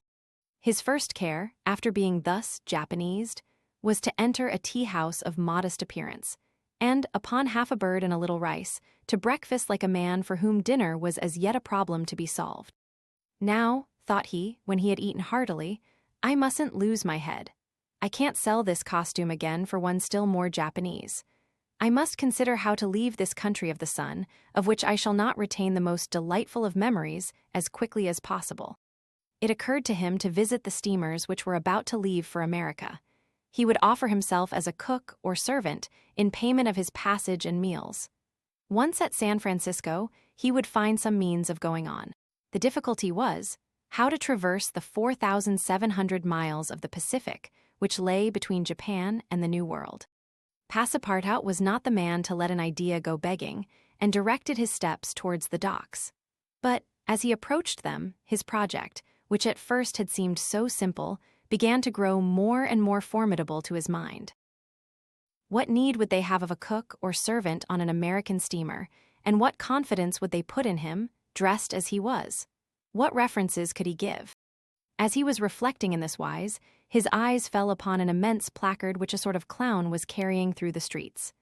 This placard, which was in English, read as follows: Acrobatic Japanese Troupe, Honorable William Battle-Carr, Proprietor, Last Representations, prior to their departure to the United States, of the Long Noses, under the direct patronage of the god Tingu. Great attraction. The United States, said Passepartout, that's just what I want. He followed the clown, and soon found himself once more in the Japanese quarter. A quarter of an hour later he stopped before a large cabin, adorned with several clusters of streamers, the exterior walls of which were designed to represent, in violent colors and without perspective, a company of jugglers. This was the Honorable William Battle-Carr's establishment. That gentleman was a sort of Barnum, the director of a troupe of mountebanks, jugglers, clowns, acrobats, equilibrists, and gymnasts, who, according to the placard, was giving his last performances before leaving the Empire of the Sun for the States of the Union. Passepartout entered and asked for Mr. Battle-Carr, who straightway appeared in person. "What do you want?" said he to Passepartout, whom he at first took for a native. "Would you like a servant, sir?" asked Passepartout. "A servant?" cried Mr. Battle-Carr, caressing the thick gray beard which hung from his chin. "I already have two who are obedient and faithful, have never left me, and serve me for their nourishment, and here they are," added he, holding out his two robust arms, furrowed with veins as large as the strings of a bass viol. "So I can be of no use to you." "None." "The devil, I should so like to cross the Pacific with you." "Ah," said the Honorable Mr. Battle-Carr, "you are no more a Japanese than I am a monkey. Who are you dressed up in that way?" "A man dresses as he can." "That's true. You are a Frenchman, aren't you?" "Yes, a Parisian of Paris." "Then you ought to know how to make grimaces." "Why," replied Passepartout, a little vexed that his nationality should cause this question, "we Frenchmen know how to make grimaces. It is true, but not any better than the Americans do." "True? Well, if I can't take you as a servant, I can as a clown. You see, my friend, in France they exhibit foreign clowns, and in foreign parts French clowns." "Ah, you are pretty strong, eh? Especially after a good meal. And you can sing." "Yes," returned Passepartout, who had formerly been wont to sing in the streets. "But can you sing standing on your head, with a top spinning on your left foot, and a saber balanced on your right?" "Humph, I think so," replied Passepartout, recalling the exercises of his younger days. "Well, that's enough," said the Honorable William Battle-Carr. The engagement was concluded there and then. Passepartout had at last found something to do. He was engaged to act in the celebrated Japanese troupe. It was not a very dignified position, but within a week he would be on his way to San Francisco. The performance, so noisily announced by the Honorable Mr. Battle-Carr, was to commence at 3 o'clock, and soon the deafening instruments of a Japanese orchestra resounded at the door. Passepartout, though he had not been able to study or rehearse a part, was designated to lend the aid of his sturdy shoulders in the great exhibition of the human pyramid, executed by the long noses of the god Tingu. This great attraction was to close the performance. Before 3 o'clock, the large shed was invaded by the spectators, comprising Europeans and natives, Chinese and Japanese, men, women, and children, who precipitated themselves upon the narrow benches and into the boxes opposite the stage. The musicians took up a position inside and were vigorously performing on their gongs, tam-tams, flutes, bones, tambourines, and immense drums. The performance was much like all acrobatic displays, but it must be confessed that the Japanese are the first equilibrists in the world. One, with a fan and some bits of paper, performed the graceful trick of the butterflies and the flowers. Another traced in the air, with the odorous smoke of his pipe, a series of blue words which composed a compliment to the audience, while a third juggled with some lighted candles, which he extinguished successively as they passed his lips, and relit again without interrupting for an instant his juggling. Another reproduced the most singular combinations with a spinning top. In his hands, the revolving tops seemed to be animated with a life of their own in their interminable whirling. They ran over pipe stems, the edges of sabers, wires, and even hairs stretched across the stage. They turned around on the edges of large glasses, crossed bamboo ladders, dispersed into all the corners, and produced strange musical effects by the combination of their various pitches of tone. The jugglers tossed them in the air, threw them like shuttlecocks with wooden battledores, and yet they kept on spinning. They put them into their pockets and took them out still whirling as before. It is useless to describe the astonishing performances of the acrobats and gymnasts. The turning on ladders, poles, balls, barrels, and sea was executed with wonderful precision. But the principal attraction was the exhibition of the long noses, a show to which Europe is as yet a stranger. The long noses form a peculiar company, under the direct patronage of the god Tingu. Attired after the fashion of the Middle Ages, they bore upon their shoulders a splendid pair of wings, but what especially distinguished them was the long noses which were fastened to their faces and the uses which they made of them. These noses were made of bamboo and were 5, 6, and even 10 feet long, some straight, others curved, some ribboned, and some having imitation warts upon them. It was upon these appendages, fixed tightly on their real noses, that they performed their gymnastic exercises. A dozen of these sectaries of Tingu lay flat upon their backs, while others, dressed to represent lightning rods, came and frolicked on their noses, jumping from one to another and performing the most skillful leapings and somersaults. As a last scene, a human pyramid had been announced, in which 50 long noses were to represent the car of Juggernaut. But instead of forming a pyramid by mounting each other's shoulders, the artists were to group themselves on top of the noses. It happened that the performer who had hitherto formed the base of the car had quitted the troupe, and as, to fill this part, only strength and adroitness were necessary, Passepartout had been chosen to take his place. The poor fellow really felt sad when melancholy reminiscence of his youth.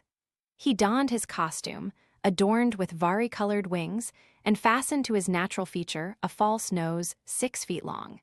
But he cheered up when he thought that this nose was winning him something to eat. He went upon the stage and took his place beside the rest who were to compose the base of the car of Juggernaut.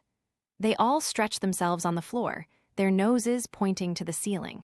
A second group of artists disposed themselves on these long appendages, then a third above these, then a fourth, until a human monument reaching to the very cornices of the theater soon arose on top of the noses.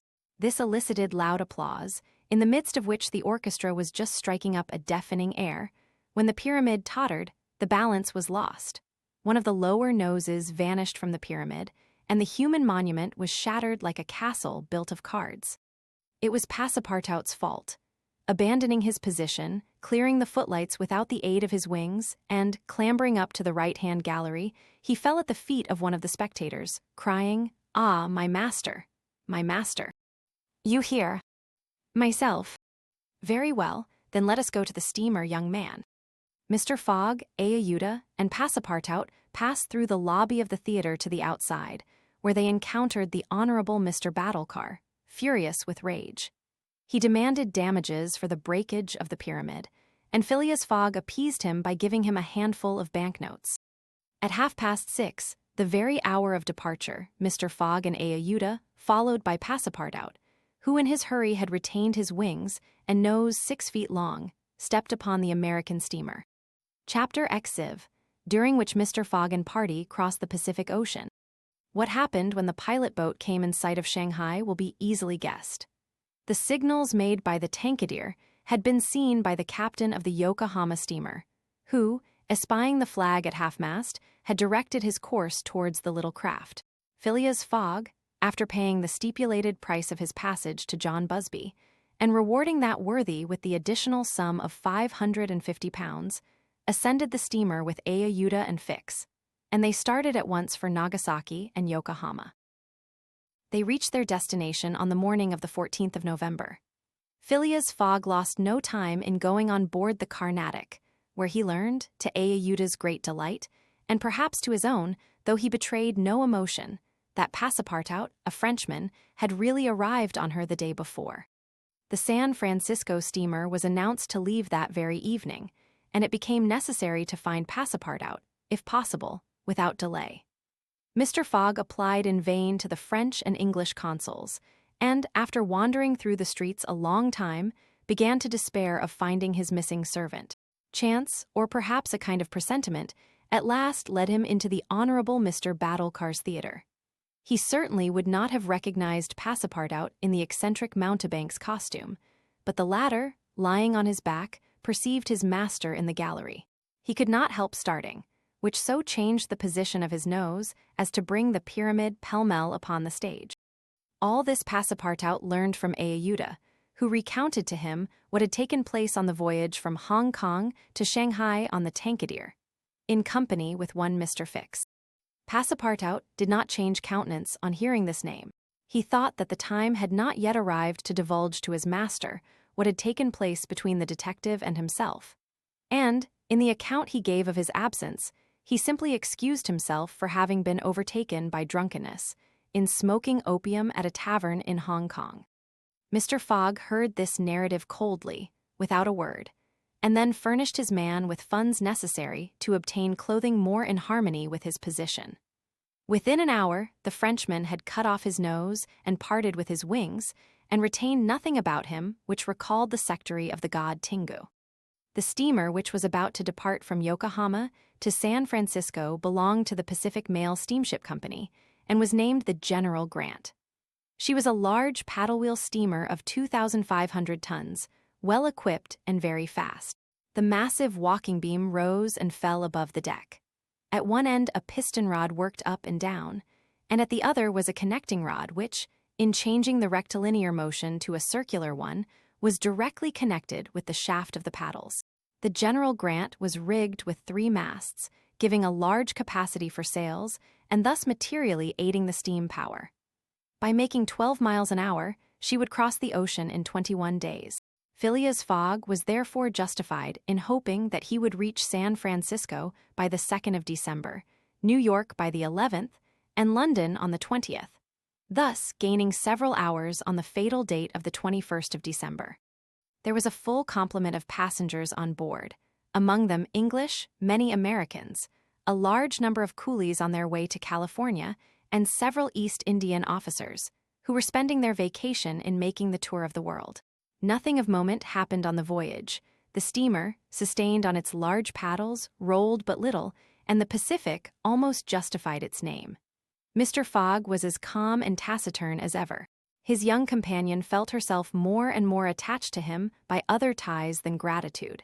His silent but generous nature impressed her more than she thought, and it was almost unconsciously that she yielded to emotions which did not seem to have the least effect upon her protector.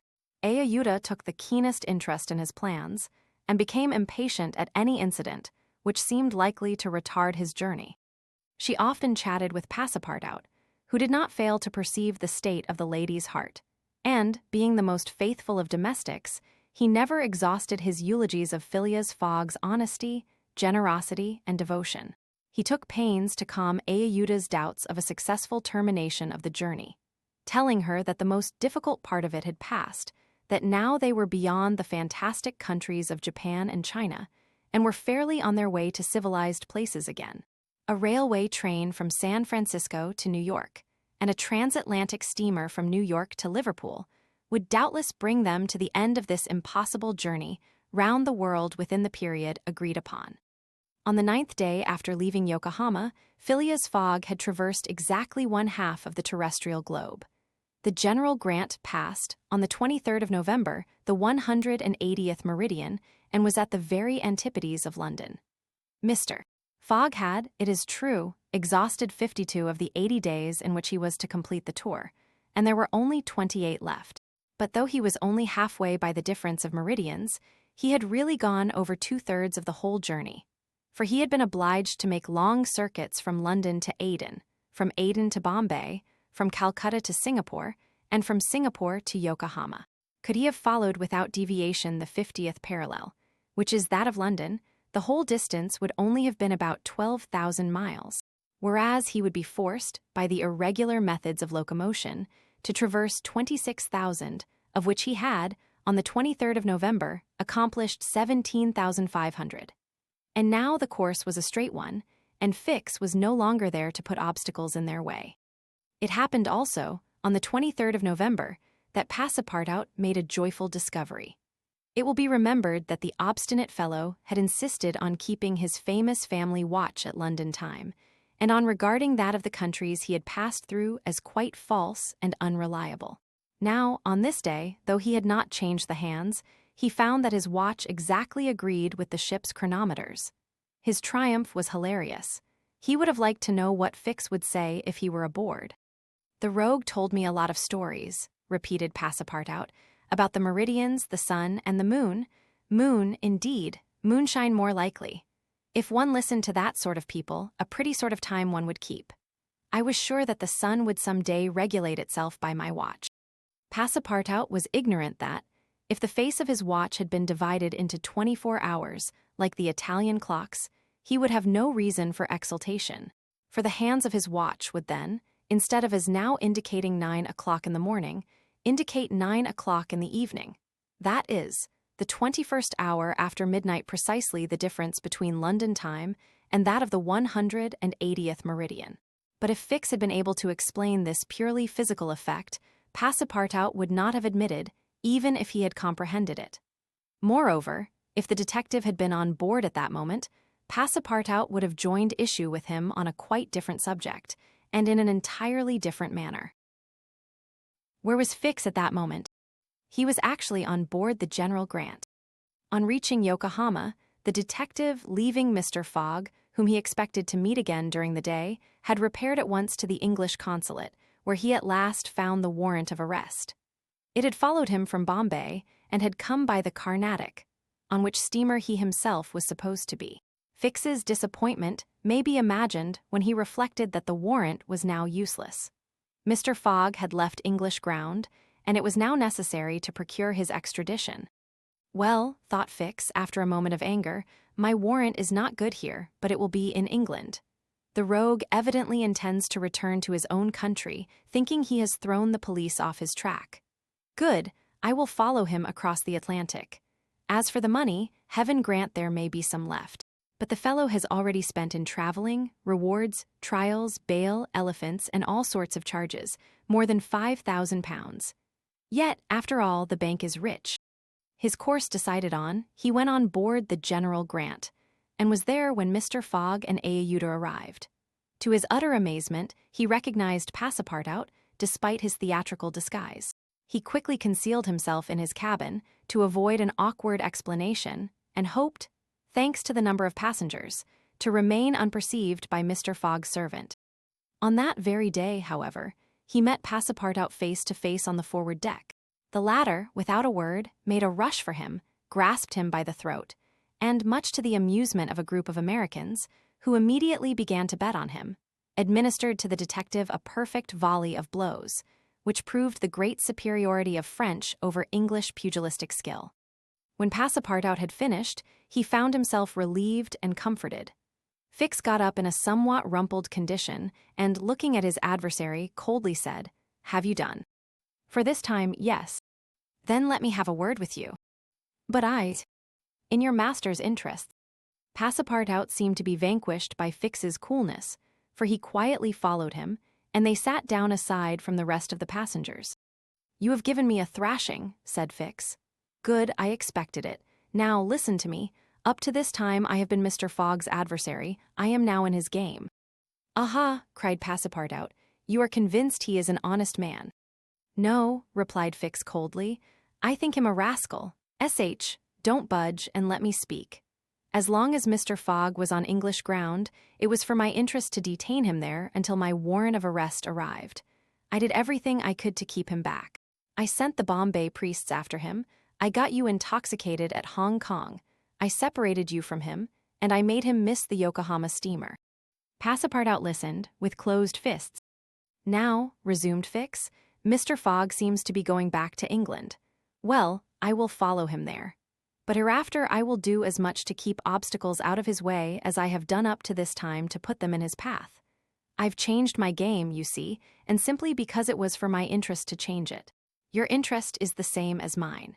For it is only in England that you will ascertain whether you are in the service of a criminal or an honest man. Passepartout listened very attentively to Fix, and was convinced that he spoke with entire good faith. "Are we friends?" asked the detective. "Friends, no," replied Passepartout, "but allies, perhaps. At the least sign of treason, however, I'll twist your neck for you." "Agreed," said the detective quietly. 11 days later, on the 3rd of December, the General Grant entered the Bay of the Golden Gate and reached San Francisco. Mr. Fogg had neither gained nor lost a single day. Chapter XXV, in which a slight glimpse is had of San Francisco. It was 7 in the morning when Mr. Fogg, Ayuda, and Passepartout set foot upon the American continent, if this name can be given to the floating quay upon which they disembarked. These quays, rising and falling with the tide, thus facilitate the loading and unloading of vessels. Alongside them were clippers of all sizes, steamers of all nationalities, and the steamboats, with several decks rising one above the other, which ply on the Sacramento and its tributaries. There were also heaped up the products of a commerce which extends to Mexico, Chile, Peru, Brazil, Europe, Asia, and all the Pacific Islands. Passepartout, in his joy on reaching at last the American continent, thought he would manifest it by executing a perilous vault in fine style. But, tumbling upon some worm-eaten planks, he fell through them. Put out of countenance by the manner in which he thus set foot upon the New World, he uttered a loud cry, which so frightened the innumerable cormorants and pelicans that are always perched upon these movable quays, that they flew noisily away. Mr. Fogg, on reaching shore, proceeded to find out at what hour the first train left for New York, and learned that this was at 6 o'clock p.m. He had, therefore, an entire day to spend in the Californian capital. Taking a carriage at a charge of $3, he and Ayuda entered it, while Passepartout mounted the box beside the driver, and they set out for the International Hotel. From his exalted position, Passepartout observed with much curiosity the wide streets, the low, evenly ranged houses, the Anglo-Saxon Gothic churches, the great docks, the palatial wooden and brick warehouses, the numerous conveyances, omnibuses, horse cars, and upon the sidewalks, not only Americans and Europeans, but Chinese and Indians. Passepartout was surprised at all he saw. San Francisco was no longer the legendary city of 1849, a city of banditti, assassins, and incendiaries who had flocked hither in crowds in pursuit of plunder. A paradise of outlaws, where they gambled with gold dust, a revolver in one hand and a bowie knife in the other. It was now a great commercial emporium. The lofty tower of its city hall overlooked the whole panorama of the streets and avenues, which cut each other at right angles, and in the midst of which appeared pleasant, verdant squares, while beyond appeared the Chinese quarter, seemingly imported from the Celestial Empire in a toy box. Sombreros and red shirts and plumed Indians were rarely to be seen, but there were silk hats and black coats everywhere worn by a multitude of nervously active, gentlemanly-looking men. Some of the streets, especially Montgomery Street, which is to San Francisco what Regent Street is to London, the Boulevard des Italiens to Paris, and Broadway to New York, were lined with splendid and spacious stores, which exposed in their windows the products of the entire world. When Passepartout reached the International Hotel, it did not seem to him as if he had left England at all. The ground floor of the hotel was occupied by a large bar, a sort of restaurant freely open to all passers-by, who might partake of dried beef, oyster soup, biscuits, and cheese without taking out their purses. Payment was made only for the ale, porter, or sherry which was drunk. This seemed very American to Passepartout. The hotel refreshment rooms were comfortable, and Mr. Fogg and Ayuda, installing themselves at a table, were abundantly served on diminutive plates by Negroes of darkest hue. After breakfast, Mr. Fogg, accompanied by Ayuda, started for the English consulate to have his passport visaed. As he was going out, he met Passepartout, who asked him if it would not be well, before taking the train, to purchase some dozens of Enfield rifles and Colt's revolvers. He had been listening to stories of attacks upon the trains by the Sioux and Pawnees. Mr. Fogg thought it a useless precaution, but told him to do as he thought best, and went on to the consulate. He had not proceeded 200 steps, however, when, by the greatest chance in the world, he met Fix. The detective seemed wholly taken by surprise. What? Had Mr. Fogg and himself crossed the Pacific together and not met on the steamer? At least Fix felt honored to behold once more the gentleman to whom he owed so much. And, as his business recalled him to Europe, he should be delighted to continue the journey in such pleasant company. Mr. Fogg replied that the honor would be his, and the detective, who was determined not to lose sight of him, begged permission to accompany them in their walk about San Francisco, a request which Mr. Fogg readily granted. They soon found themselves in Montgomery Street, where a great crowd was collected.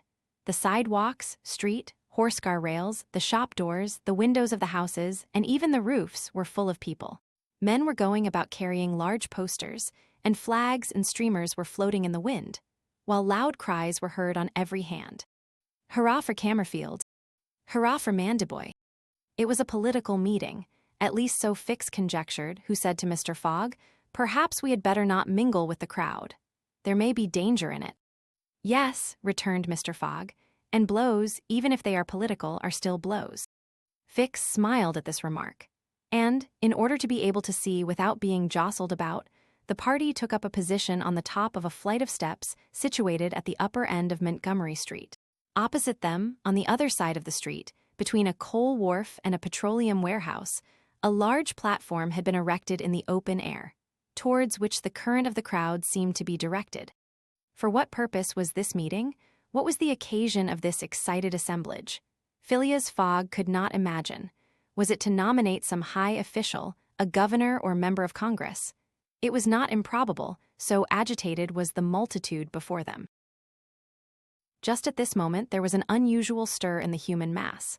All the hands were raised in the air. Some, tightly closed, seemed to disappear suddenly in the midst of the cries, an energetic way, no doubt, of casting a vote. The crowd swayed back, the banners and flags wavered, disappeared an instant, then reappeared in tatters. The undulations of the human surge reached the steps, while all the heads floundered on the surface like a sea agitated by a squall. Many of the black hats disappeared, and the greater part of the crowd seemed to have diminished in height. "It is evidently a meeting," said Fix, "and its object must be an exciting one. I should not wonder if it were about the Alabama, despite the fact that that question is settled." "Perhaps," replied Mr. Fogg simply. "At least, there are two champions in presence of each other, the Honorable Mr. Cammerfield and the Honorable Mr. Mandiboy." Ayuda, leaning upon Mr. Fogg's arm, observed the tumultuous scene with surprise, while Fix asked a man near him what the cause of it all was. Before the man could reply, a fresh agitation arose. Hurrahs and excited shouts were heard. The staffs of the banners began to be used as offensive weapons, and fists flew about in every direction. Thumps were exchanged from the tops of the carriages and omnibuses which had been blocked up in the crowd. Boots and shoes went whirling through the air, and Mr. Fogg thought he even heard the crack of revolvers mingling in the din. The rout approached the stairway and flowed over the lower step. One of the parties had evidently been repulsed, but the mere lookers on could not tell whether Mandiboy or Cammerfield had gained the upper hand. "It would be prudent for us to retire," said Fix, who was anxious that Mr. Fogg should not receive any injury, at least until they got back to London. "If there is any question about England in all this, and we were recognized, I fear it would go hard with us." "An English subject," began Mr. Fogg. He did not finish his sentence, for a terrific hubbub now arose on the terrace behind the flight of steps where they stood, and there were frantic shouts of, "Hurrah for Mandiboy! Hip, hip, hurrah!" It was a band of voters coming to the rescue of their allies and taking the Cammerfield forces in flank. Mr. Fogg, Ayuda, and Fix found themselves between two fires. It was too late to escape. The torrent of men, armed with loaded canes and sticks, was irresistible. Phileas Fogg and Fix were roughly hustled in their attempts to protect their fair companion. The former, as cool as ever, tried to defend himself with the weapons which nature has placed at the end of every Englishman's arm, but in vain. A big brawny fellow with a red beard, flushed face, and broad shoulders, who seemed to be the chief of the band, raised his clenched fist to strike Mr. Fogg, whom he would have given a crushing blow, had not Fix rushed in and received it in his stead. An enormous bruise immediately made its appearance under the detective's silk hat, which was completely smashed in. "Yankee!" exclaimed Mr. Fogg, darting a contemptuous look at the ruffian. "Englishman," returned the other, "we will meet again." "When you please." "What is your name?" "Phileas Fogg, and yours?" "Colonel Stamp Proctor." The human tide now swept by, after overturning Fix, who speedily got upon his feet again, though with tattered clothes. Happily, he was not seriously hurt. His traveling overcoat was divided into two unequal parts, and his trousers resembled those of certain Indians, which fit less compactly than they are easy to put on. Ayuda had escaped unharmed, and Fix alone bore marks of the fray in his black and blue bruise. "Thanks," said Mr. Fogg to the detective, as soon as they were out of the crowd. "No thanks are necessary," replied Fix, "but let us go." "Where?" "To a tailor's." Such a visit was, indeed, opportune. The clothing of both Mr. Fogg and Fix was in rags, as if they had themselves been actively engaged in the contest between Cammerfield and Mandaboy. An hour after, they were once more suitably attired, and with Ayuda returned to the International Hotel. Passepartout was waiting for his master, armed with half a dozen six-barreled revolvers.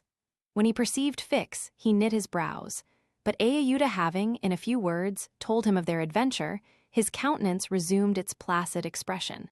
Fix evidently was no longer an enemy, but an ally. He was faithfully keeping his word. Dinner over, the coach which was to convey the passengers and their luggage to the station drew up to the door. As he was getting in, Mr. Fogg said to Fix, "You have not seen this Colonel Proctor again." "No." "I will come back to America to find him," said Phileas Fogg calmly.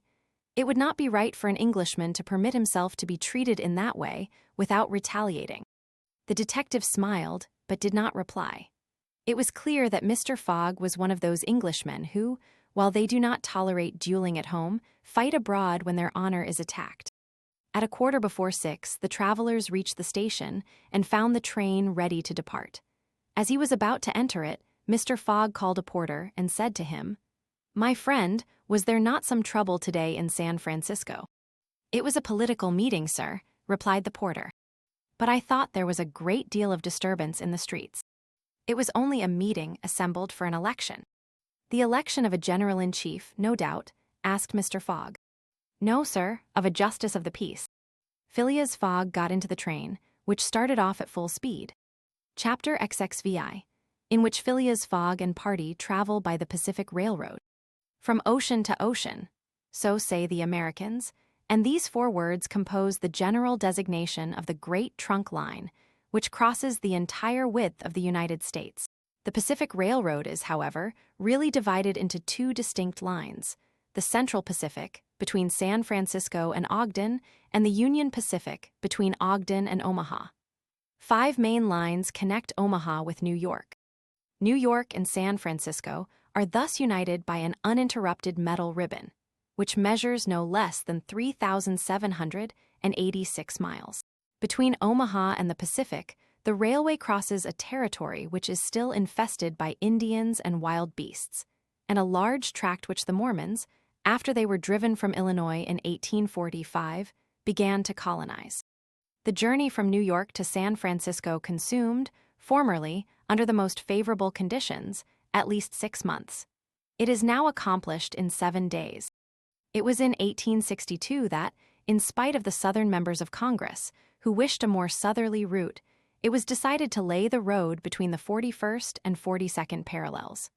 President Lincoln himself fixed the end of the line at Omaha, in Nebraska.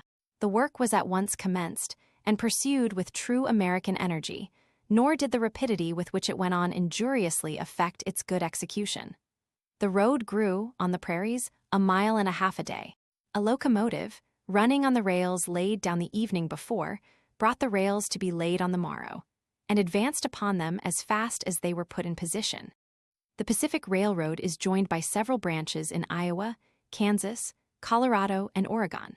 On leaving Omaha, it passes along the left bank of the Platte River as far as the junction of its northern branch, follows its southern branch, crosses the Laramie Territory and the Wasatch Mountains, turns the Great Salt Lake, and reaches Salt Lake City, the Mormon capital, plunges into the Tooele Valley. Across the American desert, Cedar and Humboldt Mountains, the Sierra Nevada, and descends, via Sacramento, to the Pacific, its grade, even on the Rocky Mountains, never exceeding 112 feet to the mile. Such was the road to be traversed in 7 days, which would enable Phileas Fogg, at least, so he hoped, to take the Atlantic steamer at New York on the 11th for Liverpool. The car which he occupied was a sort of long omnibus on 8 wheels, and with no compartments in the interior. It was supplied with 2 rows of seats, perpendicular to the direction of the train on either side of an aisle which conducted to the front and rear platforms.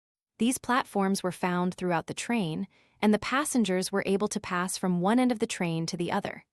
It was supplied with saloon cars, balcony cars, restaurants, and smoking cars. Theater cars alone were wanting, and they will have these someday.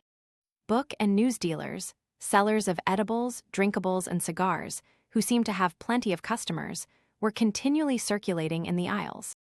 The train left Oakland Station at 6 o'clock. It was already night, cold and cheerless, the heavens being overcast with clouds which seemed to threaten snow. The train did not proceed rapidly. Counting the stoppages, it did not run more than 20 miles an hour, which was a sufficient speed, however, to enable it to reach Omaha within its designated time. There was but little conversation in the car, and soon many of the passengers were overcome with sleep. Passepartout found himself beside the detective, but he did not talk to him. After recent events, their relations with each other had grown somewhat cold. There could no longer be mutual sympathy or intimacy between them. Fix's manner had not changed, but Passepartout was very reserved and ready to strangle his former friend on the slightest provocation. Snow began to fall an hour after they started, a fine snow, however, which happily could not obstruct the train. Nothing could be seen from the windows but a vast, white sheet, against which the smoke of the locomotive had a grayish aspect. At 8 o'clock, a steward entered the car and announced that the time for going to bed had arrived, and in a few minutes the car was transformed into a dormitory. The backs of the seats were thrown back, bedsteads carefully packed were rolled out by an ingenious system, berths were suddenly improvised, and each traveler had soon at his disposition a comfortable bed, protected from curious eyes by thick curtains. The sheets were clean and the pillows soft. It only remained to go to bed and sleep, which everybody did, while the train sped on across the state of California. The country between San Francisco and Sacramento is not very hilly. The Central Pacific, taking Sacramento for its starting point, extends eastward to meet the road from Omaha. The line from San Francisco to Sacramento runs in a northeasterly direction along the American River, which empties into San Pablo Bay. The 120 miles between these cities were accomplished in 6 hours, and towards midnight, while fast asleep, the travelers passed through Sacramento, so that they saw nothing of that important place, the seat of the state government with its fine quays, its broad streets, its noble hotels, squares, and churches. The train, on leaving Sacramento and passing the junction, Rocklin, Auburn, and Colfax, entered the range of the Sierra Nevada. Cisco was reached at 7 in the morning, and an hour later the dormitory was transformed into an ordinary car, and the travelers could observe the picturesque beauties of the mountain region through which they were steaming. The railway track wound in and out among the passes, now approaching the mountainsides, now suspended over precipices, avoiding abrupt angles by bold curves, plunging into narrow defiles, which seemed to have no outlet. The locomotive, its great funnel emitting a weird light, with its sharp bell, and its cowcatcher extended like a spur, mingled its shrieks and bellowings with the noise of torrents and cascades, and twined its smoke among the branches of the gigantic pines. There were few or no bridges or tunnels on the route. The railway turned around the sides of the mountains and did not attempt to violate nature by taking the shortest cut from one point to another. The train entered the state of Nevada through the Carson Valley about 9 o'clock, going always northeasterly, and at midday reached Reno, where there was a delay of 20 minutes for breakfast. From this point, the road, running along Humboldt River, passed northward for several miles by its banks. Then it turned eastward and kept by the river until it reached the Humboldt Range, nearly at the extreme eastern limit of Nevada. Having breakfasted, Mr. Fogg and his companions resumed their places in the car and observed the varied landscape which unfolded itself as they passed along the vast prairies, the mountains lining the horizon, and the creeks with their frothy, foaming streams. Sometimes a great herd of buffaloes, massing together in the distance, seemed like a movable dam. These innumerable multitudes of ruminating beasts often form an insurmountable obstacle to the passage of the trains. Thousands of them have been seen passing over the track for hours together, in compact ranks. The locomotive is then forced to stop and wait till the road is once more clear. This happened, indeed, to the train in which Mr. Fogg was traveling. About 12 o'clock, a troop of 10 or 12,000 head of buffalo encumbered the track. The locomotive, slackening its speed, tried to clear the way with its cowcatcher, but the mass of animals was too great. The buffaloes marched along with a tranquil gait, uttering now and then deafening bellowings. There was no use of interrupting them, for, having taken a particular direction, nothing can moderate and change their course. It is a torrent of living flesh which no dam could contain. The travelers gazed on this curious spectacle from the platforms, but Phileas Fogg, who had the most reason of all to be in a hurry, remained in his seat and waited philosophically until it should please the buffaloes to get out of the way. Passepartout was furious at the delay they occasioned, and longed to discharge his arsenal of revolvers upon them. "What a country!" cried he. "Mere cattle stop the trains and go by in a procession, just as if they were not impeding travel. Parbleu, I should like to know if Mr. Fogg foresaw this mishap in his program, and here's an engineer who doesn't dare to run the locomotive into this herd of beasts." The engineer did not try to overcome the obstacle, and he was wise. He would have crushed the first buffaloes, no doubt, with the cowcatcher. But the locomotive, however powerful, would soon have been checked. The train would inevitably have been thrown off the track and would then have been helpless. The best course was to wait patiently and regain the lost time by greater speed when the obstacle was removed. The procession of buffaloes lasted 3 full hours, and it was night before the track was clear. The last ranks of the herd were now passing over the rails, while the first had already disappeared below the southern horizon. It was 8 o'clock when the train passed through the defiles of the Humboldt Range, and 9:30 when it penetrated Utah, the region of the Great Salt Lake, the singular colony of the Mormons. Chapter XXV, in which Passepartout undergoes, at a speed of 20 miles an hour, a course of Mormon history. During the night of the 5th of December, the train ran southeasterly for about 50 miles, then rose an equal distance in a northeasterly direction, towards the Great Salt Lake. Passepartout, about 9 o'clock, went out upon the platform to take the air. The weather was cold, the heavens gray, but it was not snowing. The sun's disk, enlarged by the mist, seemed an enormous ring of gold, and Passepartout was amusing himself by calculating its value in pounds sterling, when he was diverted from this interesting study by a strange-looking personage who made his appearance on the platform. This personage, who had taken the train at Elko, was tall and dark, with black mustache, black stockings, a black silk hat, a black waistcoat, black trousers, a white cravat, and dogskin gloves. He might have been taken for a clergyman. He went from one end of the train to the other, and affixed to the door of each car a notice written in manuscript. Passepartout approached and read one of these notices, which stated that Elder William Hitch, Mormon missionary, taking advantage of his presence on train number 48, would deliver a lecture on Mormonism in car No. 117 from 11 to 12 o'clock, and that he invited all who were desirous of being instructed concerning the mysteries of the religion of the Latter-day Saints to attend. "I'll go," said Passepartout to himself. He knew nothing of Mormonism except the custom of polygamy, which is its foundation. The news quickly spread through the train, which contained about 100 passengers, 30 of whom, at most, attracted by the notice, ensconced themselves in car number 117. Passepartout took one of the front seats. Neither Mr. Fogg nor Fix cared to attend. At the appointed hour, Elder William Hitch rose and, in an irritated voice, as if he had already been contradicted, said, "I tell you that Joe Smith is a martyr, that his brother Hiram is a martyr, and that the persecutions of the United States government against the prophets will also make a martyr of Brigham Young. Who dares to say the contrary? No one ventured to gainsay the missionary, whose excited tone contrasted curiously with his naturally calm visage. No doubt his anger arose from the hardships to which the Mormons were actually subjected.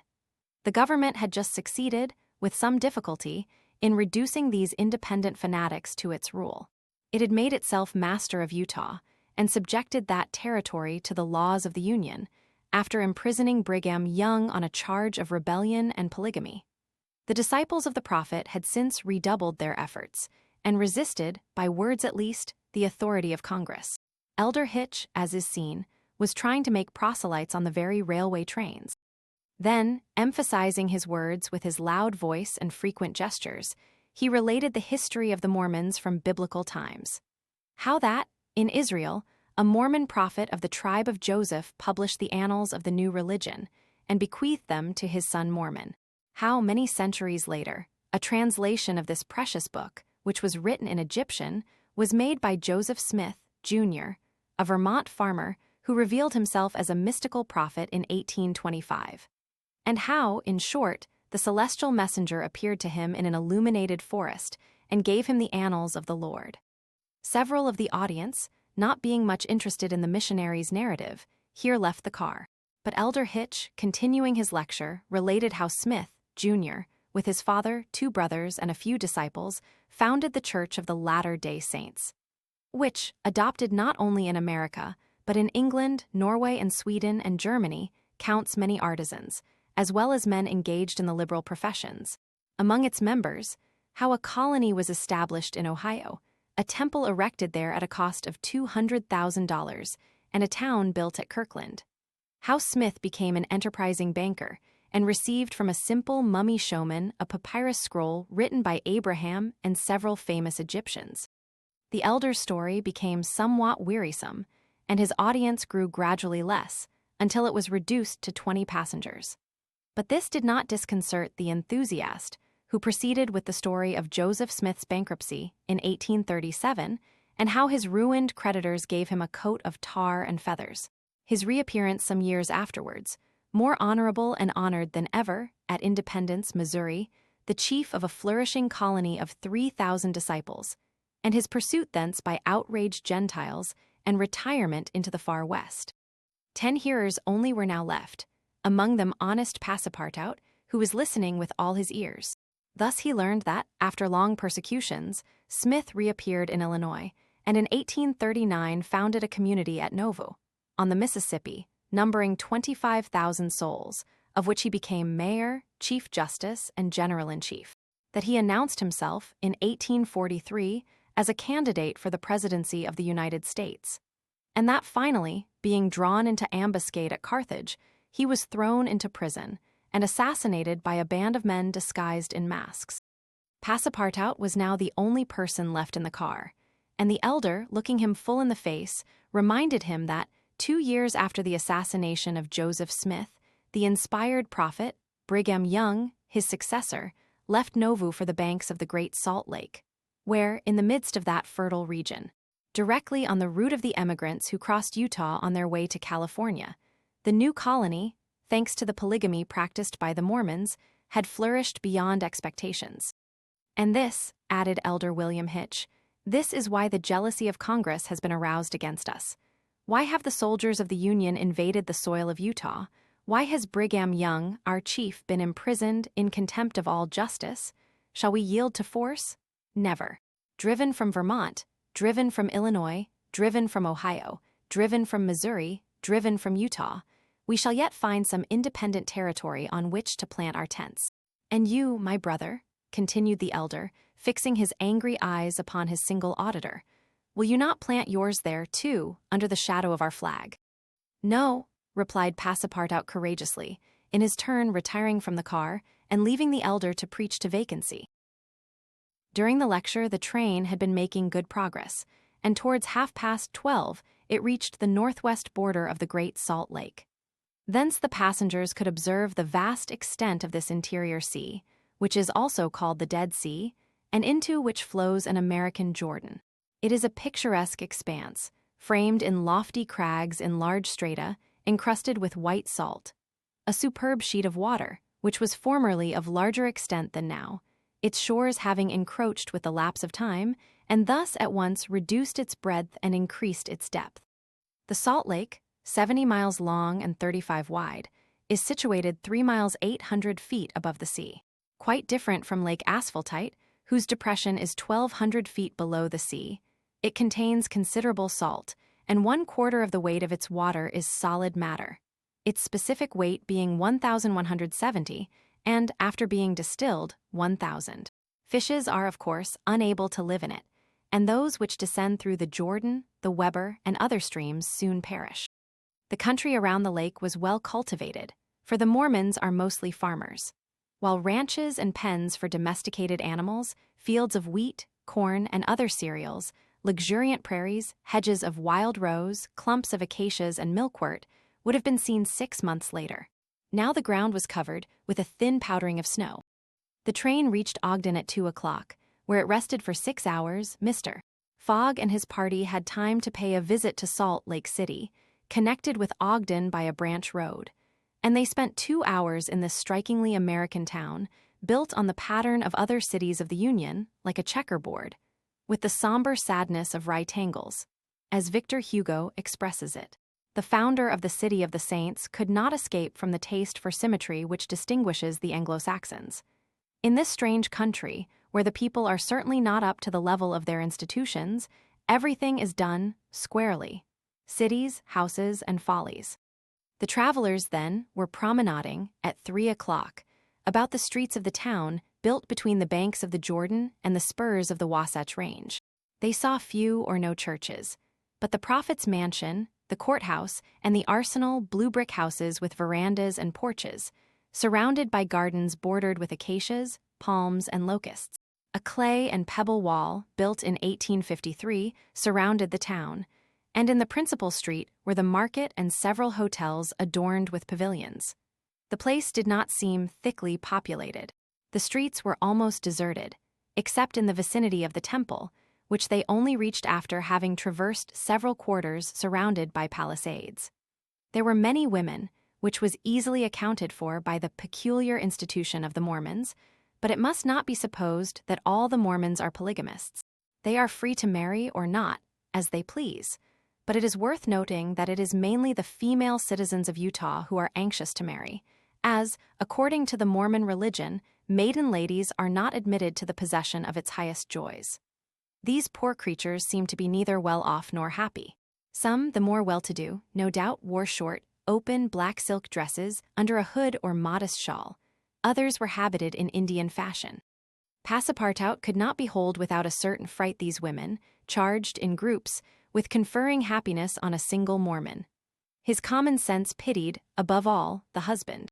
It seemed to him a terrible thing to have to guide so many wives at once across the vicissitudes of life, and to conduct them, as it were, in a body to the Mormon paradise, with the prospect of seeing them in the company of the glorious Smith, who doubtless was the chief ornament of that delightful place, to all eternity.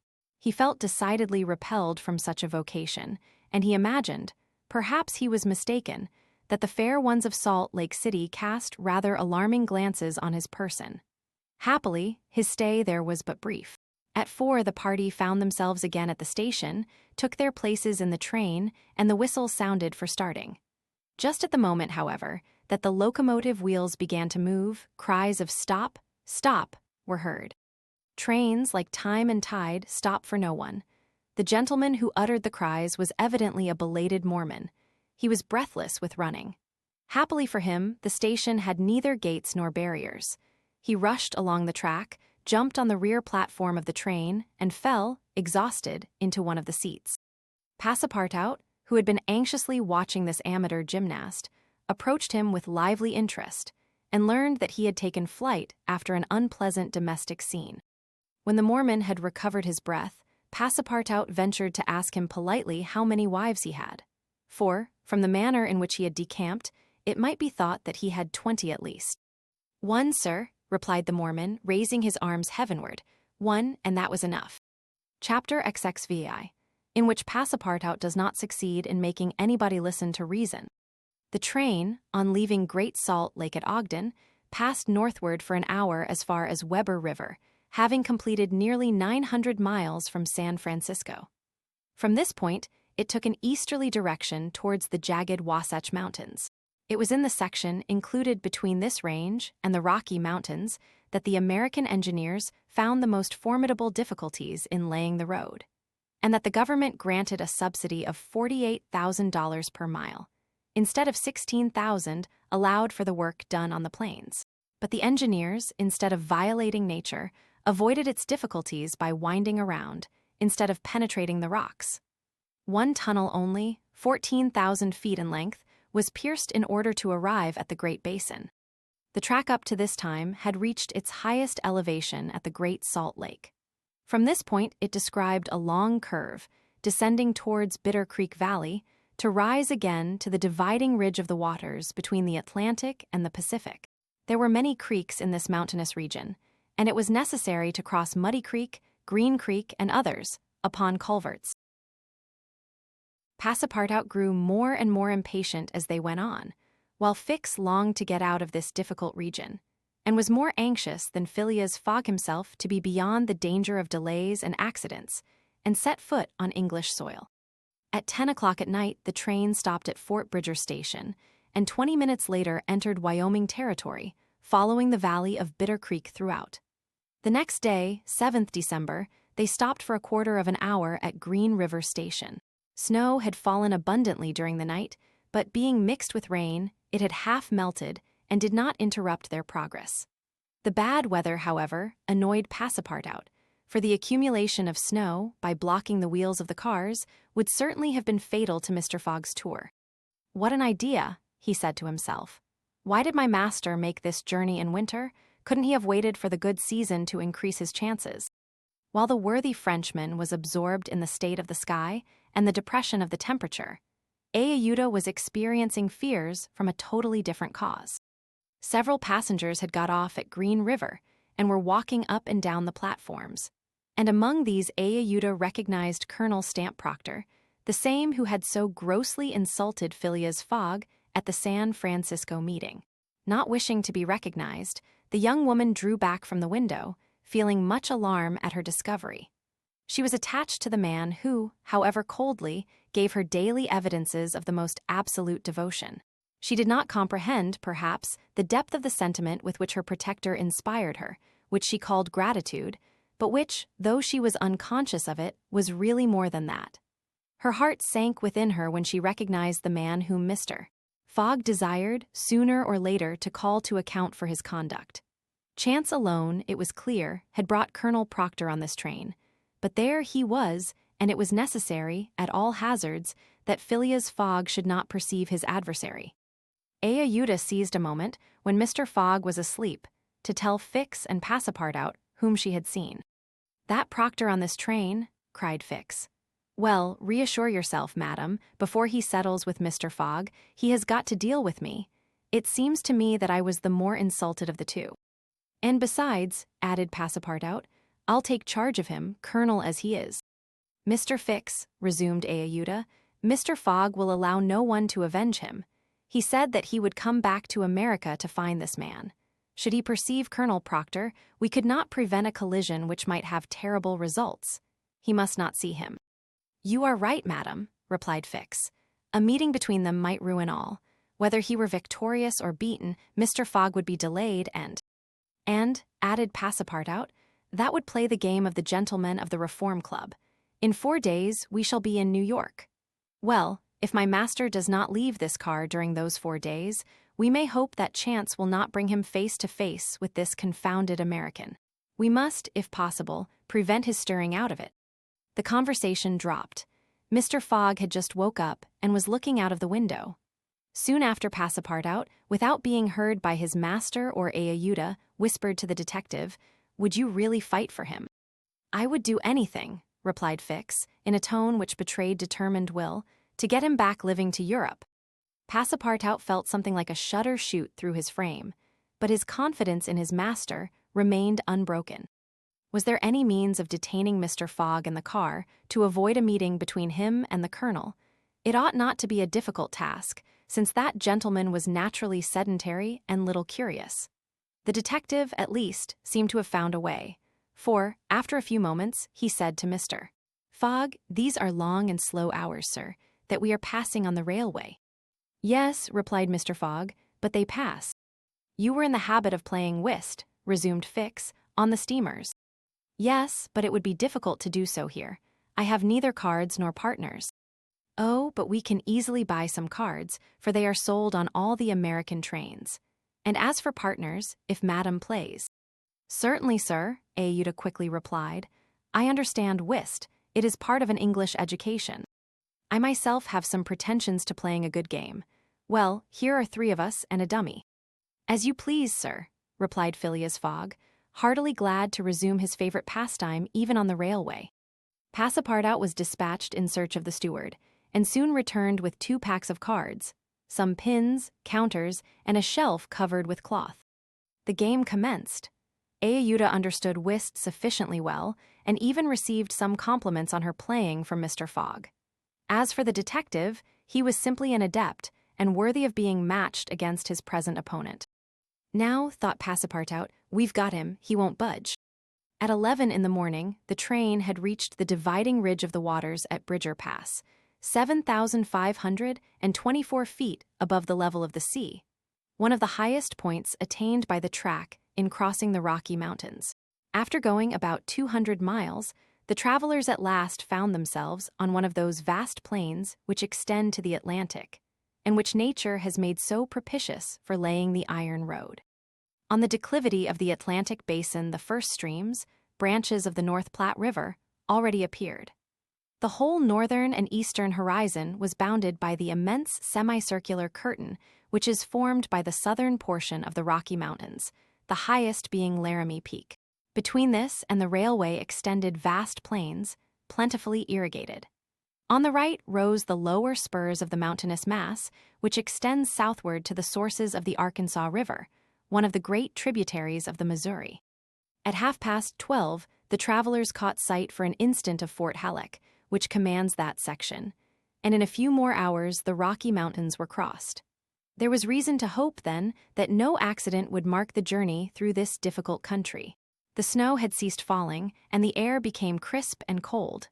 Large birds, frightened by the locomotive, rose and flew off in the distance. No wild beast appeared on the plain.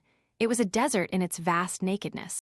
After a comfortable breakfast, served in the car, Mr. Fogg and his partners had just resumed whist when a violent whistling was heard, and the train stopped. Passepartout put his head out of the door, but saw nothing to cause the delay. No station was in view.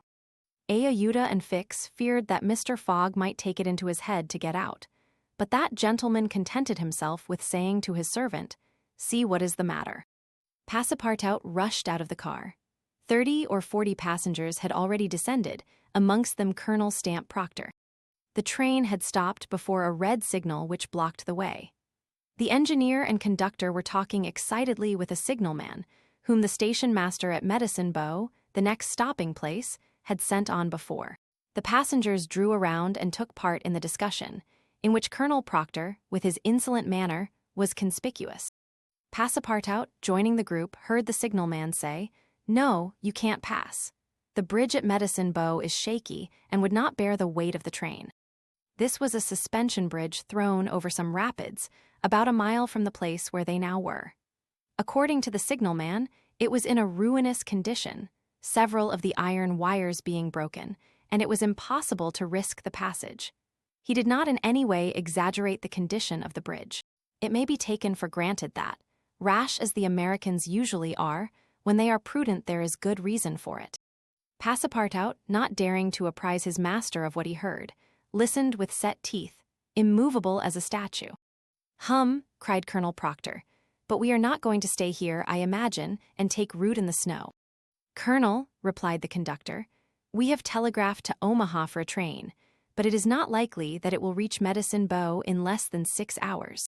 "6 hours?" cried Passepartout. "Certainly," returned the conductor. "Besides, it will take us as long as that to reach Medicine Bow on foot."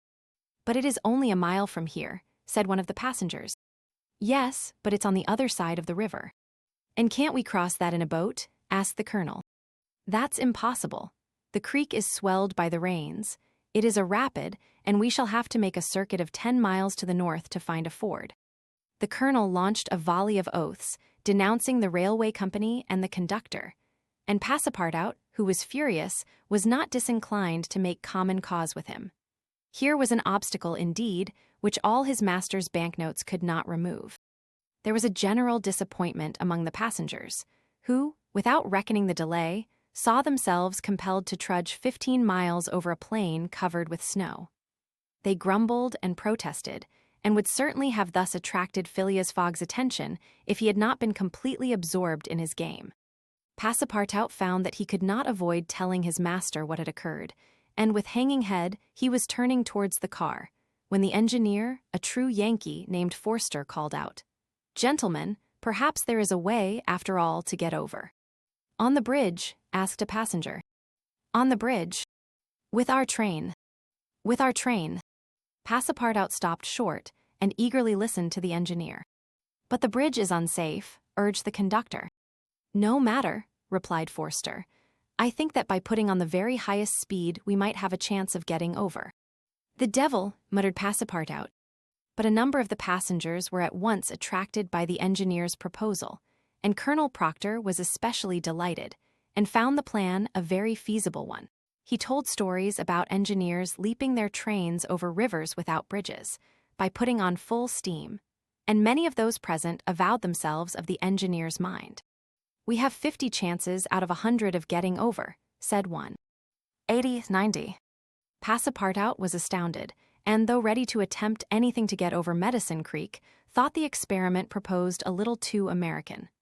"Besides," thought he, "there's a still more simple way, and it does not even occur to any of these people."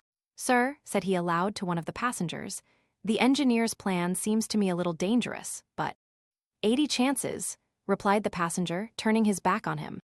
"I know it," said Passepartout, turning to another passenger, "but a simple idea."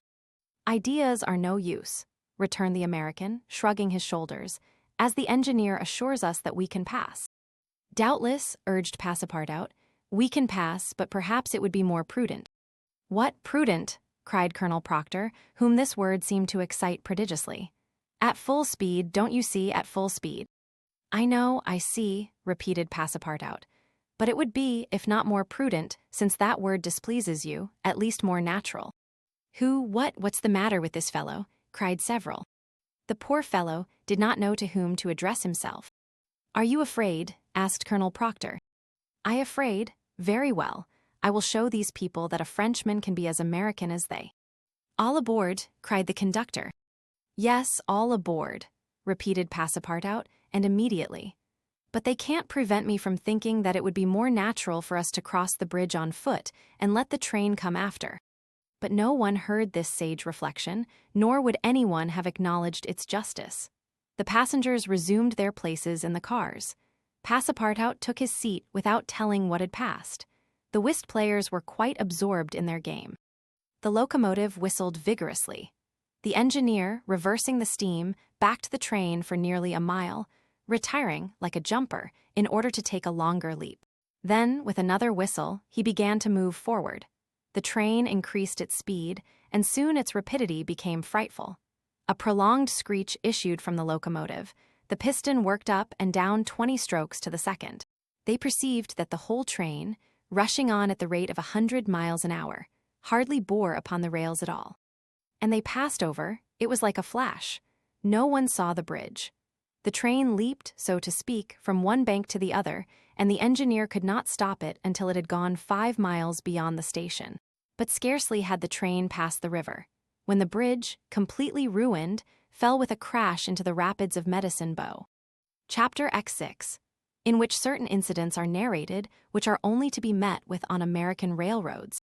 The train pursued its course, that evening, without interruption, passing Fort Saunders, crossing Chain Pass, and reaching Evans Pass. The road here attained the highest elevation of the journey, 8,092 feet above the level of the sea. The travelers had now only to descend to the Atlantic by limitless plains, leveled by nature. A branch of the Grand Trunk led off southward to Denver, the capital of Colorado. The country roundabout is rich in gold and silver, and more than 50,000 inhabitants are already settled there. 1,382 miles had been passed over from San Francisco in 3 days and 3 nights. 4 days and nights more would probably bring them to New York. Phileas Fogg was not as yet behindhand. During the night, Camp Walbach was passed on the left. Lodge Pole Creek ran parallel with the road, marking the boundary between the territories of Wyoming and Colorado. They entered Nebraska at 11, passed near Sedgwick, and touched at Julesburg, on the southern branch of the Platte River. It was here that the Union Pacific Railroad was inaugurated on the 23rd of October, 1867, by the chief engineer, General Dodge. 2 powerful locomotives, carrying 9 cars of invited guests, amongst whom was Thomas C. Durant, vice president of the road, stopped at this point. Cheers were given, the Sioux and Pawnees performed an imitation Indian battle, fireworks were let off, and the first number of the Railway Pioneer was printed by a press brought on the train. Thus was celebrated the inauguration of this great railroad, a mighty instrument of progress and civilization, thrown across the desert, and destined to link together cities and towns which do not yet exist. The whistle of the locomotive, more powerful than Amphion's lyre, was about to bid them rise from American soil. Fort McPherson was left behind at 8 in the morning, and 357 miles had yet to be traversed before reaching Omaha. The road followed the capricious windings of the southern branch of the Platte River, on its left bank. At 9, the train stopped at the important town of North Platte, built between the 2 arms of the river, which rejoin each other around it and form a single artery, a large tributary, whose waters empty into the Missouri a little above Omaha. The 101st meridian was passed. Mr. Fogg and his partners had resumed their game. No one, not even the dummy, complained of the length of the trip. Fix had begun by winning several guineas, which he seemed likely to lose, but he showed himself a not less eager whist player than Mr. Fogg. During the morning, chance distinctly favored that gentleman. Trumps and honors were showered upon his hands. Once, having resolved on a bold stroke, he was on the point of playing a spade, when a voice behind him said, "I should play a diamond." Mr. Fogg, Ayuda, and Fix raised their heads and beheld Colonel Proctor. Stamp Proctor and Phileas Fogg recognized each other at once. "Ah, it's you, is it, Englishman?" cried the colonel. "It's you who are going to play a spade." "And who plays it?" replied Phileas Fogg coolly, throwing down the 10 of spades. "Well, it pleases me to have it diamonds," replied Colonel Proctor in an insolent tone. He made a movement as if to seize the card which had just been played, adding, "You don't understand anything about whist." "Perhaps I do as well as another," said Phileas Fogg, rising. "You have only to try, son of John Bull," replied the colonel. Ayuda turned pale, and her blood ran cold. She seized Mr. Fogg's arm and gently pulled him back. Passepartout was ready to pounce upon the American, who was staring insolently at his opponent. But Fix got up, and going to Colonel Proctor said, "You forget that it is I with whom you have to deal, sir, for it was I whom you not only insulted, but struck." "Mr. Fix," said Mr. Fogg, "pardon me, but this affair is mine, and mine only. The colonel has again insulted me, by insisting that I should not play a spade, and he shall give me satisfaction for it." "When and where you will," replied the American, "and with whatever weapon you choose." Ayuda in vain attempted to retain Mr. Fogg, as vainly did the detective endeavor to make the quarrel his. Passepartout wished to throw the colonel out of the window, but a sign from his master checked him. Phileas Fogg left the car, and the American followed him upon the platform. "Sir," said Mr. Fogg to his adversary, "I am in a great hurry to get back to Europe, and any delay whatever will be greatly to my disadvantage." "Well, what's that to me?" replied Colonel Proctor. "Sir," said Mr. Fogg, very politely, "after our meeting at San Francisco, I determined to return to America and find you as soon as I had completed the business which called me to England." "Really? Will you appoint a meeting for 6 months hence? Why not 10 years hence?" "I say 6 months," returned Phileas Fogg, "and I shall be at the place of meeting promptly." "All this is an evasion," cried Stamp Proctor. "Now or never." "Very good. You are going to New York." "No." "To Chicago." "No." "To Omaha." "What difference is it to you? Do you know Plum Creek?" "No," replied Mr. Fogg. "It's the next station. The train will be there in an hour and will stop there 10 minutes. In 10 minutes, several revolver shots could be exchanged." "Very well," said Mr. Fogg. "I will stop at Plum Creek." "And I guess you'll stay there too," added the American insolently. "Who knows?" replied Mr. Fogg, returning to the car as coolly as usual. He began to reassure Ayuda, telling her that blusterers were never to be feared, and begged Fix to be his second at the approaching duel, a request which the detective could not refuse. Mr. Fogg resumed the interrupted game with perfect calmness. At 11 o'clock, the locomotive's whistle announced that they were approaching Plum Creek Station. Mr. Fogg rose and, followed by Fix, went out upon the platform. Passepartout accompanied him, carrying a pair of revolvers. Ayuda remained in the car, as pale as death. The door of the next car opened, and Colonel Proctor appeared on the platform, attended by a Yankee of his own stamp as his second. But just as the combatants were about to step from the train, the conductor hurried up and shouted, "You can't get off, gentlemen."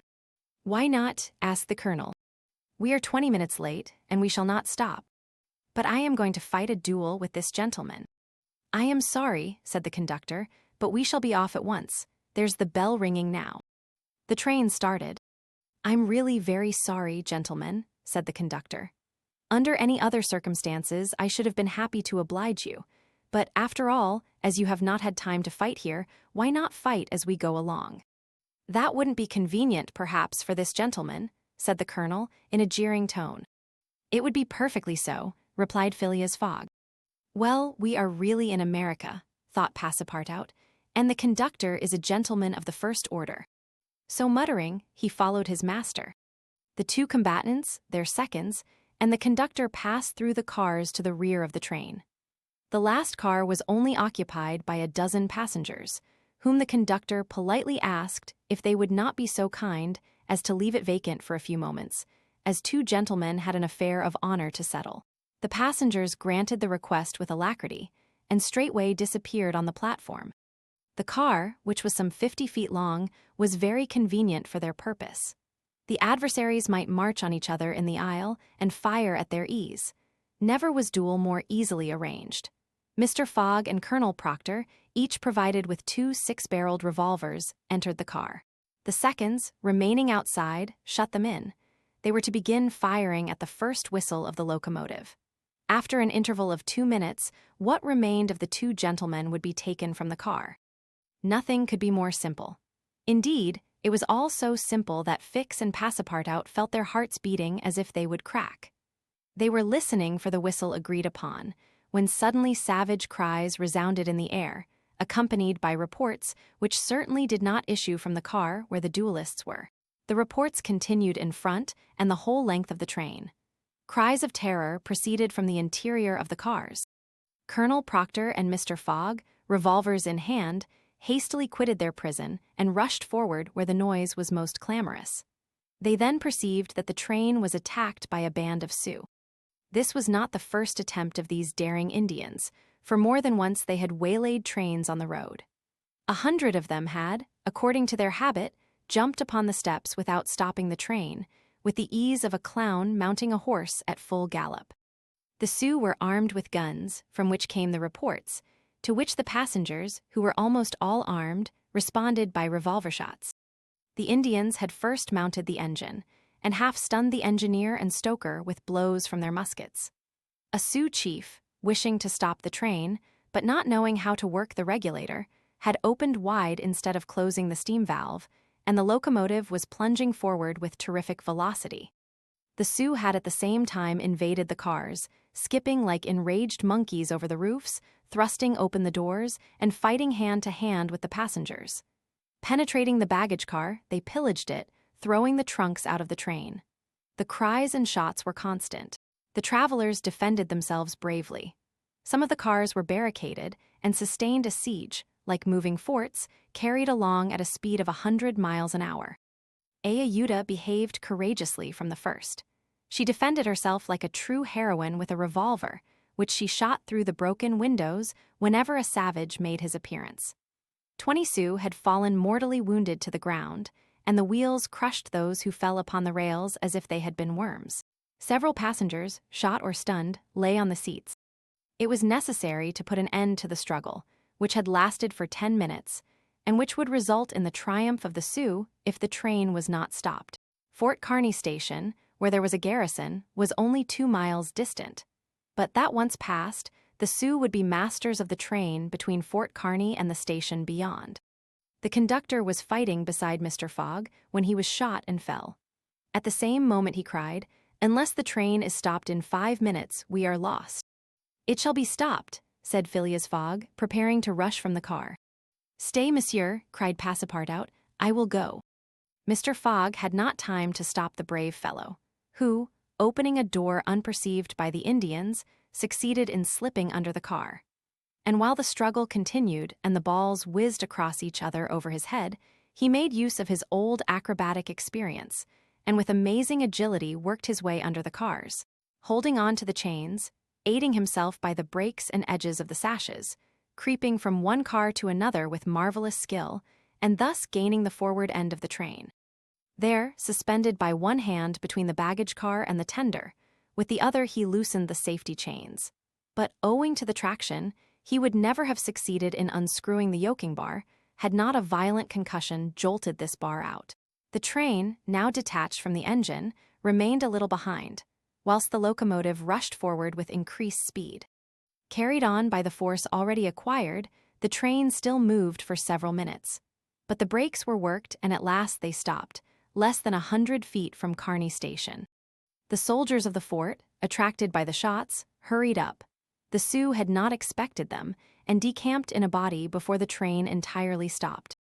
But when the passengers counted each other on the station platform, several were found missing. Among others, the courageous Frenchman, whose devotion had just saved them. Chapter XXX, in which Phileas Fogg simply does his duty. 3 passengers, including Passepartout, had disappeared. Had they been killed in the struggle? Were they taken prisoners by the Sioux? It was impossible to tell. There were many wounded, but none mortally. Colonel Proctor was one of the most seriously hurt. He had fought bravely, and a ball had entered his groin. He was carried into the station with the other wounded passengers to receive such attention as could be of avail. Ayuda was safe, and Phileas Fogg, who had been in the thickest of the fight, had not received a scratch. Fix was slightly wounded in the arm, but Passepartout was not to be found, and tears coursed down Ayuda's cheeks. All the passengers had got out of the train, the wheels of which were stained with blood. From the tires and spokes hung ragged pieces of flesh. As far as the eye could reach on the white plain behind, red trails were visible. The last Sioux were disappearing in the south, along the banks of Republican River. Mr. Fogg, with folded arms, remained motionless. He had a serious decision to make. Ayuda, standing near him, looked at him without speaking, and he understood her look. If his servant was a prisoner, ought he not to risk everything to rescue him from the Indians? "I will find him, living or dead," said he quietly to Ayuda. "Ah, Mr. Fogg," cried she, clasping his hands and covering them with tears. "Living," added Mr. Fogg, "if we do not lose a moment." Phileas Fogg, by this resolution, inevitably sacrificed himself. He pronounced his own doom. The delay of a single day would make him lose the steamer at New York, and his bet would be certainly lost. But as he thought, "It is my duty," he did not hesitate. The commanding officer of Fort Kearny was there. 100 of his soldiers had placed themselves in a position to defend the station should the Sioux attack it. "Sir," said Mr. Fogg to the captain, 3 passengers have disappeared." "Dead?" asked the captain. "Dead or prisoners, that is the uncertainty which must be solved. Do you propose to pursue the Sioux?" "That's a serious thing to do, sir," returned the captain. "These Indians may retreat beyond the Arkansas, and I cannot leave the fort unprotected." "The lives of 3 men are in question, sir," said Phileas Fogg. "Doubtless, but can I risk the lives of 50 men to save 3? "I don't know whether you can, sir, but you ought to do so." "Nobody here," returned the other, "has a right to teach me my duty." "Very well," said Mr. Fogg coldly, "I will go alone." "You, sir," cried Fix, coming up, "you go alone in pursuit of the Indians. Would you have me leave this poor fellow to perish, him to whom every one present owes his life? I shall go." "No, sir, you shall not go alone," cried the captain, touched in spite of himself. "No, you are a brave man, 30 volunteers, he added, turning to the soldiers. The whole company started forward at once. The captain had only to pick his men. 30 were chosen, and an old sergeant placed at their head. "Thanks, Captain," said Mr. Fogg. "Will you let me go with you?" asked Fix. "Do as you please, sir, but if you wish to do me a favor, you will remain with Ayuda, in case anything should happen to me." A sudden pallor overspread the detective's face. Separate himself from the man whom he had so persistently followed step by step, leave him to wander about in this desert. Fix gazed attentively at Mr. Fogg, and, despite his suspicions, and of the struggle which was going on within him, he lowered his eyes before that calm and frank look. "I will stay," said he. A few moments after, Mr. Fogg pressed the young woman's hand, and having confided to her his precious carpet-bag, went off with the sergeant and his little squad.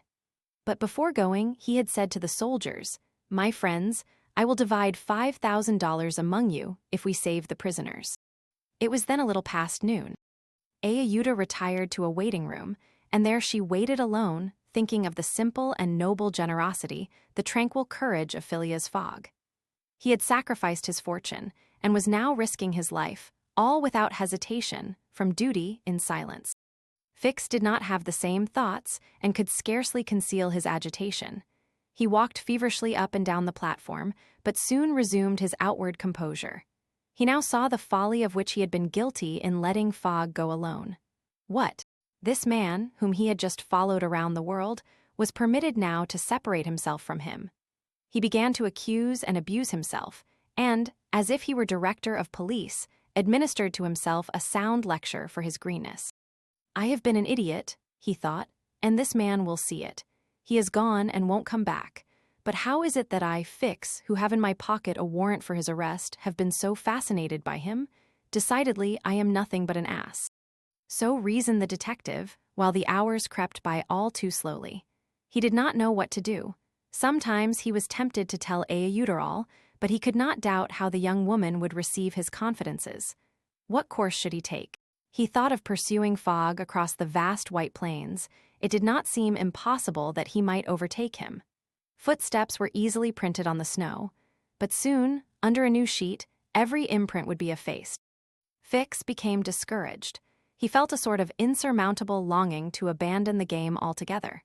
He could now leave Fort Kearny Station and pursue his journey homeward in peace.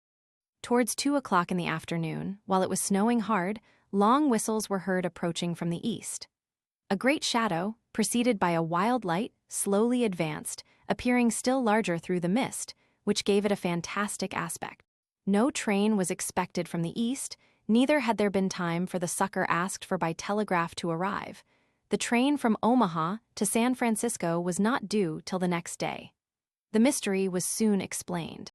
The locomotive, which was slowly approaching with deafening whistles, was that which, having been detached from the train, had continued its route with such terrific rapidity, carrying off the unconscious engineer and stoker. It had run several miles, when, the fire becoming low for want of fuel, the steam had slackened, and it had finally stopped an hour after, some 20 miles beyond Fort Kearny. Neither the engineer nor the stoker was dead, and, after remaining for some time in their swoon, had come to themselves. The train had then stopped. The engineer, when he found himself in the desert, and the locomotive without cars, understood what had happened. He could not imagine how the locomotive had become separated from the train, but he did not doubt that the train left behind was in distress. He did not hesitate what to do. It would be prudent to continue on to Omaha, for it would be dangerous to return to the train, which the Indians might still be engaged in pillaging. Nevertheless, he began to rebuild the fire in the furnace. The pressure again mounted, and the locomotive returned, running backwards to Fort Kearny. This it was which was whistling in the mist. The travelers were glad to see the locomotive resume its place at the head of the train. They could now continue the journey, so terribly interrupted. Ayuda, on seeing the locomotive come up, hurried out of the station and asked the conductor, "Are you going to start?" "At once, madam." "But the prisoners, our unfortunate fellow travelers." "I cannot interrupt the trip," replied the conductor. "We are already 3 hours behind time." "And when will another train pass here from San Francisco?" "Tomorrow evening, madam." "Tomorrow evening, but then it will be too late, we must wait. It is impossible, responded the conductor. If you wish to go, please get in. I will not go, said Ayuda. Fix had heard this conversation. A little while before, when there was no prospect of proceeding on the journey, he had made up his mind to leave Fort Kearny. But now that the train was there, ready to start, and he had only to take his seat in the car, an irresistible influence held him back. The station platform burned his feet, and he could not stir. The conflict in his mind again began, anger and failure stifled him. He wished to struggle on to the end. Meanwhile, the passengers and some of the wounded, among them Colonel Proctor, whose injuries were serious, had taken their places in the train. The buzzing of the overheated boiler was heard, and the steam was escaping from the valves.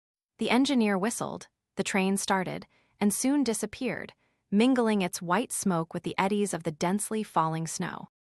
The detective had remained behind. Several hours passed. The weather was dismal, and it was very cold. Fix sat motionless on a bench in the station. He might have been thought asleep.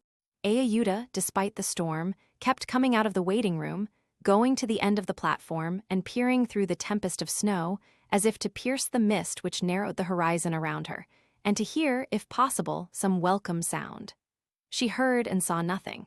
Then she would return, chilled through, to issue out again after the lapse of a few moments, but always in vain. Evening came, and the little band had not returned. Where could they be? Had they found the Indians, and were they having a conflict with them, or were they still wandering amid the mist? The commander of the fort was anxious, though he tried to conceal his apprehensions. As night approached, the snow fell less plentifully, but it became intensely cold. Absolute silence rested on the plains. Neither flight of bird nor passing of beast troubled the perfect calm. Throughout the night, Ayuda, full of sad forebodings, her heart stifled with anguish, wandered about on the verge of the plains. Her imagination carried her far off and showed her innumerable dangers. What she suffered through the long hours it would be impossible to describe. Fix remained stationary in the same place, but did not sleep. Once a man approached and spoke to him, and the detective merely replied by shaking his head. Thus the night passed. At dawn, the half-extinguished disk of the sun rose above a misty horizon, but it was now possible to recognize objects 2 miles off. Phileas Fogg and the squad had gone southward. In the south, all was still vacancy. It was then 7 o'clock. The captain, who was really alarmed, did not know what course to take. Should he send another detachment to the rescue of the first? Should he sacrifice more men, with so few chances of saving those already sacrificed? His hesitation did not last long, however. Calling one of his lieutenants, he was on the point of ordering a reconnaissance when gunshots were heard. Was it a signal? The soldiers rushed out of the fort, and 1/2 mile off they perceived a little band returning in good order. Mr. Fogg was marching at their head, and just behind him were Passepartout and the other 2 travelers, rescued from the Sioux. They had met and fought the Indians 10 miles south of Fort Kearny. Shortly before the detachment arrived, Passepartout and his companions had begun to struggle with their captors, 3 of whom the Frenchman had felled with his fists, when his master and the soldiers hastened up to their relief. All were welcomed with joyful cries. Phileas Fogg distributed the reward he had promised to the soldiers, while Passepartout, not without reason, muttered to himself, "It must certainly be confessed that I cost my master dear." Fix, without saying a word, looked at Mr. Fogg, and it would have been difficult to analyze the thoughts which struggled within him. As for Ayuda, she took her protector's hand and pressed it in her own, too much moved to speak. Meanwhile, Passepartout was looking about for the train. He thought he should find it there, ready to start for Omaha, and he hoped that the time lost might be regained. The train," cried he. "Gone," replied Fix. "And when does the next train pass here?" said Phileas Fogg. "Not till this evening." "Ah," returned the impassible gentleman quietly. Chapter XXXI, in which Fix, the detective, considerably furthers the interests of Phileas Fogg. Phileas Fogg found himself 20 hours behind time. Passepartout, the involuntary cause of this delay, was desperate. He had ruined his master. At this moment the detective approached Mr. Fogg, and, looking him intently in the face, said, "Seriously, sir, are you in great haste?" "Quite seriously." "I have a purpose in asking," resumed Fix. Is it absolutely necessary that you should be in New York on the 11th, before 9 o'clock in the evening, the time that the steamer leaves for Liverpool? It is absolutely necessary. And, if your journey had not been interrupted by these Indians, you would have reached New York on the morning of the 11th. Yes, with 11 hours to spare before the steamer left. Good, you are therefore 20 hours behind. 12 from 20 leaves 8. You must regain 8 hours. Do you wish to try to do so? On foot, asked Mr. Fogg. No, on a sledge, replied Fix. On a sledge with sails. A man has proposed such a method to me. It was the man who had spoken to Fix during the night, and whose offer he had refused. Phileas Fogg did not reply at once, but Fix, having pointed out the man who was walking up and down in front of the station, Mr. Fogg went up to him. An instant after, Mr. Fogg and the American, whose name was Mudge, entered a hut built just below the fort. There Mr. Fogg examined a curious vehicle, a kind of frame on 2 long beams, a little raised in front like the runners of a sledge, and upon which there was room for 5 or 6 persons. A high mast was fixed on the frame, held firmly by metallic lashings, to which was attached a large brigantine sail. This mast held an iron stay upon which to hoist a jibsail. Behind, a sort of rudder served to guide the vehicle. It was, in short, a sledge rigged like a sloop. During the winter, when the trains are blocked up by the snow, these sledges make extremely rapid journeys across the frozen plains from one station to another. Provided with more sails than a cutter, and with the wind behind them, they slip over the surface of the prairies with a speed equal, if not superior to that of the express trains.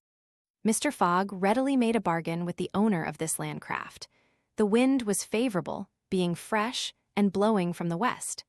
The snow had hardened, and Mudge was very confident of being able to transport Mr. Fogg in a few hours to Omaha. Thence the trains eastward run frequently to Chicago and New York. It was not impossible that the lost time might yet be recovered, and such an opportunity was not to be rejected. Not wishing to expose Aehuda to the discomforts of traveling in the open air, Mr. Fogg proposed to leave her with Passepartout at Fort Kearny, the servant taking upon himself to escort her to Europe by a better route and under more favorable conditions. But Aehuda refused to separate from Mr. Fogg, and Passepartout was delighted with her decision, for nothing could induce him to leave his master while Fix was with him. It would be difficult to guess the detective's thoughts. Was this conviction shaken by Phileas Fogg's return, or did he still regard him as an exceedingly shrewd rascal, who, his journey round the world completed, would think himself absolutely safe in England? Perhaps Fix's opinion of Phileas Fogg was somewhat modified, but he was nevertheless resolved to do his duty, and to hasten the return of the whole party to England as much as possible. At 8 o'clock the sledge was ready to start. The passengers took their places on it and wrapped themselves up closely in their traveling cloaks. The 2 great sails were hoisted, and under the pressure of the wind, the sledge slid over the hardened snow with a velocity of 40 miles an hour.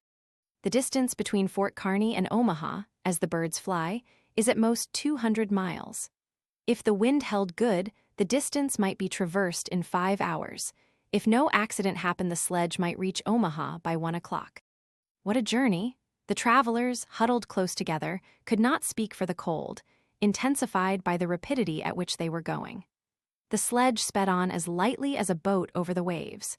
When the breeze came skimming the earth, the sledge seemed to be lifted off the ground by its sails. Mudge, who was at the rudder, kept in a straight line, and by a turn of his hand checked the lurches which the vehicle had a tendency to make. All the sails were up, and the jib was so arranged as not to screen the brigantine. A topmast was hoisted, and another jib, held out to the wind, added its force to the other sails. Although the speed could not be exactly estimated, the sledge could not be going at less than 40 miles an hour. "If nothing breaks," said Mudge, "we shall get there." Mr. Fogg had made it for Mudge's interest to reach Omaha within the time agreed on, by the offer of a handsome reward. The prairie, across which the sledge was moving in a straight line, was as flat as a sea. It seemed like a vast frozen lake. The railroad which ran through this section ascended from the southwest to the northwest by Great Island, Columbus, an important Nebraska town, Schuyler and Fremont, to Omaha. It followed throughout the right bank of the Platte River. The sledge, shortening this route, took a quarter of the arc described by the railway. Mudge was not afraid of being stopped by the Platte River because it was frozen. The road, then, was quite clear of obstacles, and Phileas Fogg had but two things to fear: an accident to the sledge and a change or calm in the wind. But the breeze, far from lessening its force, blew as if to bend the mast, which, however, the metallic lashings held firmly. These lashings, like the chords of a stringed instrument, resounded as if vibrated by a violin bow. The sledge slid along in the midst of a plaintively intense melody. "Those chords give the fifth and the octave," said Mr. Fogg. These were the only words he uttered during the journey.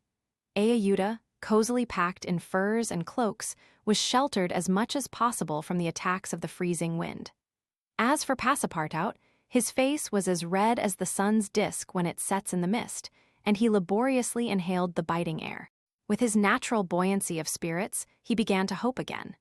They would reach New York on the evening, if not on the morning, of the 11th, and there were still some chances that it would be before the steamer sailed for Liverpool. Passepartout even felt a strong desire to grasp his ally, Fix, by the hand. He remembered that it was the detective who procured the sledge, the only means of reaching Omaha in time, but checked by some presentiment, he kept his usual reserve. One thing, however, Passepartout would never forget, and that was the sacrifice which Mr. Fogg had made, without hesitation, to rescue him from the Sioux. Mr. Fogg had risked his fortune and his life. No, his servant would never forget that. While each of the party was absorbed in reflections so different, the sledge flew past over the vast carpet of snow. The creeks it passed over were not perceived. Fields and streams disappeared under the uniform whiteness. The plain was absolutely deserted. Between the Union Pacific Road and the branch which unites Kearny with St. Joseph, it formed a great uninhabited island. Neither village, station, nor fort appeared. From time to time they sped by some phantom-like tree, whose white skeleton twisted and rattled in the wind.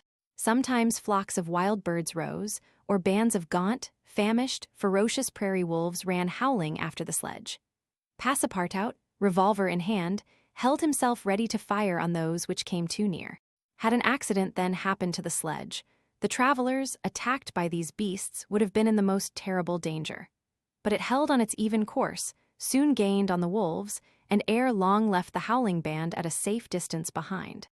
About noon, Mudge perceived by certain landmarks that he was crossing the Platte River. He said nothing, but he felt certain that he was now within 20 miles of Omaha. In less than an hour, he left the rudder and furled his sails, whilst the sledge, carried forward by the great impetus the wind had given it, went on half a mile further with its sails unspread. It stopped at last, and Mudge, pointing to a mass of roofs white with snow, said, "We have got there."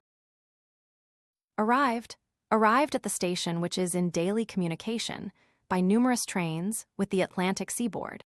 Passepartout and Fix jumped off, stretched their stiffened limbs, and aided Mr. Fogg and the young woman to descend from the sledge. Phileas Fogg generously rewarded Mudge, whose hand Passepartout warmly grasped, and the party directed their steps to the Omaha railway station. The Pacific Railroad proper finds its terminus at this important Nebraska town. Omaha is connected with Chicago by the Chicago and Rock Island Railroad, which runs directly east and passes 50 stations. A train was ready to start when Mr. Fogg and his party reached the station, and they only had time to get into the cars. They had seen nothing of Omaha, but Passepartout confessed to himself that this was not to be regretted, as they were not traveling to see the sights. The train passed rapidly across the state of Iowa, by Council Bluffs, Des Moines, and Iowa City. During the night it crossed the Mississippi at Davenport, and by Rock Island entered Illinois. The next day, which was the 10th, at 4 o'clock in the evening, it reached Chicago, already risen from its ruins, and more proudly seated than ever on the borders of its beautiful Lake Michigan. 900 miles separated Chicago from New York, but trains are not wanting at Chicago. Mr. Fogg passed at once from one to the other, and the locomotive of the Pittsburgh, Fort Wayne, and Chicago Railway left at full speed, as if it fully comprehended that that gentleman had no time to lose. It traversed Indiana, Ohio, Pennsylvania, and New Jersey like a flash, rushing through towns with antique names, some of which had streets and car tracks, but as yet no houses. At last the Hudson came into view, and at 11:15 in the evening of the 11th, the train stopped in the station on the right bank of the river, before the very pier of the Cunard line. The China, for Liverpool, had started 3/4 of an hour before. Chapter XXA, in which Phileas Fogg engages in a direct struggle with bad fortune. The China, in leaving, seemed to have carried off Phileas Fogg's last hope. None of the other steamers were able to serve his projects. The Pereire, of the French Transatlantic Company, whose admirable steamers are equal to any in speed and comfort, did not leave until the 14th. The Hamburg boats did not go directly to Liverpool or London, but to Havre, and the additional trip from Havre to Southampton would render Phileas Fogg's last efforts of no avail. The Inman steamer did not depart till the next day, and could not cross the Atlantic in time to save the wager. Mr. Fogg learned all this in consulting his Bradshaw, which gave him the daily movements of the transatlantic steamers. Passepartout was crushed. It overwhelmed him to lose the boat by 3/4 of an hour. It was his fault, for instead of helping his master, he had not ceased putting obstacles in his path. And when he recalled all the incidents of the tour, when he counted up the sums expended in pure loss and on his own account, when he thought that the immense stake, added to the heavy charges of this useless journey, would completely ruin Mr. Fogg, he overwhelmed himself with bitter self-accusations. Mr. Fogg, however, did not reproach him, and on leaving the Cunard pier only said, "We will consult about what is best tomorrow. Come." The party crossed the Hudson in the Jersey City ferryboat and drove in a carriage to the St. Nicholas Hotel on Broadway. Rooms were engaged, and the night passed briefly to Phileas Fogg, who slept profoundly, but very long to Ayuda and the others, whose agitation did not permit them to rest. The next day was the 12th of December. From 7 in the morning of the 12th to 9:15 in the evening of the 21st, there were 9 days, 13 hours, and 45 minutes. If Phileas Fogg had left in the China, one of the fastest steamers on the Atlantic, he would have reached Liverpool, and then London within the period agreed upon. Mr. Fogg left the hotel alone, after giving Passepartout instructions to await his return, and inform Ayuda to be ready at an instant's notice. He proceeded to the banks of the Hudson, and looked about among the vessels moored or anchored in the river, for any that were about to depart. Several had departure signals, and were preparing to put to sea at morning tide. For in this immense and admirable port there is not one day in 100 that vessels do not set out for every quarter of the globe. But they were mostly sailing vessels, of which, of course, Phileas Fogg could make no use. He seemed about to give up all hope, when he espied, anchored at the battery, a cable's length off at most, a trading vessel with a screw well-shaped, whose funnel, puffing a cloud of smoke, indicated that she was getting ready for departure. Phileas Fogg hailed a boat, got into it, and soon found himself on board the Henrietta, iron-hulled, wood-built above.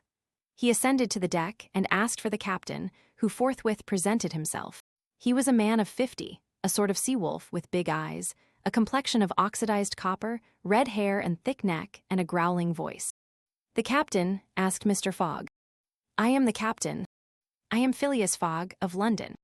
And I am Andrew Speedy, of Cardiff." "You are going to put to sea?" "In an hour." "You are bound for Bordeaux." "And your cargo?" "No freight, going in ballast." "Have you any passengers?" "No passengers, never have passengers, too much in the way." "Is your vessel a swift one?" "Between 11 and 12 knots, the Henrietta, well known." "Will you carry me, and 3 other persons, to Liverpool?" "To Liverpool, why not to China?" "I said Liverpool." "No. No. No, I am setting out for Bordeaux, and shall go to Bordeaux." "Money is no object." "None." The captain spoke in a tone which did not admit of a reply. "But the owners of the Henrietta," resumed Phileas Fogg. "The owners are myself," replied the captain. "The vessel belongs to me." "I will freight it for you." "No." "I will buy it of you." "No." Phileas Fogg did not betray the least disappointment, but the situation was a grave one. It was not at New York as at Hong Kong, nor with the captain of the Henrietta as with the captain of the Tankadere. Up to this time, money had smoothed away every obstacle. Now money failed. Still, some means must be found to cross the Atlantic on a boat, unless by balloon, which would have been venturesome, besides not being capable of being put in practice. It seemed that Phileas Fogg had an idea, for he said to the captain, "Well, will you carry me to Bordeaux?" "No, not if you paid me $200. I offer you 2,000. Apiece. Apiece. And there are 4 of you." 4. Captain Speedy began to scratch his head. There were $8,000 to gain, without changing his route, for which it was well worth conquering the repugnance he had for all kinds of passengers. Besides, passengers at $2,000 are no longer passengers, but valuable merchandise. "I start at 9 o'clock, said Captain Speedy simply. "Are you and your party ready?" "We will be on board at 9 o'clock, replied, no less simply, Mr. Fogg. It was 8:30. To disembark from the Henrietta, jump into a hack, hurry to the St. Nicholas, and return with Ajuda, Passepartout, and even the inseparable Fix was the work of a brief time, and was performed by Mr. Fogg with the coolness which never abandoned him. They were on board when the Henrietta made ready to weigh anchor. When Passepartout heard what this last voyage was going to cost, he uttered a prolonged "oh," which extended throughout his vocal gamut. As for Fix, he said to himself that the Bank of England would certainly not come out of this affair well indemnified. When they reached England, even if Mr. Fogg did not throw some handfuls of bank bills into the sea, more than £7,000 would have been spent. Chapter XXVI, in which Phileas Fogg shows himself equal to the occasion. An hour after, the Henrietta passed the lighthouse which marks the entrance of the Hudson, turned the point of Sandy Hook, and put to sea. During the day she skirted Long Island, passed Fire Island, and directed her course rapidly eastward. At noon the next day, a man mounted the bridge to ascertain the vessel's position. It might be thought that this was Captain Speedy. Not the least in the world. It was Phileas Fogg, Esquire. As for Captain Speedy, he was shut up in his cabin under lock and key, and was uttering loud cries, which signified an anger at once pardonable and excessive. What had happened was very simple. Phileas Fogg wished to go to Liverpool, but the captain would not carry him there. Then Phileas Fogg had taken passage for Bordeaux, and, during the 30 hours he had been on board, had so shrewdly managed with his banknotes that the sailors and stokers, who were only an occasional crew, and were not on the best terms with the captain, went over to him in a body. This was why Phileas Fogg was in command instead of Captain Speedy, why the captain was a prisoner in his cabin, and why, in short, the Henrietta was directing her course towards Liverpool. It was very clear, to see Mr. Fogg manage the craft, that he had been a sailor. How the adventure ended will be seen anon. Ajuda was anxious, though she said nothing. As for Passepartout, he thought Mr. Fogg's maneuver simply glorious. The captain had said between 11 and 12 knots, and the Henrietta confirmed his prediction. If then, for there were ifs still, the sea did not become too boisterous, if the wind did not veer round to the east, if no accident happened to the boat or its machinery, the Henrietta might cross the 3,000 miles from New York to Liverpool in the 9 days, between the 12th and the 21st of December. It is true that, once arrived, the affair on board the Henrietta, added to that of the Bank of England, might create more difficulties for Mr. Fogg than he imagined or could desire. During the first days, they went along smoothly enough. The sea was not very unpropitious, the wind seemed stationary in the northeast, the sails were hoisted, and the Henrietta plowed across the waves like a real transatlantic steamer. Passepartout was delighted. His master's last exploit, the consequences of which he ignored, enchanted him. Never had the crew seen so jolly and dexterous a fellow. He formed warm friendships with the sailors and amazed them with his acrobatic feats. He thought they managed the vessel like gentlemen and that the stokers fired up like heroes. His loquacious good humor infected everyone. He had forgotten the past, its vexations and delays. He only thought of the end, so nearly accomplished, and sometimes he boiled over with impatience, as if heated by the furnaces of the Henrietta. Often, also, the worthy fellow revolved around Fix, looking at him with a keen, distrustful eye, but he did not speak to him, for their old intimacy no longer existed. Fix, it must be confessed, understood nothing of what was going on. The conquest of the Henrietta, the bribery of the crew, Fogg managing the boat like a skilled seaman, amazed and confused him. He did not know what to think. For, after all, a man who began by stealing £55,000 might end by stealing a vessel. And Fix was not unnaturally inclined to conclude that the Henrietta, under Fogg's command, was not going to Liverpool at all, but to some part of the world where the robber, turned into a pirate, would quietly put himself in safety. The conjecture was at least a plausible one, and the detective began to seriously regret that he had embarked on the affair. As for Captain Speedy, he continued to howl and growl in his cabin, and Passepartout, whose duty it was to carry him his meals, courageous as he was, took the greatest precautions. Mr. Fogg did not seem even to know that there was a captain on board. On the 13th, they passed the edge of the banks of Newfoundland, a dangerous locality. During the winter, especially, there are frequent fogs and heavy gales of wind. Ever since the evening before the barometer, suddenly falling, had indicated an approaching change in the atmosphere. And during the night the temperature varied, the cold became sharper, and the wind veered to the southeast. This was a misfortune. Mr. Fogg, in order not to deviate from his course, furled his sails and increased the force of the steam. But the vessel's speed slackened, owing to the state of the sea, the long waves of which broke against the stern. She pitched violently, and this retarded her progress. The breeze little by little swelled into a tempest, and it was to be feared that the Henrietta might not be able to maintain herself upright on the waves. Passepartout's visage darkened with the skies, and for 2 days the poor fellow experienced constant fright. But Phileas Fogg was a bold mariner and knew how to maintain headway against the sea, and he kept on his course without even decreasing his steam. The Henrietta, when she could not rise upon the waves, crossed them, swamping her deck but passing safely. Sometimes the screw rose out of the water, beating its protruding end, when a mountain of water raised the stern above the waves, but the craft always kept straight ahead. The wind, however, did not grow as boisterous as might have been feared. It was not one of those tempests which burst and rush on with a speed of 90 miles an hour. It continued fresh, but unhappily it remained obstinately in the southeast, rendering the sails useless. The 16th of December was the 75th day since Phileas Fogg's departure from London, and the Henrietta had not yet been seriously delayed. Half of the voyage was almost accomplished, and the worst localities had been passed. In summer, success would have been well nigh certain. In winter, they were at the mercy of the bad season. Passepartout said nothing, but he cherished hope in secret and comforted himself with the reflection that, if the wind failed them, they might still count on the steam. On this day the engineer came on deck, went up to Mr. Fogg, and began to speak earnestly with him. Without knowing why it was a presentiment, perhaps Passepartout became vaguely uneasy. He would have given one of his ears to hear with the other what the engineer was saying. He finally managed to catch a few words, and was sure he heard his master say, "You are certain of what you tell me?" "Certain, sir," replied the engineer.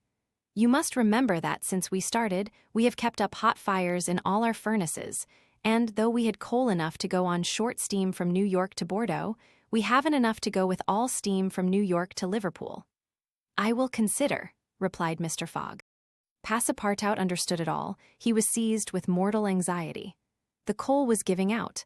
"Ah, if my master can get over that," muttered he, "he'll be a famous man." He could not help imparting to Fix what he had overheard. "Then you believe that we really are going to Liverpool?" "Of course." "Ass," replied the detective, shrugging his shoulders and turning on his heel. Passepartout was on the point of vigorously resenting the epithet, the reason of which he could not for the life of him comprehend. But he reflected that the unfortunate Fix was probably very much disappointed and humiliated in his self-esteem, after having so awkwardly followed a false, sent around the world, and refrained. And now what course would Phileas Fogg adopt? It was difficult to imagine. Nevertheless, he seemed to have decided upon one, for that evening he sent for the engineer and said to him, "Feed all the fires until the coal is exhausted." A few moments after, the funnel of the Henrietta vomited forth torrents of smoke. The vessel continued to proceed with all steam on, but on the 18th, the engineer, as he had predicted, announced that the coal would give out in the course of the day. "Do not let the fires go down," replied Mr. Fogg. "Keep them up to the last. Let the valves be filled. Towards noon, Phileas Fogg, having ascertained their position, called Passepartout out and ordered him to go for Captain Speedy. It was as if the honest fellow had been commanded to unchain a tiger. He went to the poop, saying to himself, "He will be like a madman."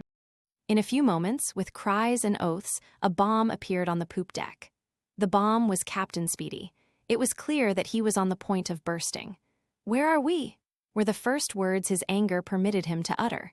Had the poor man been an apoplectic, he could never have recovered from his paroxysm of wrath. "Where are we?" he repeated with purple face. 707 miles from Liverpool," replied Mr. Fogg, with imperturbable calmness. "Pirate," cried Captain Speedy, "I have sent for you, sir." "Picaroon." "Sir," continued Mr. Fogg, "to ask you to sell me your vessel." "No, by all the devils, no." "But I shall be obliged to burn her." "Burn the Henrietta?"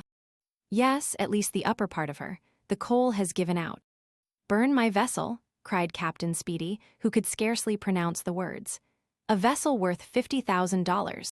"Here are 60,000, replied Phileas Fogg, handing the captain a roll of bank bills. This had a prodigious effect on Andrew Speedy. An American can scarcely remain unmoved at the sight of $60,000.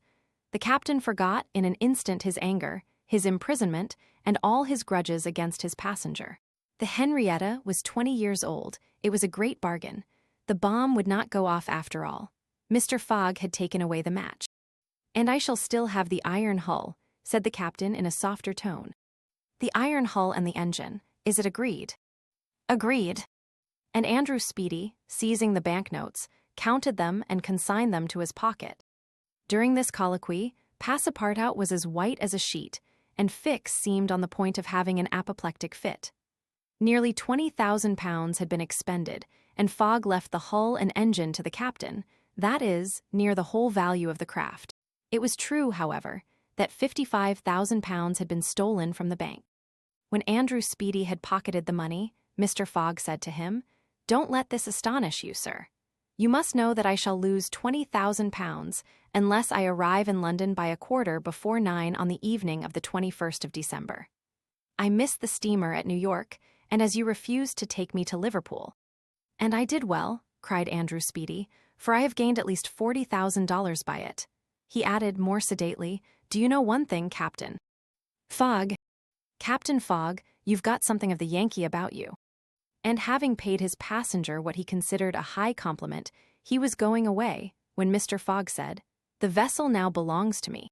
"Certainly, from the keel to the truck of the masts, all the wood, that is." "Very well, have the interior seats, bunks, and frames pulled down and burn them." It was necessary to have dry wood to keep the steam up to the adequate pressure, and on that day the poop, cabins, bunks, and the spare deck were sacrificed. On the next day, the 19th of December, the masts, rafts, and spars were burned. The crew worked lustily, keeping up the fires. Passepartout hewed, cut, and sawed away with all his might. There was a perfect rage for demolition. The railings, fittings, the greater part of the deck, and top sides disappeared on the 20th, and the Henrietta was now only a flat hulk. But on this day they sighted the Irish coast and Fastnet Light. By 10 in the evening they were passing Queenstown. Phileas Fogg had only 24 hours more in which to get to London. That length of time was necessary to reach Liverpool, with all steam on. And the steam was about to give out altogether. "Sir," said Captain Speedy, who was now deeply interested in Mr. Fogg's project, "I really commiserate you. Everything is against you. We are only opposite Queenstown." "Ah," said Mr. Fogg, "is that place where we see the lights Queenstown?" "Yes." "Can we enter the harbor?" "Not under 3 hours, only at high tide." "Stay," replied Mr. Fogg calmly, without betraying in his features that by a supreme inspiration he was about to attempt once more to conquer ill fortune. Queenstown is the Irish port at which the transatlantic steamers stop to put off the mails. These mails are carried to Dublin by express trains always held in readiness to start. From Dublin, they are sent on to Liverpool by the most rapid boats, and thus gain 12 hours on the Atlantic steamers. Phileas Fogg counted on gaining 12 hours in the same way. Instead of arriving at Liverpool the next evening by the Henrietta, he would be there by noon, and would therefore have time to reach London before 9:15 in the evening. The Henrietta entered Queenstown Harbour at 1 o'clock in the morning, it then being high tide, and Phileas Fogg, after being grasped heartily by the hand by Captain Speedy, left that gentleman on the levelled hulk of his craft, which was still worth half what he had sold it for. The party went on shore at once. Fix was greatly tempted to arrest Mr. Fogg on the spot, but he did not. Why? What struggle was going on within him? Had he changed his mind about his man? Did he understand that he had made a grave mistake? He did not, however, abandon Mr. Fogg. They all got upon the train, which was just ready to start, at 1:30. At dawn of day they were in Dublin, and they lost no time in embarking on a steamer which, disdaining to rise upon the waves, invariably cut through them. Phileas Fogg at last disembarked on the Liverpool quay at 20 minutes before 12, 21st December. He was only 6 hours distant from London. But at this moment Fix came up, put his hand upon Mr. Fogg's shoulder, and showing his warrant, said, "You are really Phileas Fogg." "I am. I arrest you in the Queen's name." Chapter XXV, in which Phileas Fogg at last reaches London. Phileas Fogg was in prison. He had been shut up in the custom house, and he was to be transferred to London the next day. Passepartout, when he saw his master arrested, would have fallen upon Fix had he not been held back by some policemen. Aeuda was thunderstruck at the suddenness of an event which she could not understand. Passepartout explained to her how it was that the honest and courageous Fogg was arrested as a robber. The young woman's heart revolted against so heinous a charge, and when she saw that she could attempt to do nothing to save her protector, she wept bitterly. As for Fix, he had arrested Mr. Fogg because it was his duty, whether Mr. Fogg were guilty or not. The thought then struck Passepartout that he was the cause of this new misfortune. Had he not concealed Fix's errand from his master? When Fix revealed his true character and purpose, why had he not told Mr. Fogg? If the latter had been warned, he would no doubt have given Fix proof of his innocence, and satisfied him of his mistake. At least, Fix would not have continued his journey at the expense and on the heels of his master, only to arrest him the moment he set foot on English soil. Passepartout wept till he was blind, and felt like blowing his brains out. Aeuda and he had remained, despite the cold, under the portico of the custom house. Neither wished to leave the place, both were anxious to see Mr. Fogg again. That gentleman was really ruined, and that at the moment when he was about to attain his end. This arrest was fatal. Having arrived at Liverpool at 20 minutes before 12 on the 21st of December, he had till 9:15 that evening to reach the Reform Club, that is, 9 hours and a quarter. The journey from Liverpool to London was 6 hours. If anyone at this moment had entered the custom house, he would have found Mr. Fogg seated, motionless, calm, and without apparent anger, upon a wooden bench. He was not, it is true, resigned, but this last blow failed to force him into an outward betrayal of any emotion. Was he being devoured by one of those secret rages, all the more terrible because contained, and which only burst forth with an irresistible force at the last moment? No one could tell. There he sat, calmly waiting for what? Did he still cherish hope? Did he still believe, now that the door of this prison was closed upon him, that he would succeed? However that may have been, Mr. Fogg carefully put his watch upon the table and observed its advancing hands. Not a word escaped his lips, but his look was singularly set and stern. The situation, in any event, was a terrible one, and might be thus stated. If Phileas Fogg was honest, he was ruined. If he was a knave, he was caught. Did escape occur to him? Did he examine to see if there were any practicable outlet from his prison? Did he think of escaping from it? Possibly, for once he walked slowly around the room. But the door was locked, and the window heavily barred with iron rods. He sat down again and drew his journal from his pocket. On the line where these words were written, 21st December, Saturday, Liverpool, he added 80th day, 11:40 a.m. and waited. The custom house clock struck 1. Mr. Fogg observed that his watch was 2 hours too fast. 2 hours!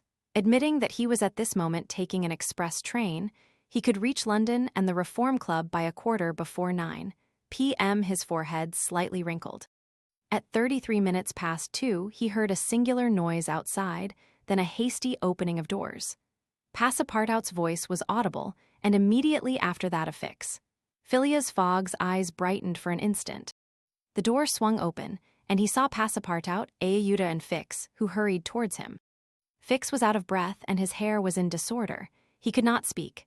"Sir," he stammered, "sir, forgive me most unfortunate resemblance. Robber arrested 3 days ago, you are free." Phileas Fogg was free. He walked to the detective, looked him steadily in the face, and with the only rapid motion he had ever made in his life, or which he ever would make, drew back his arms, and with the precision of a machine knocked Fix down. "Well hit," cried Passepartout. "Parbleu, that's what you might call a good application of English fists." Fix, who found himself on the floor, did not utter a word. He had only received his deserts. Mr. Fogg, Aehuda, and Passepartout left the custom house without delay, got into a cab, and in a few moments descended at the station. Phileas Fogg asked if there was an express train about to leave for London. It was 40 minutes past 2. The express train had left 35 minutes before. Phileas Fogg then ordered a special train.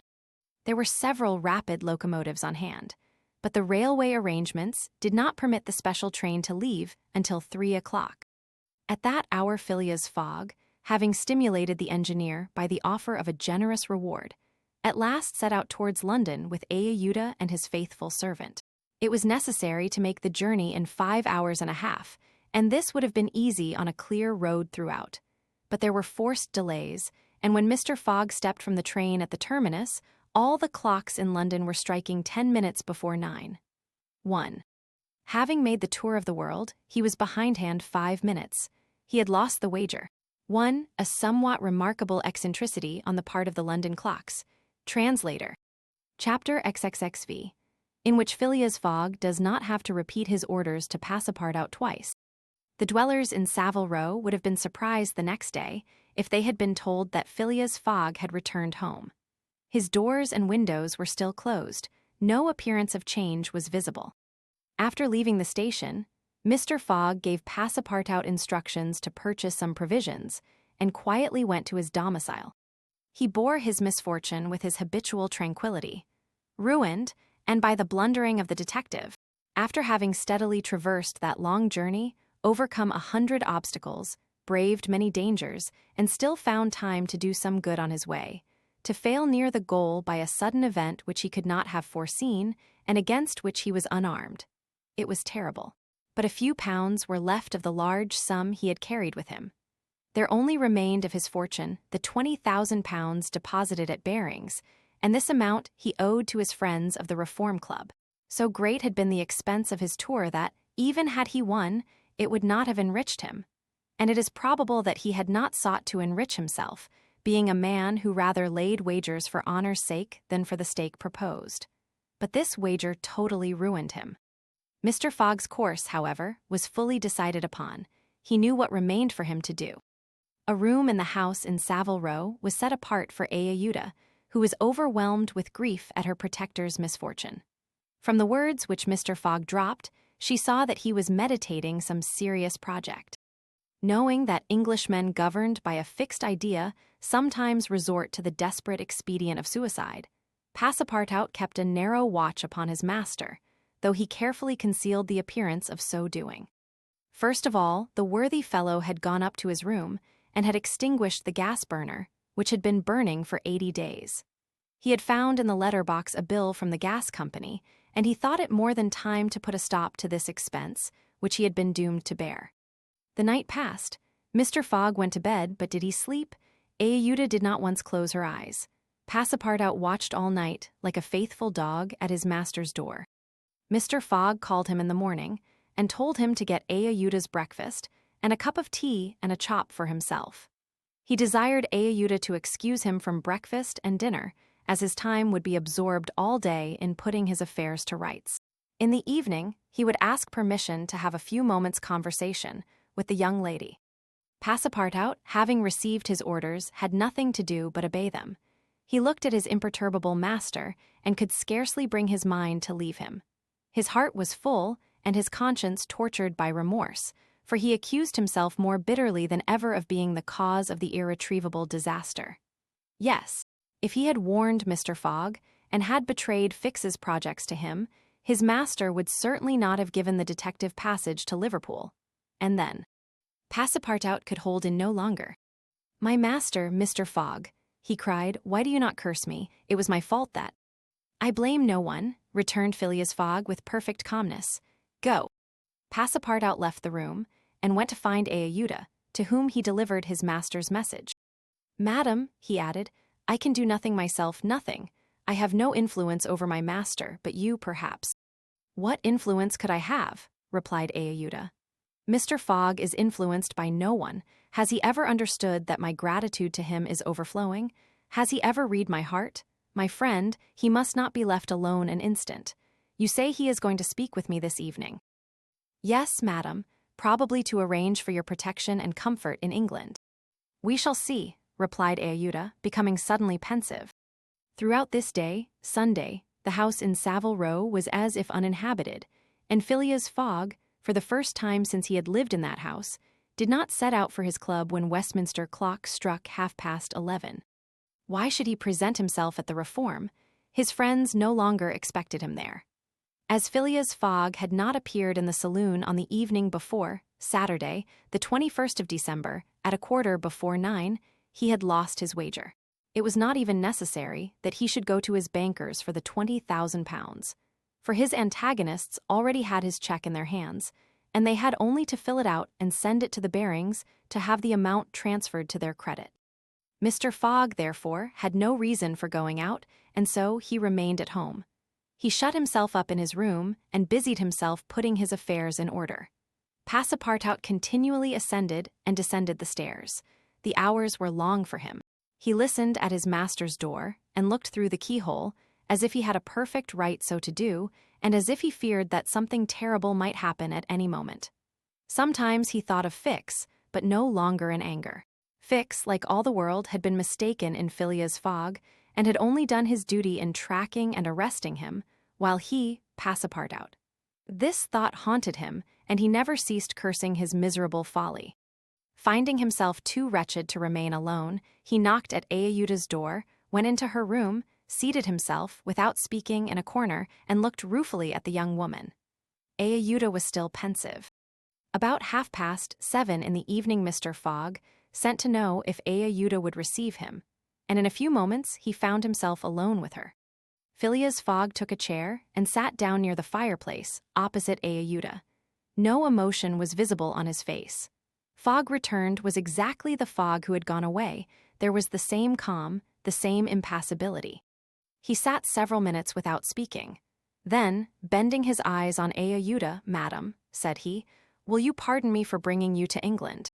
"I, Mr. Fogg," replied Aehuda, checking the pulsations of her heart. "Please let me finish," returned Mr. Fogg. "When I decided to bring you far away from the country which was so unsafe for you, I was rich, and counted on putting a portion of my fortune at your disposal. Then your existence would have been free and happy. But now I am ruined." "I know it, Mr. Fogg," replied Aehuda, "and I ask you in my turn, will you forgive me for having followed you, and, who knows, for having, perhaps, delayed you and thus contributed to your ruin?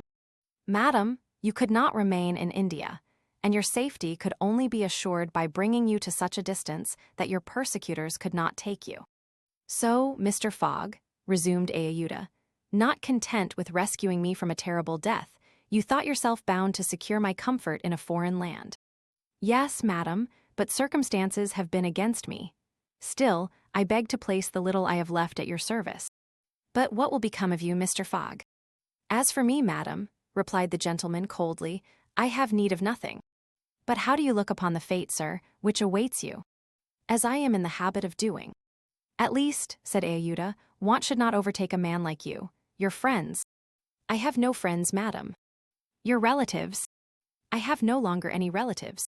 "I pity you, then, Mr. Fogg, for solitude is a sad thing, with no heart to which to confide your griefs. They say, though, that misery itself, shared by two sympathetic souls, may be borne with patience." "They say so, madam." "Mr. Fogg," said Aehuda, rising and seizing his hand, "do you wish at once a kinswoman and friend? Will you have me for your wife?" Mr. Fogg, at this, rose in his turn. There was an unwonted light in his eyes and a slight trembling of his lips. Aehuda looked into his face. The sincerity, rectitude, firmness, and sweetness of this soft glance of a noble woman, who could dare all to save him to whom she owed all, at first astonished, then penetrated him. He shut his eyes for an instant, as if to avoid her look. When he opened them again, "I love you," he said simply. "Yes, by all that is holiest, I love you, and I am entirely yours." "Ah," cried Ayuda, pressing his hand to her heart. Passepartout was summoned and appeared immediately. Mr. Fogg still held Ayuda's hand in his own. Passepartout understood, and his big, round face became as radiant as the tropical sun at its zenith. Mr. Fogg asked him if it was not too late to notify the Reverend Samuel Wilson of Marylebone Parish that evening. Passepartout smiled his most genial smile and said, "Never too late." It was 5 minutes past 8. "Will it be for tomorrow, Monday?" "For tomorrow, Monday," said Mr. Fogg, turning to Ayuda. "Yes, for tomorrow, Monday," she replied. Passepartout hurried off as fast as his legs could carry him. Chapter XXXVI, in which Phileas Fogg's name is once more at a premium on chain. It is time to relate what a change took place in English public opinion when it transpired that the real bank robber, a certain James Strand, had been arrested on the 17th day of December at Edinburgh. 3 days before, Phileas Fogg had been a criminal who was being desperately followed up by the police. Now he was an honorable gentleman, mathematically pursuing his eccentric journey round the world. The papers resumed their discussion about the wager. All those who had laid bets for or against him revived their interest, as if by magic. The Phileas Fogg bonds again became negotiable, and many new wagers were made. Phileas Fogg's name was once more at a premium on change. His 5 friends of the Reform Club passed these 3 days in a state of feverish suspense. Would Phileas Fogg, whom they had forgotten, reappear before their eyes? Where was he at this moment? The 17th of December, the day of James Strand's arrest, was the 76th since Phileas Fogg's departure, and no news of him had been received. Was he dead? Had he abandoned the effort, or was he continuing his journey along the route agreed upon?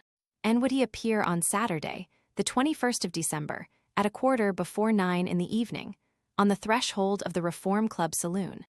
The anxiety in which, for 3 days, London society existed cannot be described. Telegrams were sent to America and Asia for news of Phileas Fogg. Messengers were dispatched to the house in Savile Row morning and evening. No news. The police were ignorant what had become of the detective, Fix, who had so unfortunately followed up a false scent. Bets increased, nevertheless, in number and value. Phileas Fogg, like a racehorse, was drawing near his last turning point.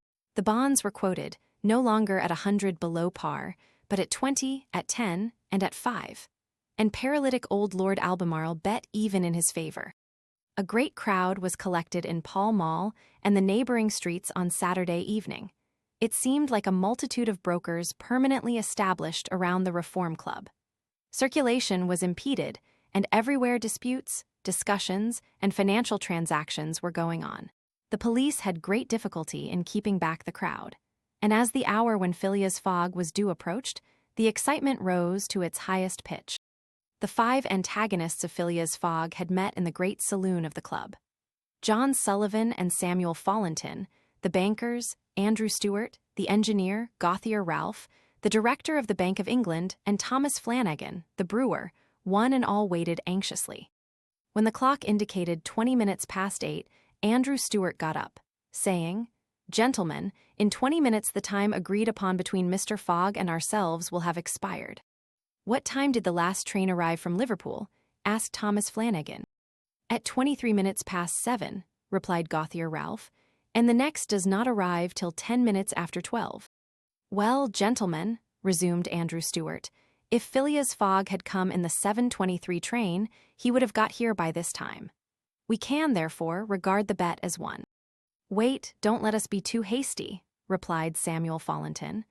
"You know that Mr. Fogg is very eccentric.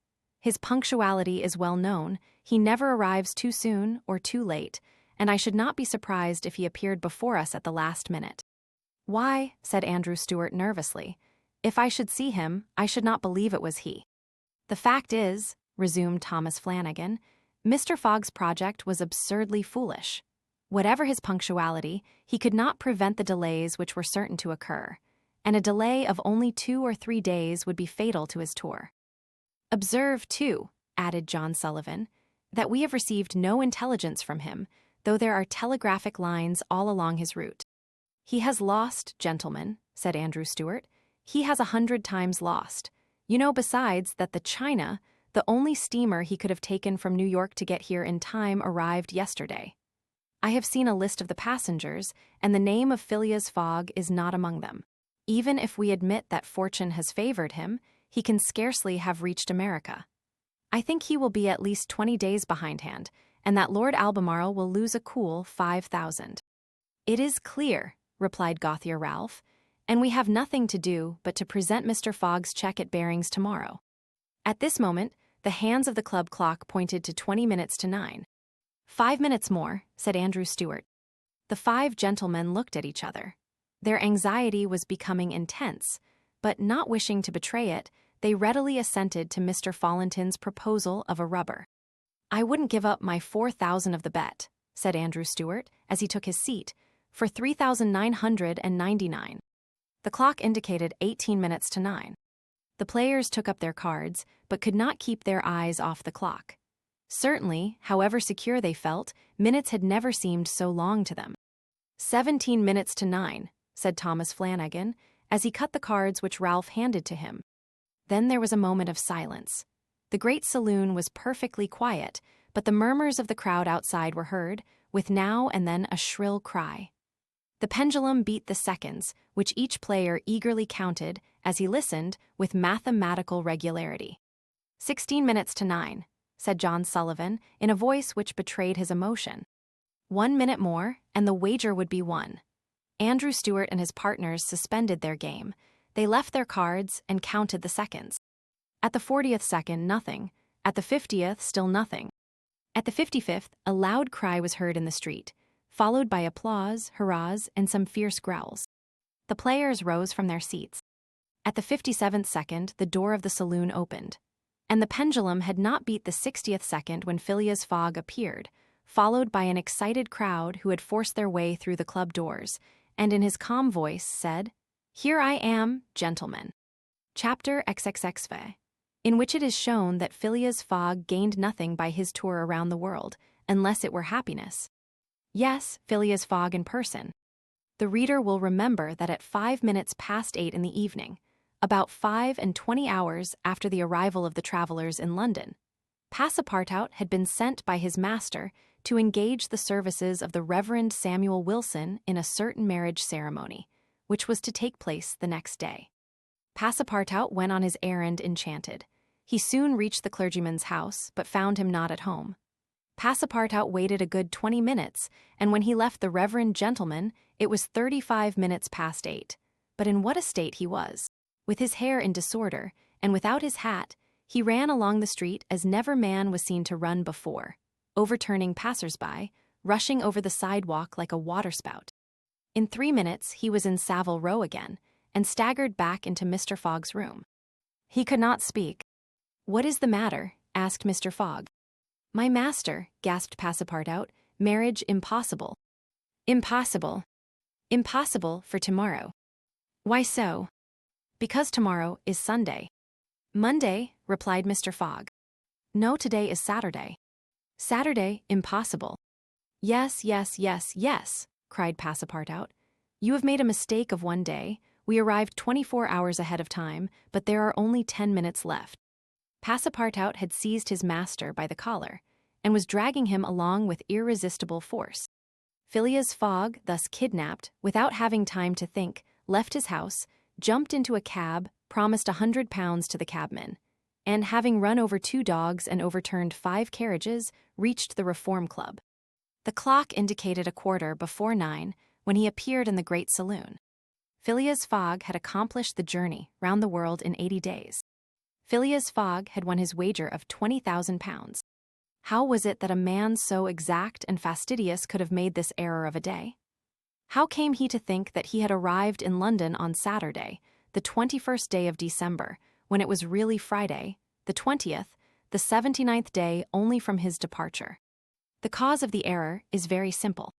Phileas Fogg had, without suspecting it, gained 1 day on his journey, and this merely because he had traveled constantly eastward. He would, on the contrary, have lost a day had he gone in the opposite direction, that is, westward. In journeying eastward, he had gone towards the sun, and the days therefore diminished for him as many times 4 minutes as he crossed degrees in this direction. There are 360 degrees on the circumference of the earth, and these 360 degrees multiplied by 4 minutes gives precisely 24 hours. That is, the day unconsciously gained.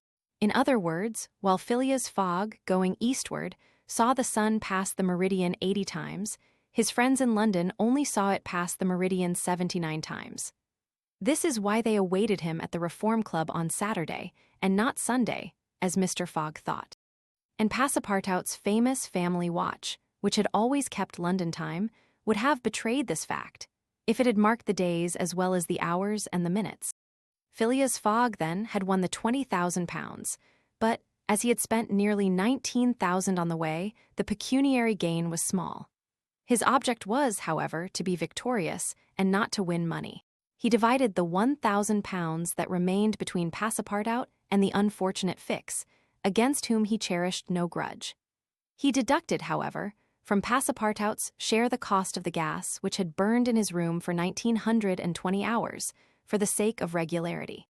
That evening, Mr. Fogg, as tranquil and phlegmatic as ever, said to Aehuda, "Is our marriage still agreeable to you?" "Mr. Fogg," replied she, "it is for me to ask that question. You were ruined, but now you are rich again." "Pardon me, madam, my fortune belongs to you. If you had not suggested our marriage, my servant would not have gone to the Reverend Samuel Wilson's, I should not have been apprised of my error, and—" "Dear Mr. Fogg," said the young woman. "Dear Aehuda," replied Phileas Fogg. It need not be said that the marriage took place 48 hours after, and that Passepartout, glowing and dazzling, gave the bride away. Had he not saved her, and was he not entitled to this honor? The next day, as soon as it was light, Passepartout rapped vigorously at his master's door. Mr. Fogg opened it and asked, "What's the matter, Passepartout?" "What is it, sir? Why, I've just this instant found out." "What?" "That we might have made the tour of the world in only 78 days. "No doubt," returned Mr. Fogg, "by not crossing India. But if I had not crossed India, I should not have saved Aehuda. She would not have been my wife, and—" Mr. Fogg quietly shut the door. Phileas Fogg had won his wager, and had made his journey around the world in 80 days. To do this, he had employed every means of conveyance: steamers, railways, carriages, yachts, trading vessels, sledges, elephants. The eccentric gentleman had throughout displayed all his marvelous qualities of coolness and exactitude. But what then? What had he really gained by all this trouble? What had he brought back from this long and weary journey? Nothing, say you? Perhaps so. Nothing but a charming woman who, strange as it may appear, made him the happiest of men. Truly, would you not for less than that make the tour around the world? Thanks for listening to Around the World in 80 Days by Jules Verne.